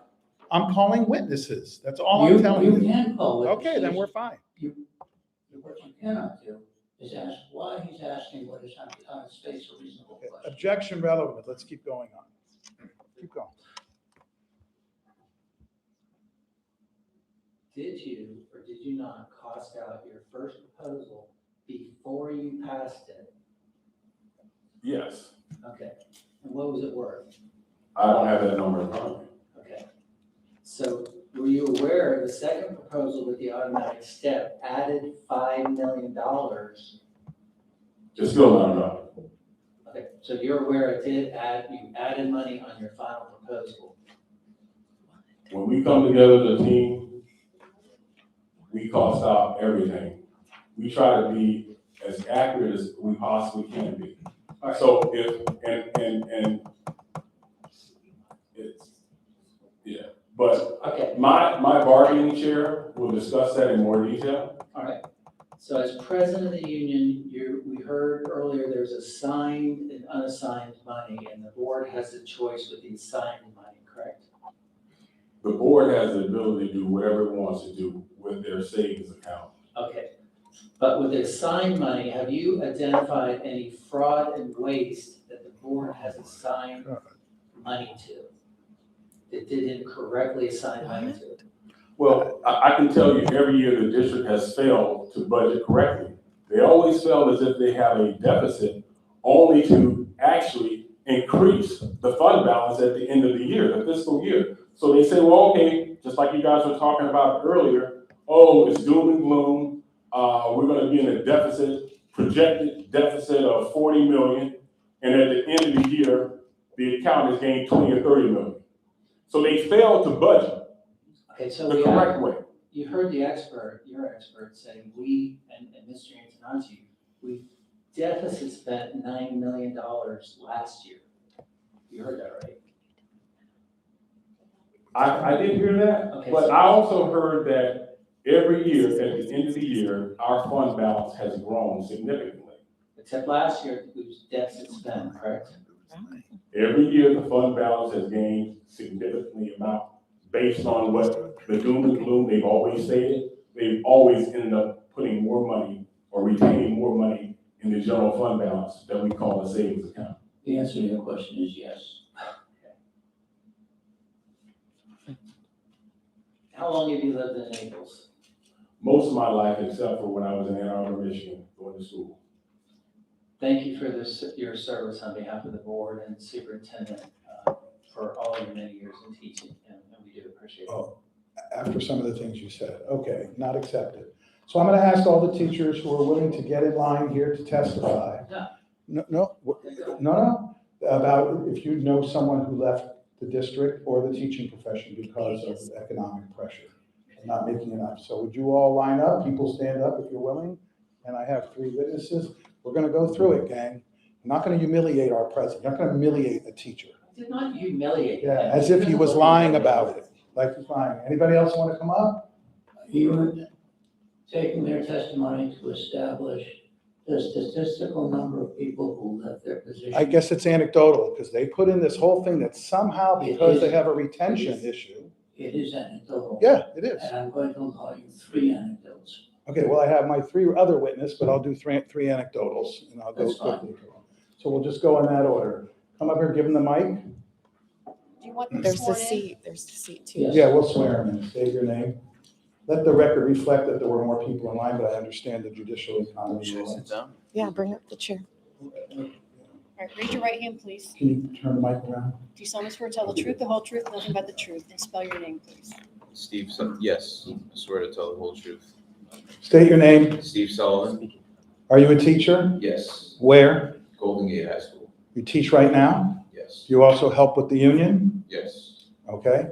And as I've met you, do you know of any teachers that have come to you that have indicated they're leaving because of economic pressures of the profession? Yes. Explain to Mr. Lurie. Tell him. Yes. Since I started teaching with the district, yes, there have been recurring teachers that I know personally, friends with, that have left either the profession or have gone to a different state. And they left because? Salary, cost of living, not being able to make ends meet, or Thank you. Have you yourself thought of leaving because of the money? Yes, Without your supplements, because I know you do extra things, do you know what your base pay is? yes. What is it roughly? It is 69,000, I believe in the 800s. Do you pay taxes? Yes. How much is your rent? It is, You share the room? $1,550. Is the rent you remember? Okay. Is mine. Do you have any out-of-pockets and health insurance? No, fortunately, I've been fortunate with. Healthy? Yeah. God bless you. Okay, next. Wait a minute, hang on, Oh. I just have a couple questions. Mr. Sullivan, are you vice president of the union? Yes. Thank you, that's all I have. Okay.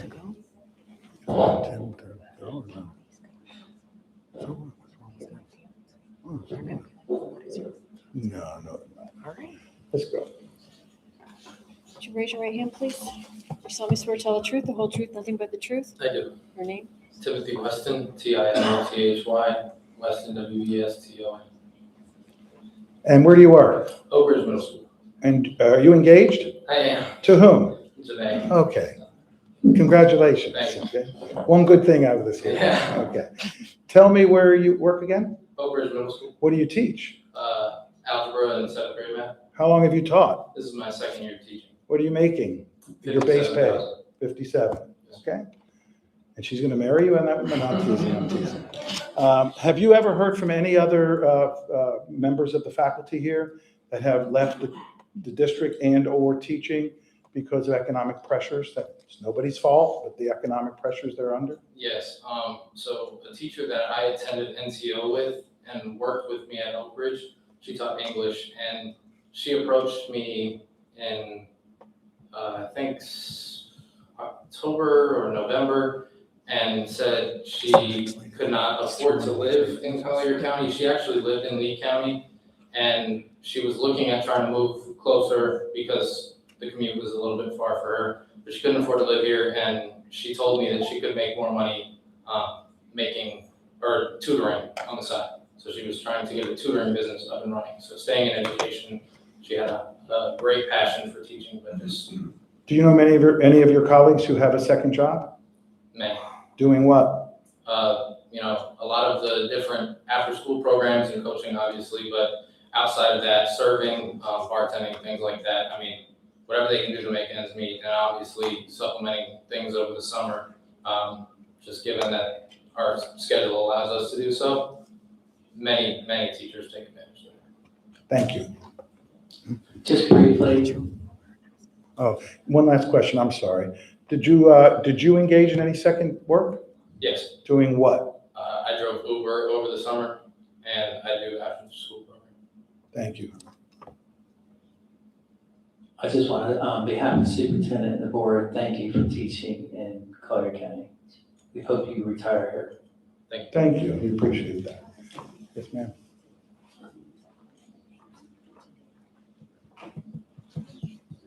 Raise your right hand, please. You solemnly swear to tell the truth, the whole truth, nothing but the truth? I do. Your name? Amanda Kokerneck. Spell it. Hey, Amanda. K, do you want me to spell it? Yes. Kokernak. Okay, thank you. What do you do for a living? Well, I was recently fired from CCPS, so now I'm a full-time tutor. Okay, I don't want to get into your firing. I just want to know, I mean, we could. Andy knows all about it. Okay, He can okay. share. I'm okay with that.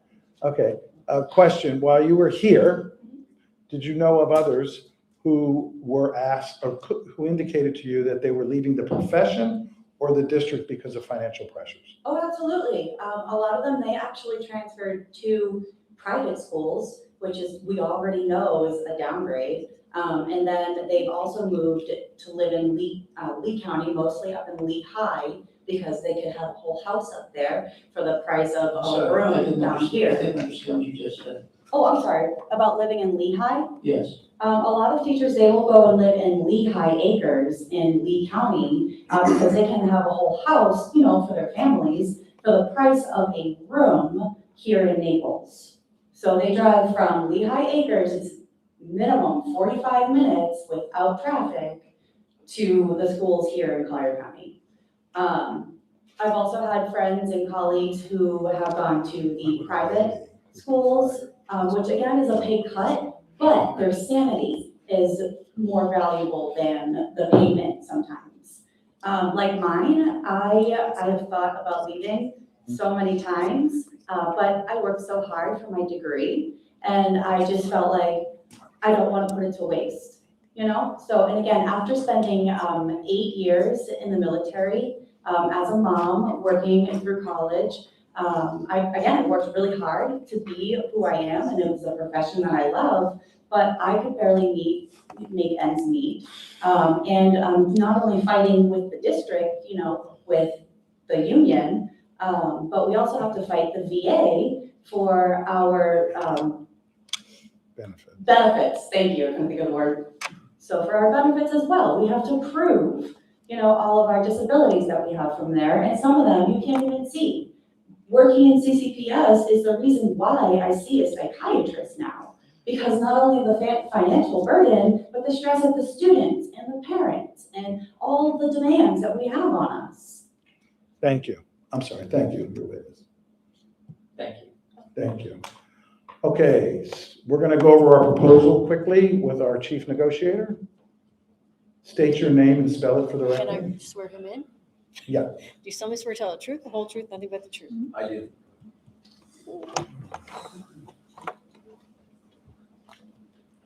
You wanna put it up? Sure. We just wanna walk you through it and you'll let us know once it's clear to you, and then we don't have to go through it anymore. We just wanna, it's a little confusing the way they sort of metrics both sides use here. Good afternoon, Mr. Are we still in the evening or we're afternoon? For 5 more minutes. So good afternoon, Special Magistrate Lurie. My name is Esmond Lewis, and I am the Executive Director of the Collier County Education Association. Have you been sworn in? I just was sworn in. Can I just spell your last name, please? Lewis, Lewis, and first name Esmond by Desmond without that first D. DSMOND.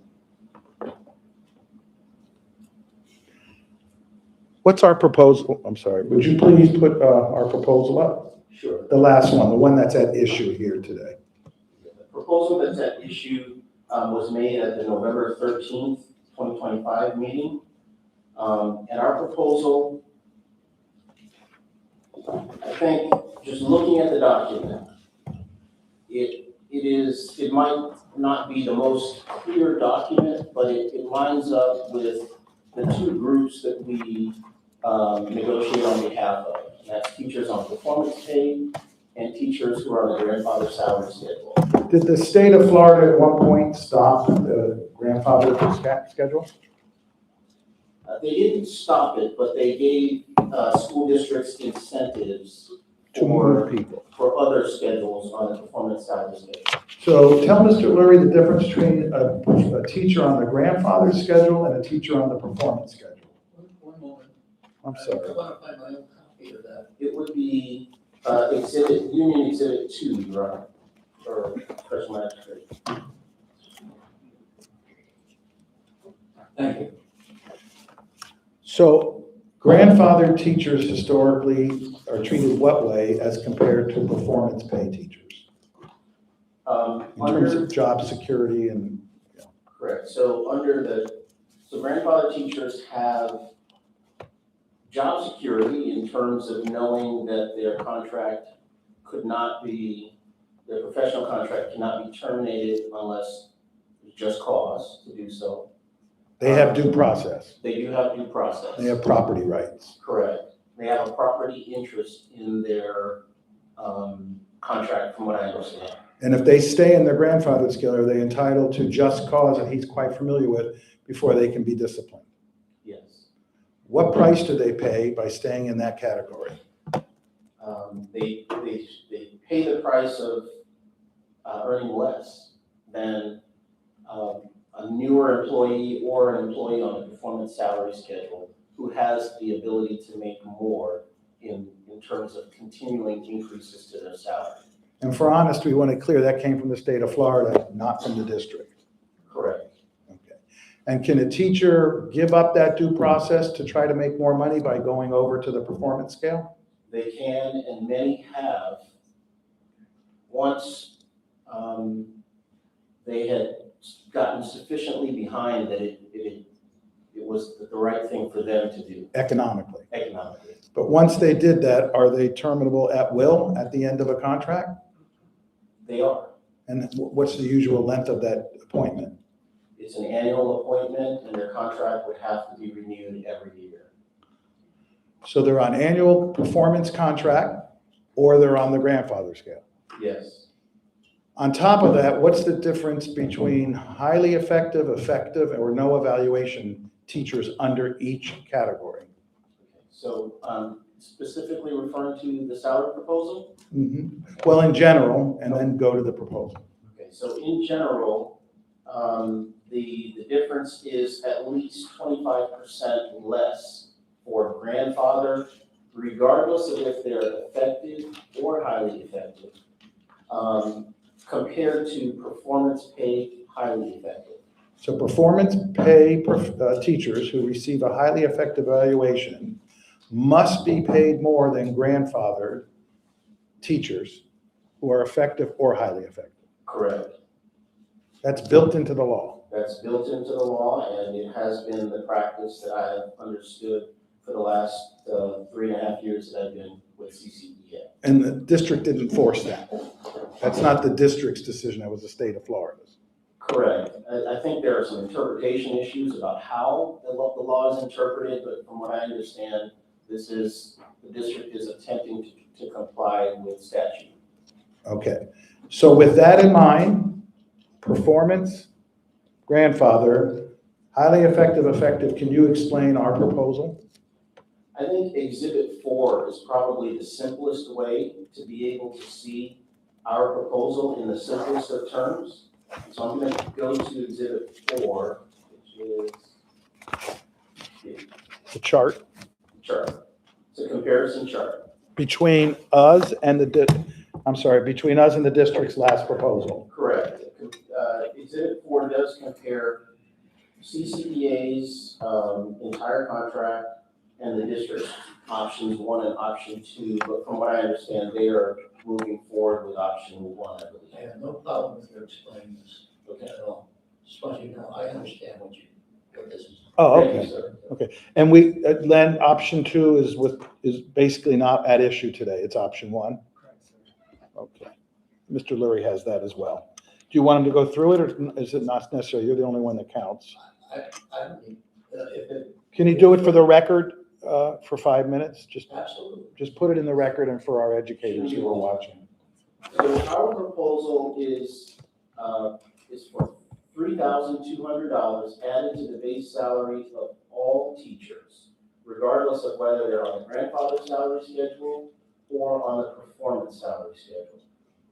And then, because teachers on the grandfather salary schedule do not get, well, let me back up. For teachers on the grandfather salary schedule, they would receive 1 step, which is equal to $1,320, whether they're effective or highly effective. That's continuing money. On the performance side, teachers would also get the $3,200 on the base salary. If they're effective, they get the equivalent of 1 step, which is 3 increments, $1,320. If they're effective, if they're highly effective, those teach on the performance salary schedule, those teachers would receive an additional $3,080 for highly effective on the performance side. Now, one of the things that the union tried to do is assist teachers on the grandfather salary schedule who are highly effective. So on the highly effective grandfather side of things, if a teacher on the grandfather salary schedule received a highly effective rating, they would get a one-time supplement that's FRS eligible of $1,580. And I would tell you, Special Magistrate Lurie, we attempted to equalize the amounts. So I think a teacher on the performance salary schedule would receive, who is highly effective, would receive $6,280. I will be honest with you, we made a math error. The one-time supplement should have been a little bit higher. We believe a little bit more than 1,600. But the number is the number, that was our last offer. But the attempt with our proposal is to give teachers on the grandfather salary schedule a one-time supplement to at least equalize the total amount that their peers who are highly effective on the performance salary schedule are receiving. And that's the sum total of our proposal.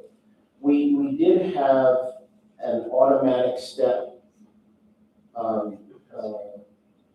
clause in our proposal, but that would apply to the following year. It's a different fiscal year. All that we're saying is teachers, because they earn their evaluation score in the prior school year, we wanted teachers to be able to return to school in August with their step that was based on the evaluation that they did in the previous school year. That's all that we wanted. So I did hear some conversation about, that this automatic step would add money to our proposal. To the extent that it did, that's in a future contract year. For this contract year, the money for the base salary increase and the step increases and the one-time supplement for grandfather highly effective was the only money that related to the 25-26 school year. I think the school district is going on option one. So one of the issues, options 1 and 2 are both undesirable proposals from our standpoint. On the one hand, option 1 gives a base salary increase, but with no step increase tied to teachers' evaluation, unless they're performance pay highly effective and they get an additional $880. But for grandfather teachers who are highly effective, under district's proposal, option 1, they would get nothing. For performance pay teachers under who were effective, it's still a very, it's effective. You're doing at least what you're supposed to do. They would get nothing for a performance evaluation that they moved heaven and earth to be able to do. Formals, informals, walkthroughs, and it would count for nothing under district proposal option 1. So that wouldn't work for us. Option 2. Well, option 2 is no longer an issue. Right. Okay. So there you go. Thank you. Do you want to add anything else to the proposal? Or any comment before we go past the chart?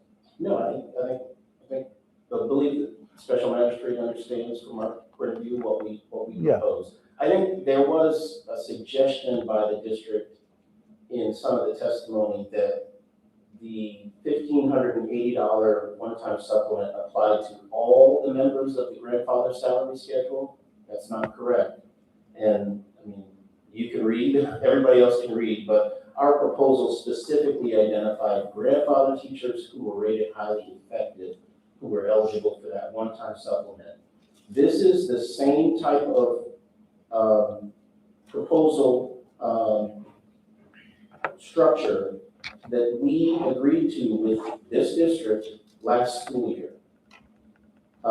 They gave us a roughly $3,000 increase to base salary. I will defer to the actual numbers that you've already been presented with from 24-25. But they gave us a base salary increase. They gave us a step increase based on our evaluation, and we were able to successfully negotiate a one-time supplement for grandfather highly effective, so that at least they got an equal amount of money.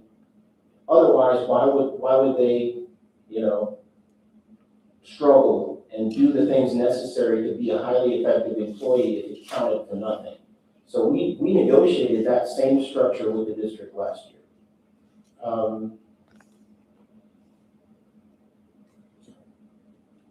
What we're saying from the offer from the district is, you've already heard the testimony about their ability to pay, and they're certainly not I don't know that.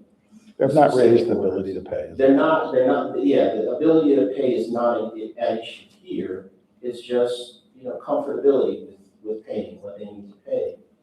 But what we'd like is to make sure that teachers get a base salary increase plus the step. The step is earned. It is the reason these fine people do what they do. Otherwise, why would they do it if all that they're going to get is a base salary increase and the step counts for absolutely nothing unless you're in a certain salary standard?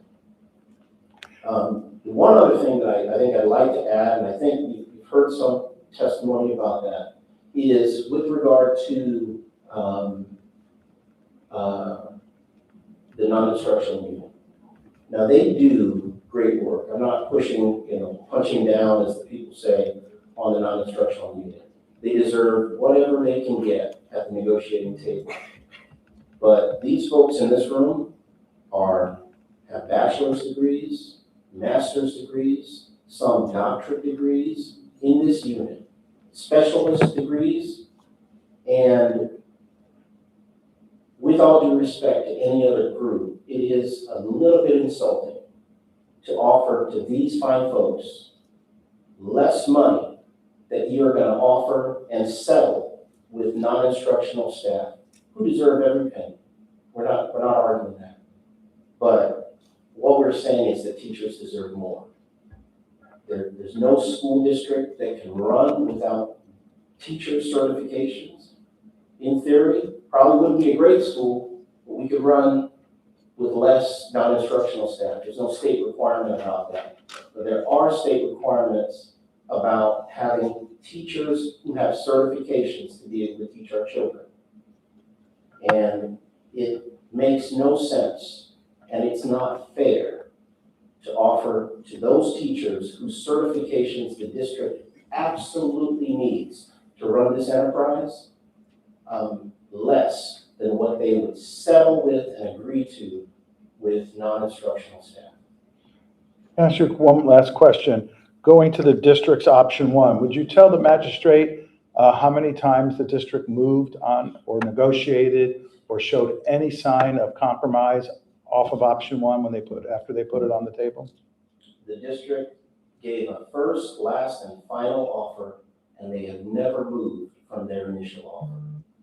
We have asked multiple occasions at the table for them to move. And in fact, this proposal that we're presenting here is actually our second salary proposal. We were willing and remain willing to agree to something somewhere between our proposal and theirs, provided that the structure that we are proposing was agreed to. They never moved. Their reasons are their reasons. We came to the table with an attempt to try to bargain. We didn't see from their actions a group that was truly ready, willing, and able to bargain with us, because they never moved after that second offer, and there was no reason for us to move anymore, given that they were, digging their heels in the sand. Thank you. Your witness. Mr. Lewis, are you aware of any law that prevents the district from only making one offer? Yeah, Public Employee Relations Act. I don't know of any law that prevents them from making only one offer. What I would say though is that from what I understand is good faith bargaining, I think you should come to the table willing to negotiate. If you came with one offer and it's your first and last and final, that sounds to me like you're not willing to negotiate, and that's the whole point of it. We're here to bargain. If the district put all their money in one pot, said here it all is, that's what happened, right? No, I don't believe that. So you had another offer? No, what I'm saying is that you're proposing a hypothetical as if the district put all of their money on the table. Our negotiation, I'm just telling you what happened in our negotiation. I know what happened in your negotiation. I'm saying the district once put all the money they wanted to spend on this unit on the table, correct? No, they didn't. Oh, they did. Well, okay, forget, I'll withdraw that. On your slide, yes, there's an additional $130 per teacher for our option one, correct? We just negotiated that. no, that's not in their salary. It is in their salary. It's $130 base pay in their salary. Well, I believe what you're talking about is our recent agreement that we just signed about supplements. And what we signed was an agreement that the district would agree to our supplement language to increase the base from the old base to 47.5 and index to that. And then we also agreed that they would pay retro for the 25 school year, but since it was difficult because of their system and the amount of people who were receiving supplements, we agreed in lieu of retro payments for this school year, that they would pay an additional $130 to all members of the unit so that at least we can get that money distributed to our members. And that 130 is this year, next year, the following year, on and on, right? Mr. Lurie, I'm gonna ask for a motion to eliminate. This is insane. There's no motion on these in evidence. There's no rules of evidence in This is another item that was, non-related item that was negotiated. Yeah. All right. It's a reoccurring. No, but It is not relevant to this. it's not relevant. We just said it. Boy, you guys are rough. It was tied to supplements, not basic. So you said the district paid less money to the teachers and the support staff, correct? God. Let me clarify. Yes, please. What I'm saying is, if the district's offer is $1,350, the amount that would ordinarily, so that's $1,350. And so that's a lot of our unit, that's all of the grandfather teachers would get $1,350. Teachers on a performance salary schedule who are effective would get $1,350. Only those who are highly effective would get more. And that's 80%, right, of teachers, 80%. It is. 2360. But if I may finish, what we're saying is that $1,350 is less than the amount that they settled with the non-instructional unit. That if you broke down the 50 cents plus 50 cents per hour that they negotiated, that's about $1,568, give or take. They're offering teachers less. Let me suggest to you that while this may be relevant to the availability of funds question. Yes. I don't know. But I can't, this is not helpful to me because it's a completely different kind of work, which is outside the realm of what I can consider within my jurisdiction. Understood. And I can't know whether those people were underpaid or overpaid previously. So I don't know the urgency or the compulsion to pay them more. These proposals really have to stand on their own merits. Sure. We understand. And they haven't raised availability to pay. They haven't raised availability, so it's fair enough. Your rulings are accepted. We have raised ability to pay. John Antonacci's entire presentation was we are deficit spending to 50 million. And my point is that this particular aspect of availability to pay is not something I can. Okay. Right. But They've never said they don't have the Mr. Lewis, do funds. you have Oh my any God. comparison annual income for employees of annual employment in the similar work in the surrounding counties from us? Kyle presented all of our charts. We have He nothing didn't, else. he said he had no comparisons of surrounding and FTE districts. I'm asking the president, but not the president, the FEA executive director, does he have any comparisons that's necessary for this analysis under this statute? I'm not the FEA executive director, I'm the CCEA, Okay, the CCA. local union's executive director. Apologize for the title. Right. I do have some, but I don't have all of it with me today. Do you have any comparisons of FTE like-sized districts around the state of Florida of what they're making, either average pay or starting pay? I have it, but I don't necessarily have it all with me today. Okay. Did you know that was at issue today? Yes. Okay. What I would say for when you're talking about comparisons, I think I rest on the financial information that was shared by our financial expert. While comparison data about what other counties, whether they're near us or our like size, might be important, we feel it's more important that we are in, according to our financial expert, the highest costing county in this entire state. And that, to me, trumps all. I can't worry about what it takes for Lee County to pay its teachers. I have to only worry about what Collier teachers can do with the money that they receive to be able to live and work in this same community. So I don't know that comparison data is as relevant as the cost of living information that our expert shared. Okay, fair enough.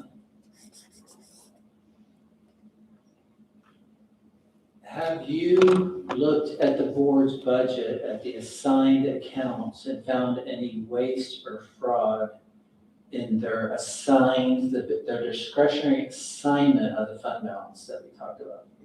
Say that again? And the board has assigned and unassigned fund balance that Mr. Antonacci mentioned.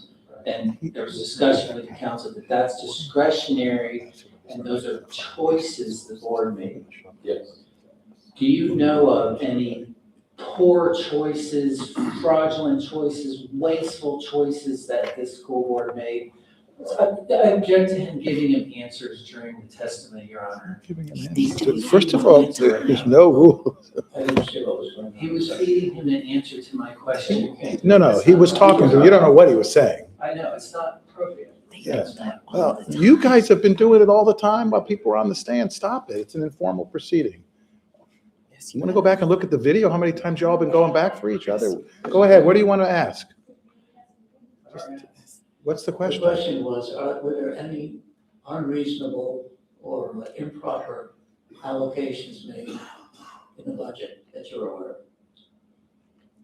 I don't know because we were not invited to participate in the district's review of their spending, fraud, waste committee.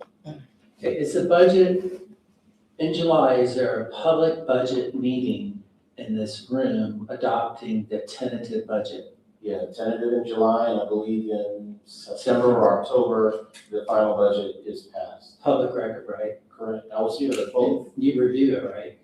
Yes. And as we sit here today, you can't find any poor decisions this board made on the assigned accounts. The poorest decision that the board has made On assigned accounts, not the on assigned? Yes. Well, I think it depends on which assigned you're talking about, because there might, from what I understand, now I'm no expert, but from what I understand, there are some laws that dictate certain assigned accounts that they have to do. But there are other assigned accounts that the board has that they make the discretionary decision about how to assign them. So what I would say to answer your question is, I don't know because one, we haven't been invited to that party to be able to see all of the information that the board uses to make its decision. And some assignments may be assignments that have been made in previous fiscal years. So as we sit here, we can't name one account. Let me have one final question. You mentioned the automatic step deals with the past evaluations for teachers, right? Yes. An automatic step goes to everyone regardless of their evaluation. They get the same amount of money for both PSC teachers and annual contract teachers come July 1, and we're not even gonna bargain that, correct? We're just gonna owe 5.1 million. Has that ever been done on your watch? That's not correct. I disagree with your characterization. Okay, what's an automatic step mean July 1 in your words? It's all teachers, it's PSC teachers and annual contract teachers, nothing about evaluations. Okay. Right? So, correct. You're correct that the, wait, let me finish. Okay. All right. So I'm telling you what we discussed over the table. I just want to answer my question. You said, yeah, I'm correct. And I'm going to give you a full answer. So the district has said that they say that evaluations are not completed until September because there are some subjects that the test scores do not come in until sometime in the summer. So they reserve the right to give a final evaluation score to teachers in September. The reality, though, is the vast majority of teachers know that the scores that govern their evaluation, their growth scores, that's done, that test is completed for many of them. I'd say the vast majority of them before they leave school in either the end of May or the beginning of June. So the district has the ability to determine who is highly effective. One thing that the district also knows is by May 15th, under our collective bargaining agreement and district practice, the district also knows the instructional practice score of every single teacher, grandfather, performance pay. So they have the information to know if a teacher is within the range of at least effective before May 15th of every year. So to get around the argument from the district that, well, we can't give you a final score until September, even though they truly know for probably 80 to 90% of the unit, their final score, or they have the data before the end of the summer, they can actually agree to this and it wouldn't change very much. So the automatic step provision that we put there was really to get around their excuses that they didn't have the data to be able to say who is officially effective or highly effective or something other than those two. Doesn't the data come from the state? The scores, the test scores that are used to gather the growth score data does come from the state. Thank you, that's all. However, it's about when those scores and the information come. Right. Thank you. Appreciate your service. Thank you. I actually do appreciate your service. Okay, we have 3 more witnesses. So where are they? Come on. What's her name? Do you know her name? I'm going to unplug my HDMI for the folks that can include.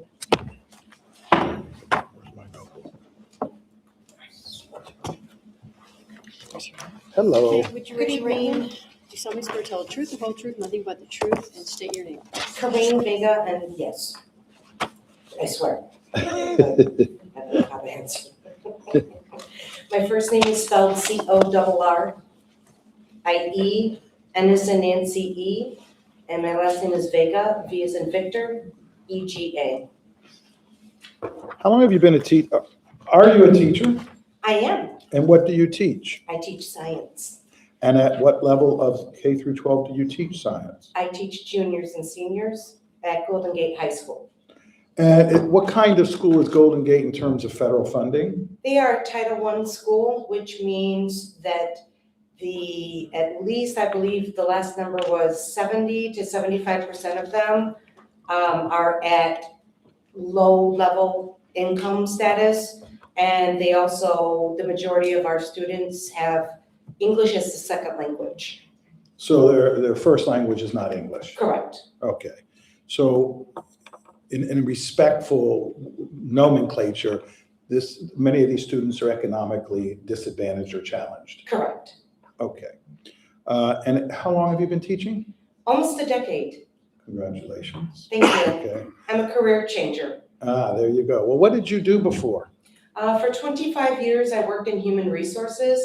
I'm born and raised in Chicago. I worked in human resources starting right after university, Southern Illinois University, where I got my bachelor's of science. Started as an HR generalist, worked my way up into HR management, worked my way up into benefits analyst positions. Then I was an insurance broker as well for 12 years up in Chicago. I sold group health insurance plans for partially self-funded, fully self-funded, and fully insured clients. And then I moved to Naples. And accepting that you probably started all that when you were 3 years old. I'm 56. Okay, was teaching for lack of a better word, a second career? Yes. Why did you go from that world to this world? My last position was at the hospital here in Naples Community, or NCH. They hired me when I lived in Chicago. They actually paid for my move down here. They put me up in an apartment for free for several months while we were able to sell our home up in Chicago. I worked for NCH for a couple of years and I ended up, God, I just hated to go to work every day. I was so burned out in that profession. After 25 years, I was done. And at the age of 45, I decided to pursue, what do I want to do with the rest of my life? I asked that very hard question at that time. And with the help of my husband, we've been married 27 years.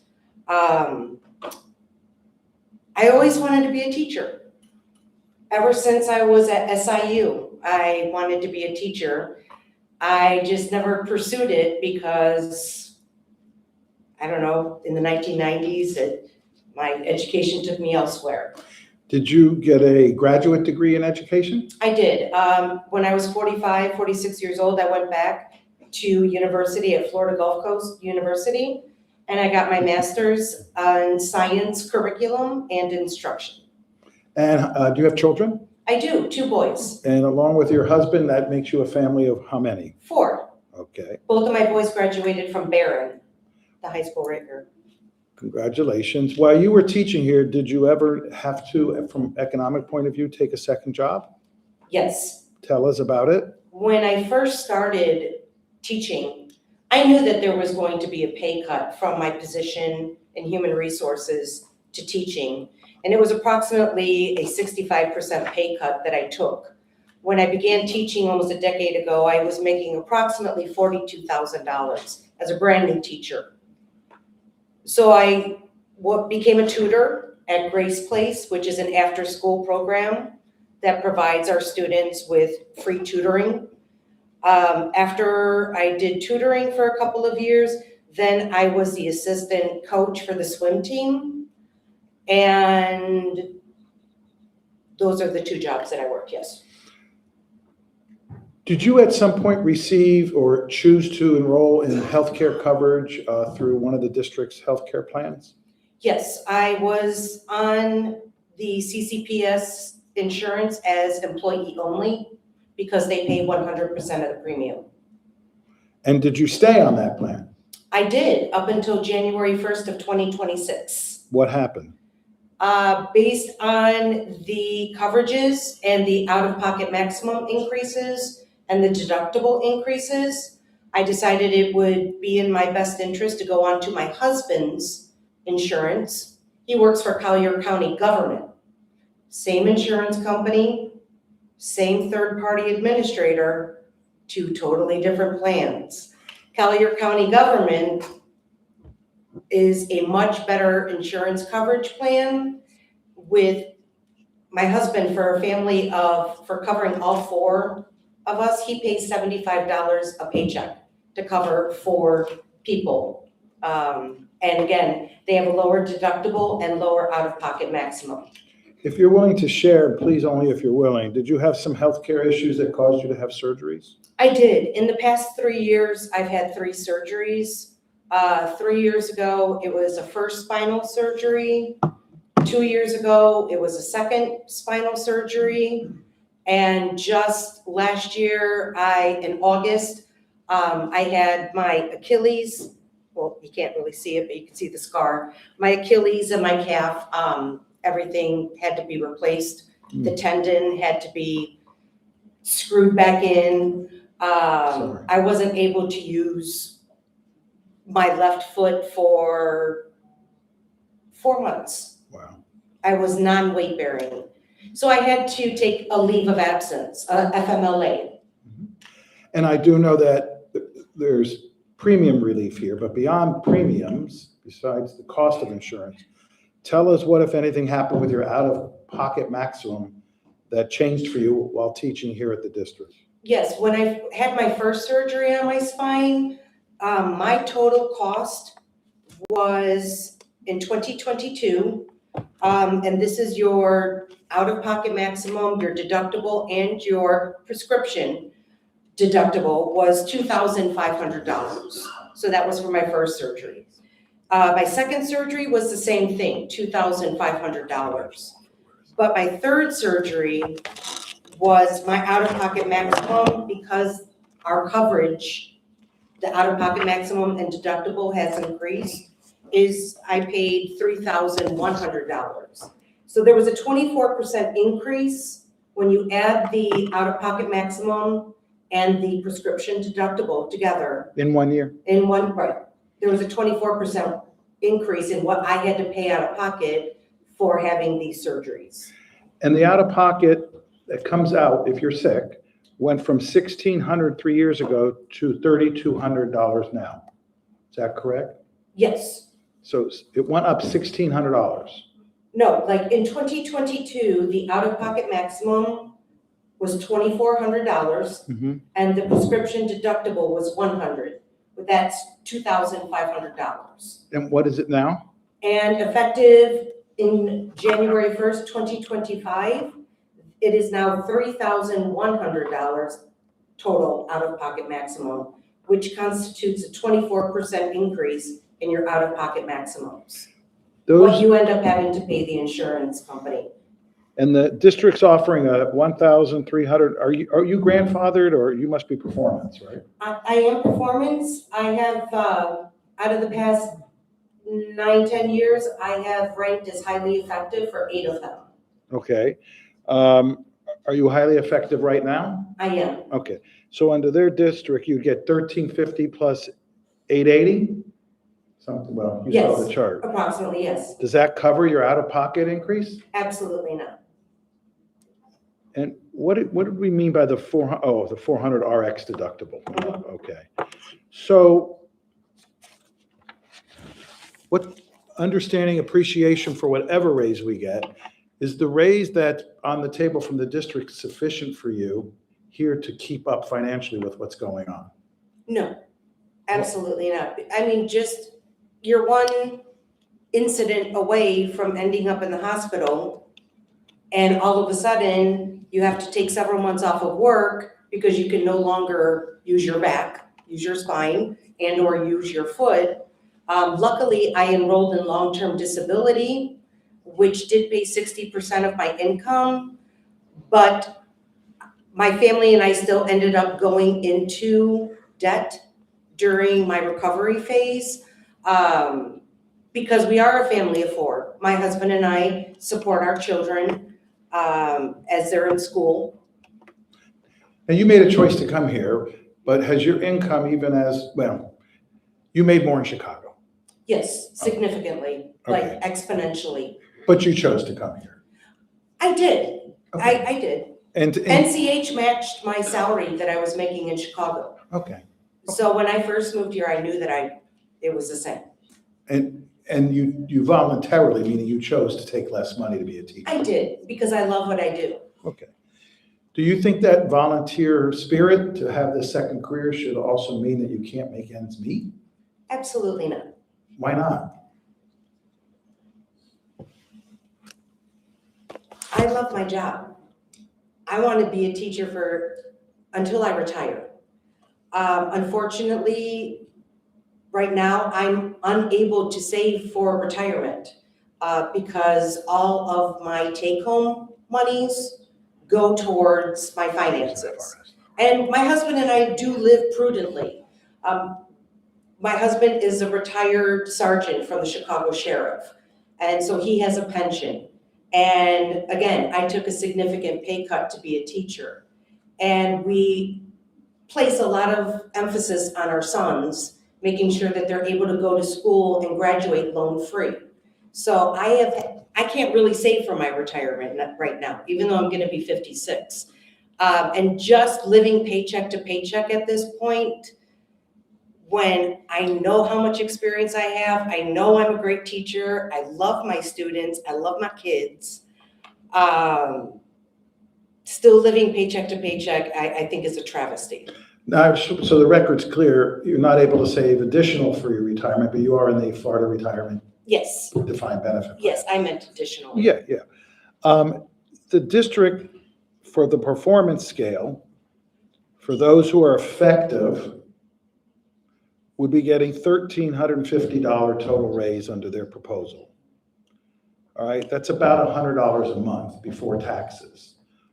What does $80 a month do in terms of additional money for your family if you were an effective rated performance salary teacher? That would get you approximately 4 items in your shopping cart at Publix. And for the grandfathered scale, the ones that have tried to maintain property rights here, the district offer is $1,350 with no other money. Again, about $100, roughly, a little more than $110 a month. After taxes, what does that do for all of you? That would get you maybe 8 items at Aldi or Walmart in your grocery cart, but it's not going to help make ends meet. It's not going to help pay with the FPL increases. I know that Collier CCPS has significant electrical rate increases, but we that live here in Collier County, we've had increases as well, significant increases. There have been significant increases in our homeowners insurance policies. There have been significant increases in our car insurance policies. There have been significant increases in our out-of-pocket maximum regarding our health insurance. So when you add all of this up, this is why Collier County really cannot be compared to any other district within Florida, because Collier County, Naples is its own bubble. Naples is a very small bubble within the state of Florida. An expensive bubble? A very expensive bubble. So if you were to get, or someone were to get $1,350, a grandfathered teacher, because they get nothing for effective or highly effective, and they're in the 20% tax bracket and 7% matching FICA, let's just say for argument's sake, they're getting approximately $100 a month net, which would be less than that. Mm-hmm. Okay, that's $25 a week. That's $3 roughly, or $3 a day. How are you gonna? We appreciate it. How are you gonna make it on that? I know what I would spend that $25 on. I have a student this year who comes to me every day hungry. And every week that my husband and I go grocery shopping, I make sure to buy him protein bars. And I buy 3 boxes of protein bars and a bag of apples. I'm not gonna say his name because I don't know. I've tried to ask him what his story is, what his home life is like, and why he's so hungry all the time. I haven't gotten that great of an answer yet. He's giving me little bits and pieces. But for me, I pay out of my own pocket every week for protein bars for the kids that come to school hungry and they need something to eat and they feel comfortable enough to come up to me and ask.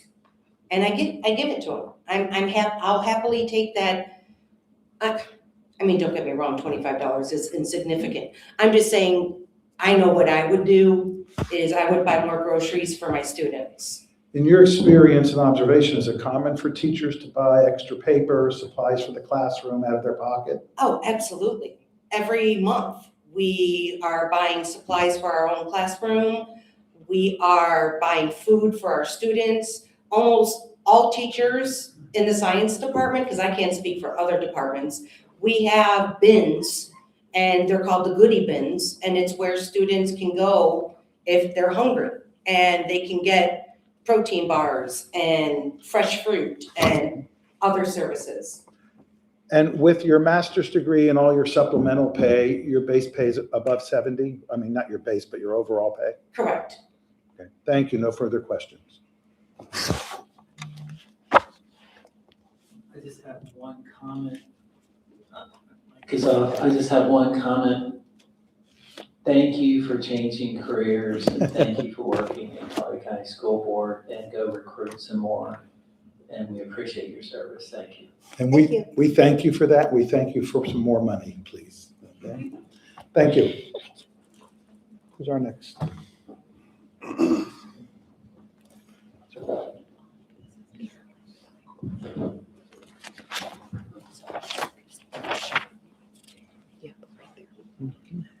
Would you raise your right hand? Do you solemnly swear to tell the truth, the whole truth, and nothing but the truth? Yes, I do. My name is Carolyn McAleer Feingold, Carolyn. McAleer is McAlear. There's a hyphen, and then Feingold is FEINGOLD. Where do you teach? I teach at Palmetto Ridge High School. And what do you teach? I teach AP and regular environmental science. I think we all know it, but for the record, AP means? AP means advanced placement. Students that are trying to perform at a level they can get college credit while attending high school? Correct. How many years have you been with the district? This is my 21st year in the district. I've been at Palmetto Ridge 20 years, and I was born and raised here. My mom worked for CCPS for 48 years and 2 months and retired last fall. Do you have any children? I have 2 children. Where do they go to school? They go to Corkscrew Middle and Palmetto Ridge High School. And are those schools within the same district? Yes, they are. Question, explain to the magistrate what it's like on your 70 grand-ish salary with all your supplements, what it's like to take care of your kids. So, trying to make ends meet on this salary is darn near impossible. My husband had to have surgery last summer. He has a hammer toe. It's just a genetic thing, and he ended up having to have his toe amputated. I was on my way to go earn extra money as an AP reader in Cleveland, and he was almost dying because of sepsis, because we didn't realize the infection was as bad as it was. So he has his toe removed, all of these things, our max out of pocket's crazy. We ended up having to do a GoFundMe account. And being over 20 years in your career, you would think you wouldn't have to ask colleagues, friends, former students, even current students actually donated to help us to be able to make ends meet. It didn't quite get everything covered that we needed, but it's mortifying to have to ask for that kind of help when I've given literally everything to the school system. My kids have grown up in it. I've been a science fair coach. I do that. I run clubs. I don't even get a supplement anymore for all the time I do for that. And trying to pay for my daughter's band fees. She's an amazing trombone player, and we have a phenomenal program at Palmetto Ridge with our band director, and trying to pay even for instrument damage. You're a marching band, someone broke her trombone, and we still haven't even gotten to go pick it up. So she's using a different one. How does it feel to be a role model, an educator, the recipient of accolades and congratulations from the lawyer over there, and at the same time have to do a GoFundMe page? It's beyond disheartening. I mean, I saw yesterday that one of the retention things that, CCPS does is you get a new name badge every 5 years. So this year I got my new 20. It was super great. And then meanwhile, I organize field trips, take my students to places like Arthrex, where every 5 years they get a trip of a lifetime. I don't even get a pen. I get a new name badge, So in our county just to the north, I believe they also have retention pay, do they not? Yeah. So that would have been something also nice to help make ends meet. Have you tried to make extra money? Oh yeah, I'm an AP reader. I was accepted to go again, which is an honor, and I get $30 an hour for that, which is lovely. But I also do things like drive activities vans. What does that mean? That means that I'm responsible for a vehicle that I have our district whatever van, and I bring students to their sporting events because we don't have enough bus drivers because we don't pay them enough, we don't have enough, so we drive them. So we get $15 an hour. So you're telling Mark Lurie that you work extra at the district to drive kids in vans, and you get $15 an hour? Correct. Yep. And is there a maximum roughly, or roughly the number of hours you get that 15 is about 3? So each time we usually get about 2 hours, depending on how much traffic you get stuck in. And every time you're doing that, you're not just like, cool, I'm getting $15 an hour. You've got kids' lives in your hand. It is a big responsibility. So it's not like it's something easy to do. And I've applied to do summer school many times, and have never gotten an appointment there. I've applied for extra positions like, department chair, where you can get extra money, because that's what we were told yesterday, right? We have all of these opportunities to earn extra money, but not everyone actually gets those opportunities. There's only so many slots. Correct. Did you ever attempt to apply for a mortgage and was turned down for insufficient income? 3 separate times. As a single parent and teacher, I was ready to buy a home. One time, actually a week before closing, the mortgage fell through. So I had to tell my 2 children we had to find someplace else because the mortgage, it didn't come through. And did you rent? I did. Did the rent stay stable? The rent in 5 years that I lived in this house, and the reason I chose it was because it was the only one I could afford at $1,500 a month as a single parent. It should have been torn down. We had rats in our house. Our rent went from $1,500 up 53% by the time I left in 5 years. 53%. And lastly, as tight as you are, because I know teachers, do you still buy supplies for the kids or for the classroom or to supplement the experience? Yes, as a science teacher, as Corinne mentioned, not only do we give food to our students a lot, I also buy almost all of my own lab supplies. I teach AP. I've got 63 children in 2 classes that are loaded down. There's requirements we have to have. So there's a lot of activities we do. I just bought $40 worth of equipment this last week. The week before was another like 50 or so. So all the time I'm supplementing so that my students can learn and be engaged. Thank you. Your witness.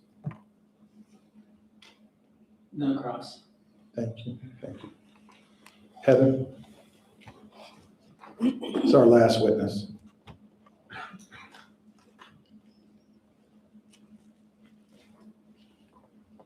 You solemnly swear to tell the truth, the whole truth, nothing but the truth. Yes, ma'am. Your name?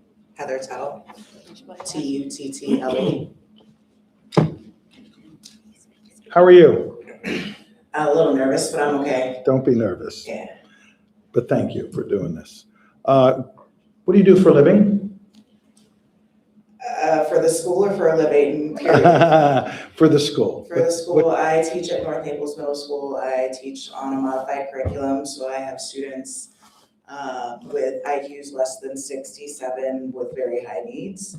I teach math, science, and I also teach a 7th period of PE. I coach basketball this week, and next week it'll be track, both of which are award-winning teams. And then from there, some days I get to go to my, I guess, 3rd or 4th job, I don't know, depending on how many. Let's talk about that. So you coach basketball. How many years have you been at the current school? I've been there since I was brought on at CCPS, 2020 of December I was hired. And I want to phrase this in a respectful way, but are you what we refer to as a single mom? Yes, sir. How many kids you got? I have 2 boys. All right, and you raise them yourself? Yes, sir. Do they live with you? Yes, sir. Both full-time. And did you add any other children to your plate? I don't know why you all do this to yourselves, but did you add any other children to your familiar plate? So he is referring to my youngest son. I was a single mom of 1 for a while, and then I was called to foster. It's just that feeling you get, you know? And I wound up adopting my 2nd son from foster care 3 years ago. So, yes. You guys are angels. In any event, thank you for doing that. Of course. So do you have, what's your normal work hours? When do you report to the first bell or whenever teachers have to show up with the new app or whatever? How does it all work? My report time is 8:25 to 3:55, I believe. I'm typically there at 8 o'clock just because that's who I am. And the 3:55 would be when the kids usually leave. From that point, I would go from there to coaching until about 4:55. On Thursdays and Fridays, I go from that straight, not even getting to go home to see my kids or anything, but going straight from the school to, I am a bartender and server over at Chili's, and I'll work from 5:30 just because that's the soonest I can get there. Some days until 12:30 in the morning the next day, and then I get to do it again. And go back to school? Yes, sir. Bartender at Chili's restaurant? Yes, sir. Off of Collier Boulevard. Love my job, both of them.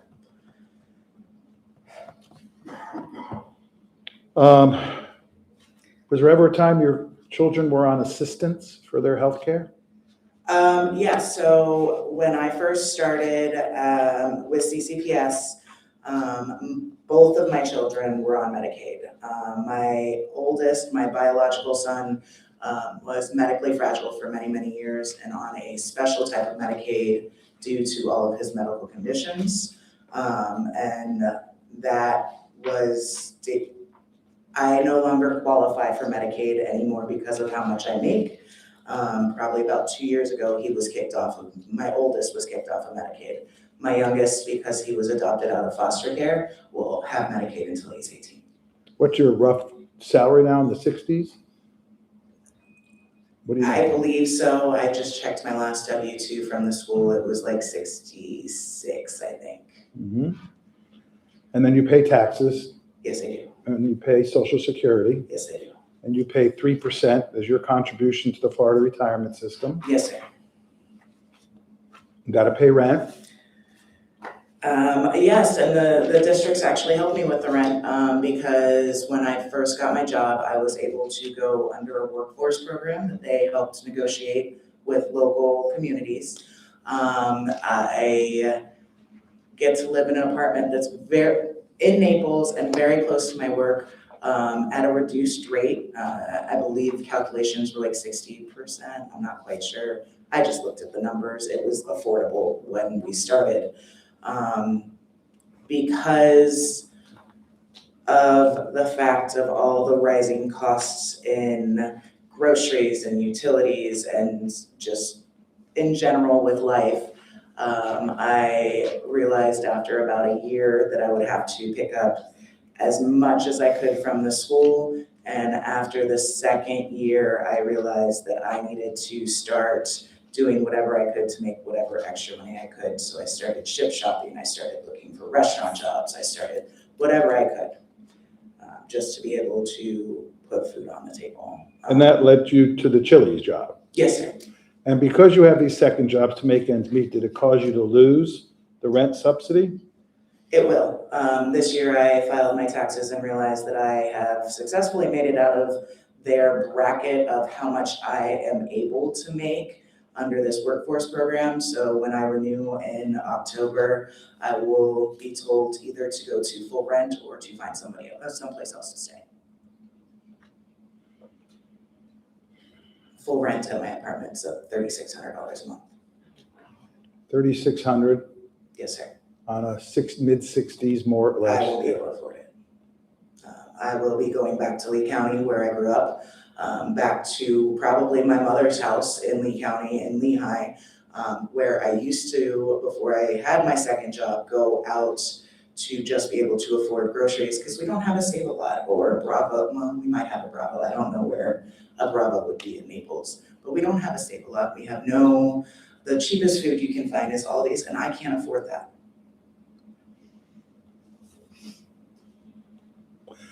To the extent you're willing to share some of your healthcare challenges and your personal health situation and how that has impacted your out-of-pocket expenses under the premium-free insurance? Yeah, so I was pretty healthy for the most part up until about this year. I am currently going to a couple different specialists. As of right now, the stress that I have been under with not having a day off and working sometimes 90 hours a week has red flagged some of my labs. I have come up positive for an ANA factor, which means I have an autoimmune disease. I am waiting until July for my appointment to find out which one. I am seeing a neurologist because my other labs indicate a pituitary tumor in my brain. So I just got done with my 2 MRIs for the neurologist, and I have successfully met my out-of-pocket and my deductible and my out-of-pocket. I don't know how insurance works. I just know I keep owing money.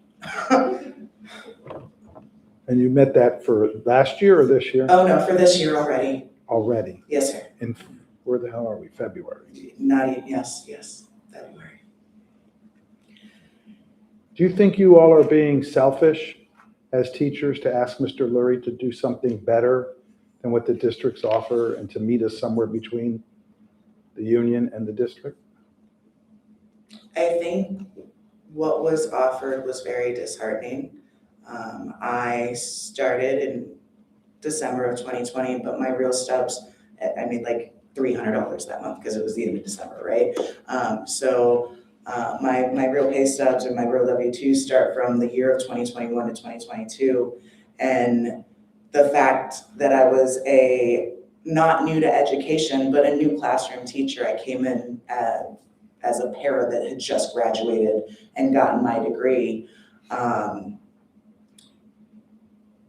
I have never gotten highly effective until this year.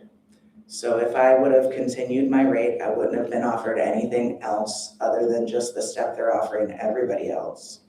And this year, the 1 year that it actually counts for me, they went from offering us $6,000, which I was hoping for at least, I don't know, 3 or 4, to, okay, this is what we can't do.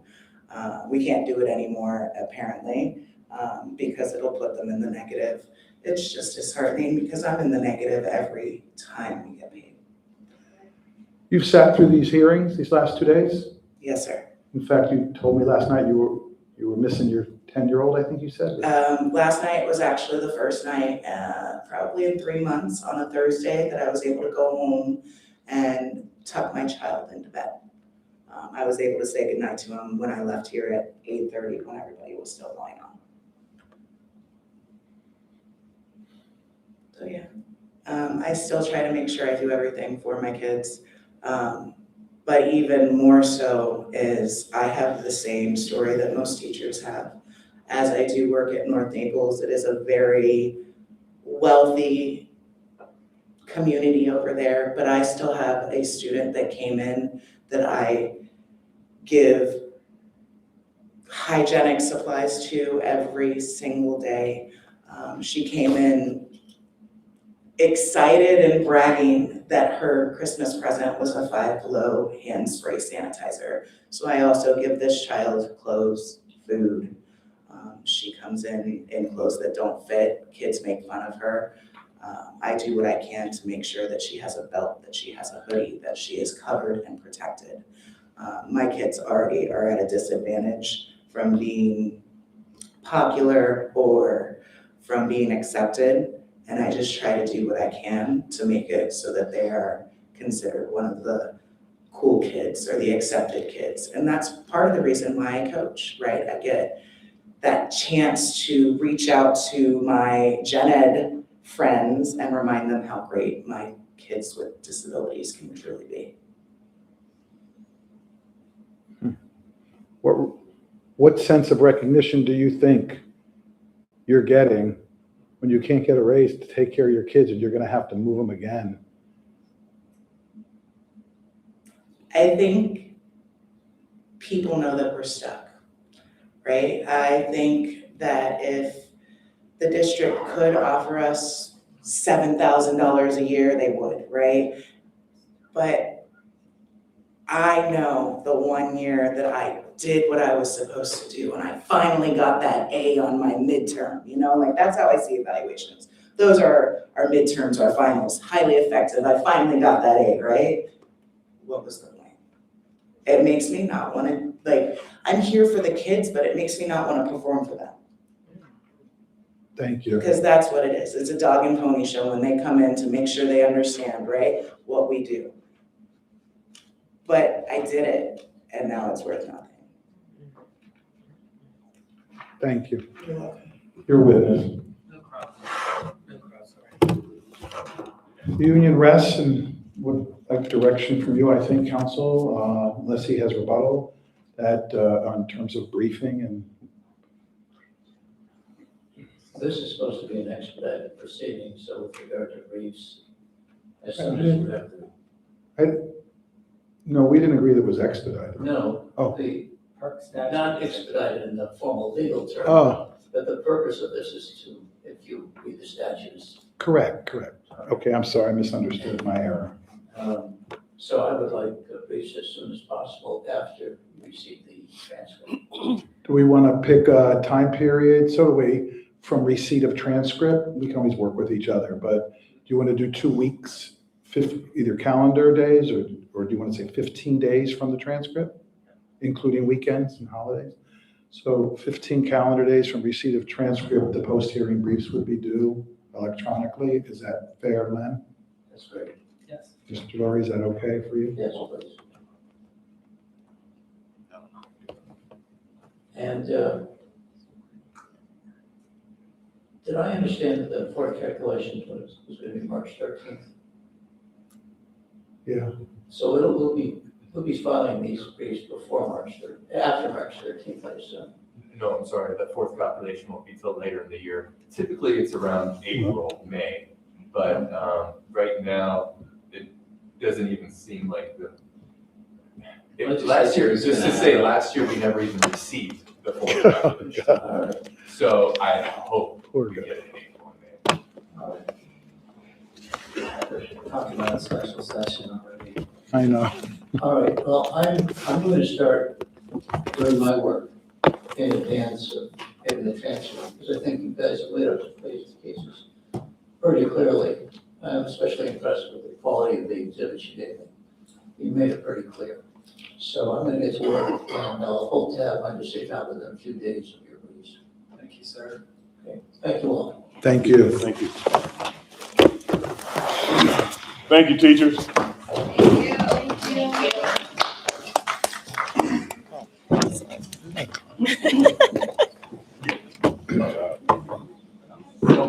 You killed it.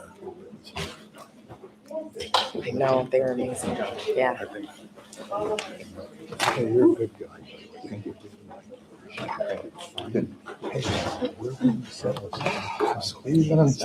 trying my best. No, I know. I'm just saying, no, if you do come on.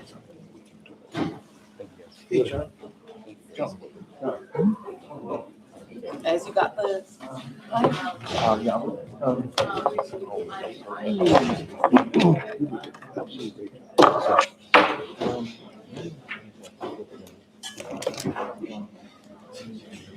Thank you, man. You're welcome. That was probably the longest one you've ever done. No. What? I'm the worst to transcribe, and you should charge extra. He's So- paying for it. When do you want the transfer? Well, it's up to you. I don't want to kill you. Mark, is yours? Yeah, oh shit. I mean, I don't know if he wants to pay expedited. I don't mind, but I don't want to kill you. Okay, so Usually it's. usually it's 2 weeks. Is that okay? Yeah. 2 weeks. Do you want to pay more to transfer faster? We just have 2 weeks. Then we have 2 weeks, so you'll get. Thank you so much. Hey, I know the district is trying to put the teacher's salary on layaway, but can we put this on layaway? Talk to my boss. Right now, I have a bottle of wine waiting for me. Me too. Well, It's I 2 wish. weeks for the. Yeah, we'll do whatever we gotta do. 10 days is usual turnaround, but if you want it before then, let me know. No? Yeah, I think we're good. Okay, all right. I hear you getting married, dude. Well, congratulations. Thank you. Okay. Hey, wait 1 second. Hey, Len, are you agreeable to expedited transcripts and splitting the fee? Because I'm hearing, Or it's 10 days, 2 weeks. It's up to you.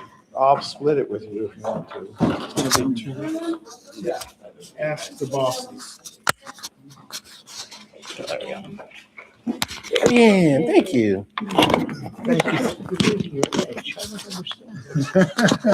I don't know, just being irascible. Nice to meet you. Take care, sir. Mr. Lurie, where are you based out of? Kind of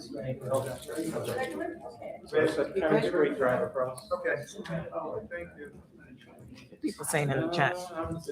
Yeah. What? This is currently listening for my second job. This is crazy. We deserve better. Period, Stephen John. Yep. How many people are watching? It was 44. It was over 40. Yeah. Thank you for support. When we stick together, we can all. Done. We smell good. Janae. Yeah. Your daddy is my friend. What? Trying to aggravaze my see? Trying to get my See, it doesn't have that and law. I know because the originals are in here. I'm like, and get your hands off my right, and he probably and he trying to figure out what the man is. Where did this go? So where are we gonna go eat? Oh wait, is this the celebration dinner? I'm over it. Tim, she's over it. Let's go. I wanna go to Tab.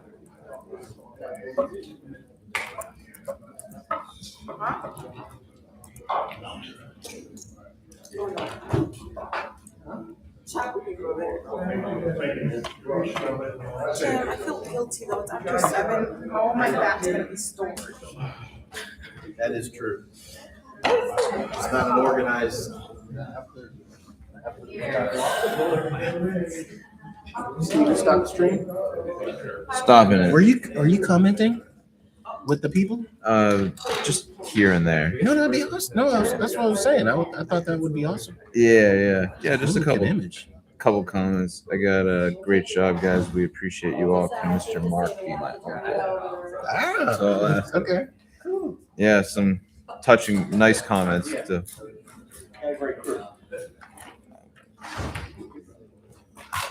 Did Will bring the a bag of some sort? Oh, you have. I the did. stuff. You have it.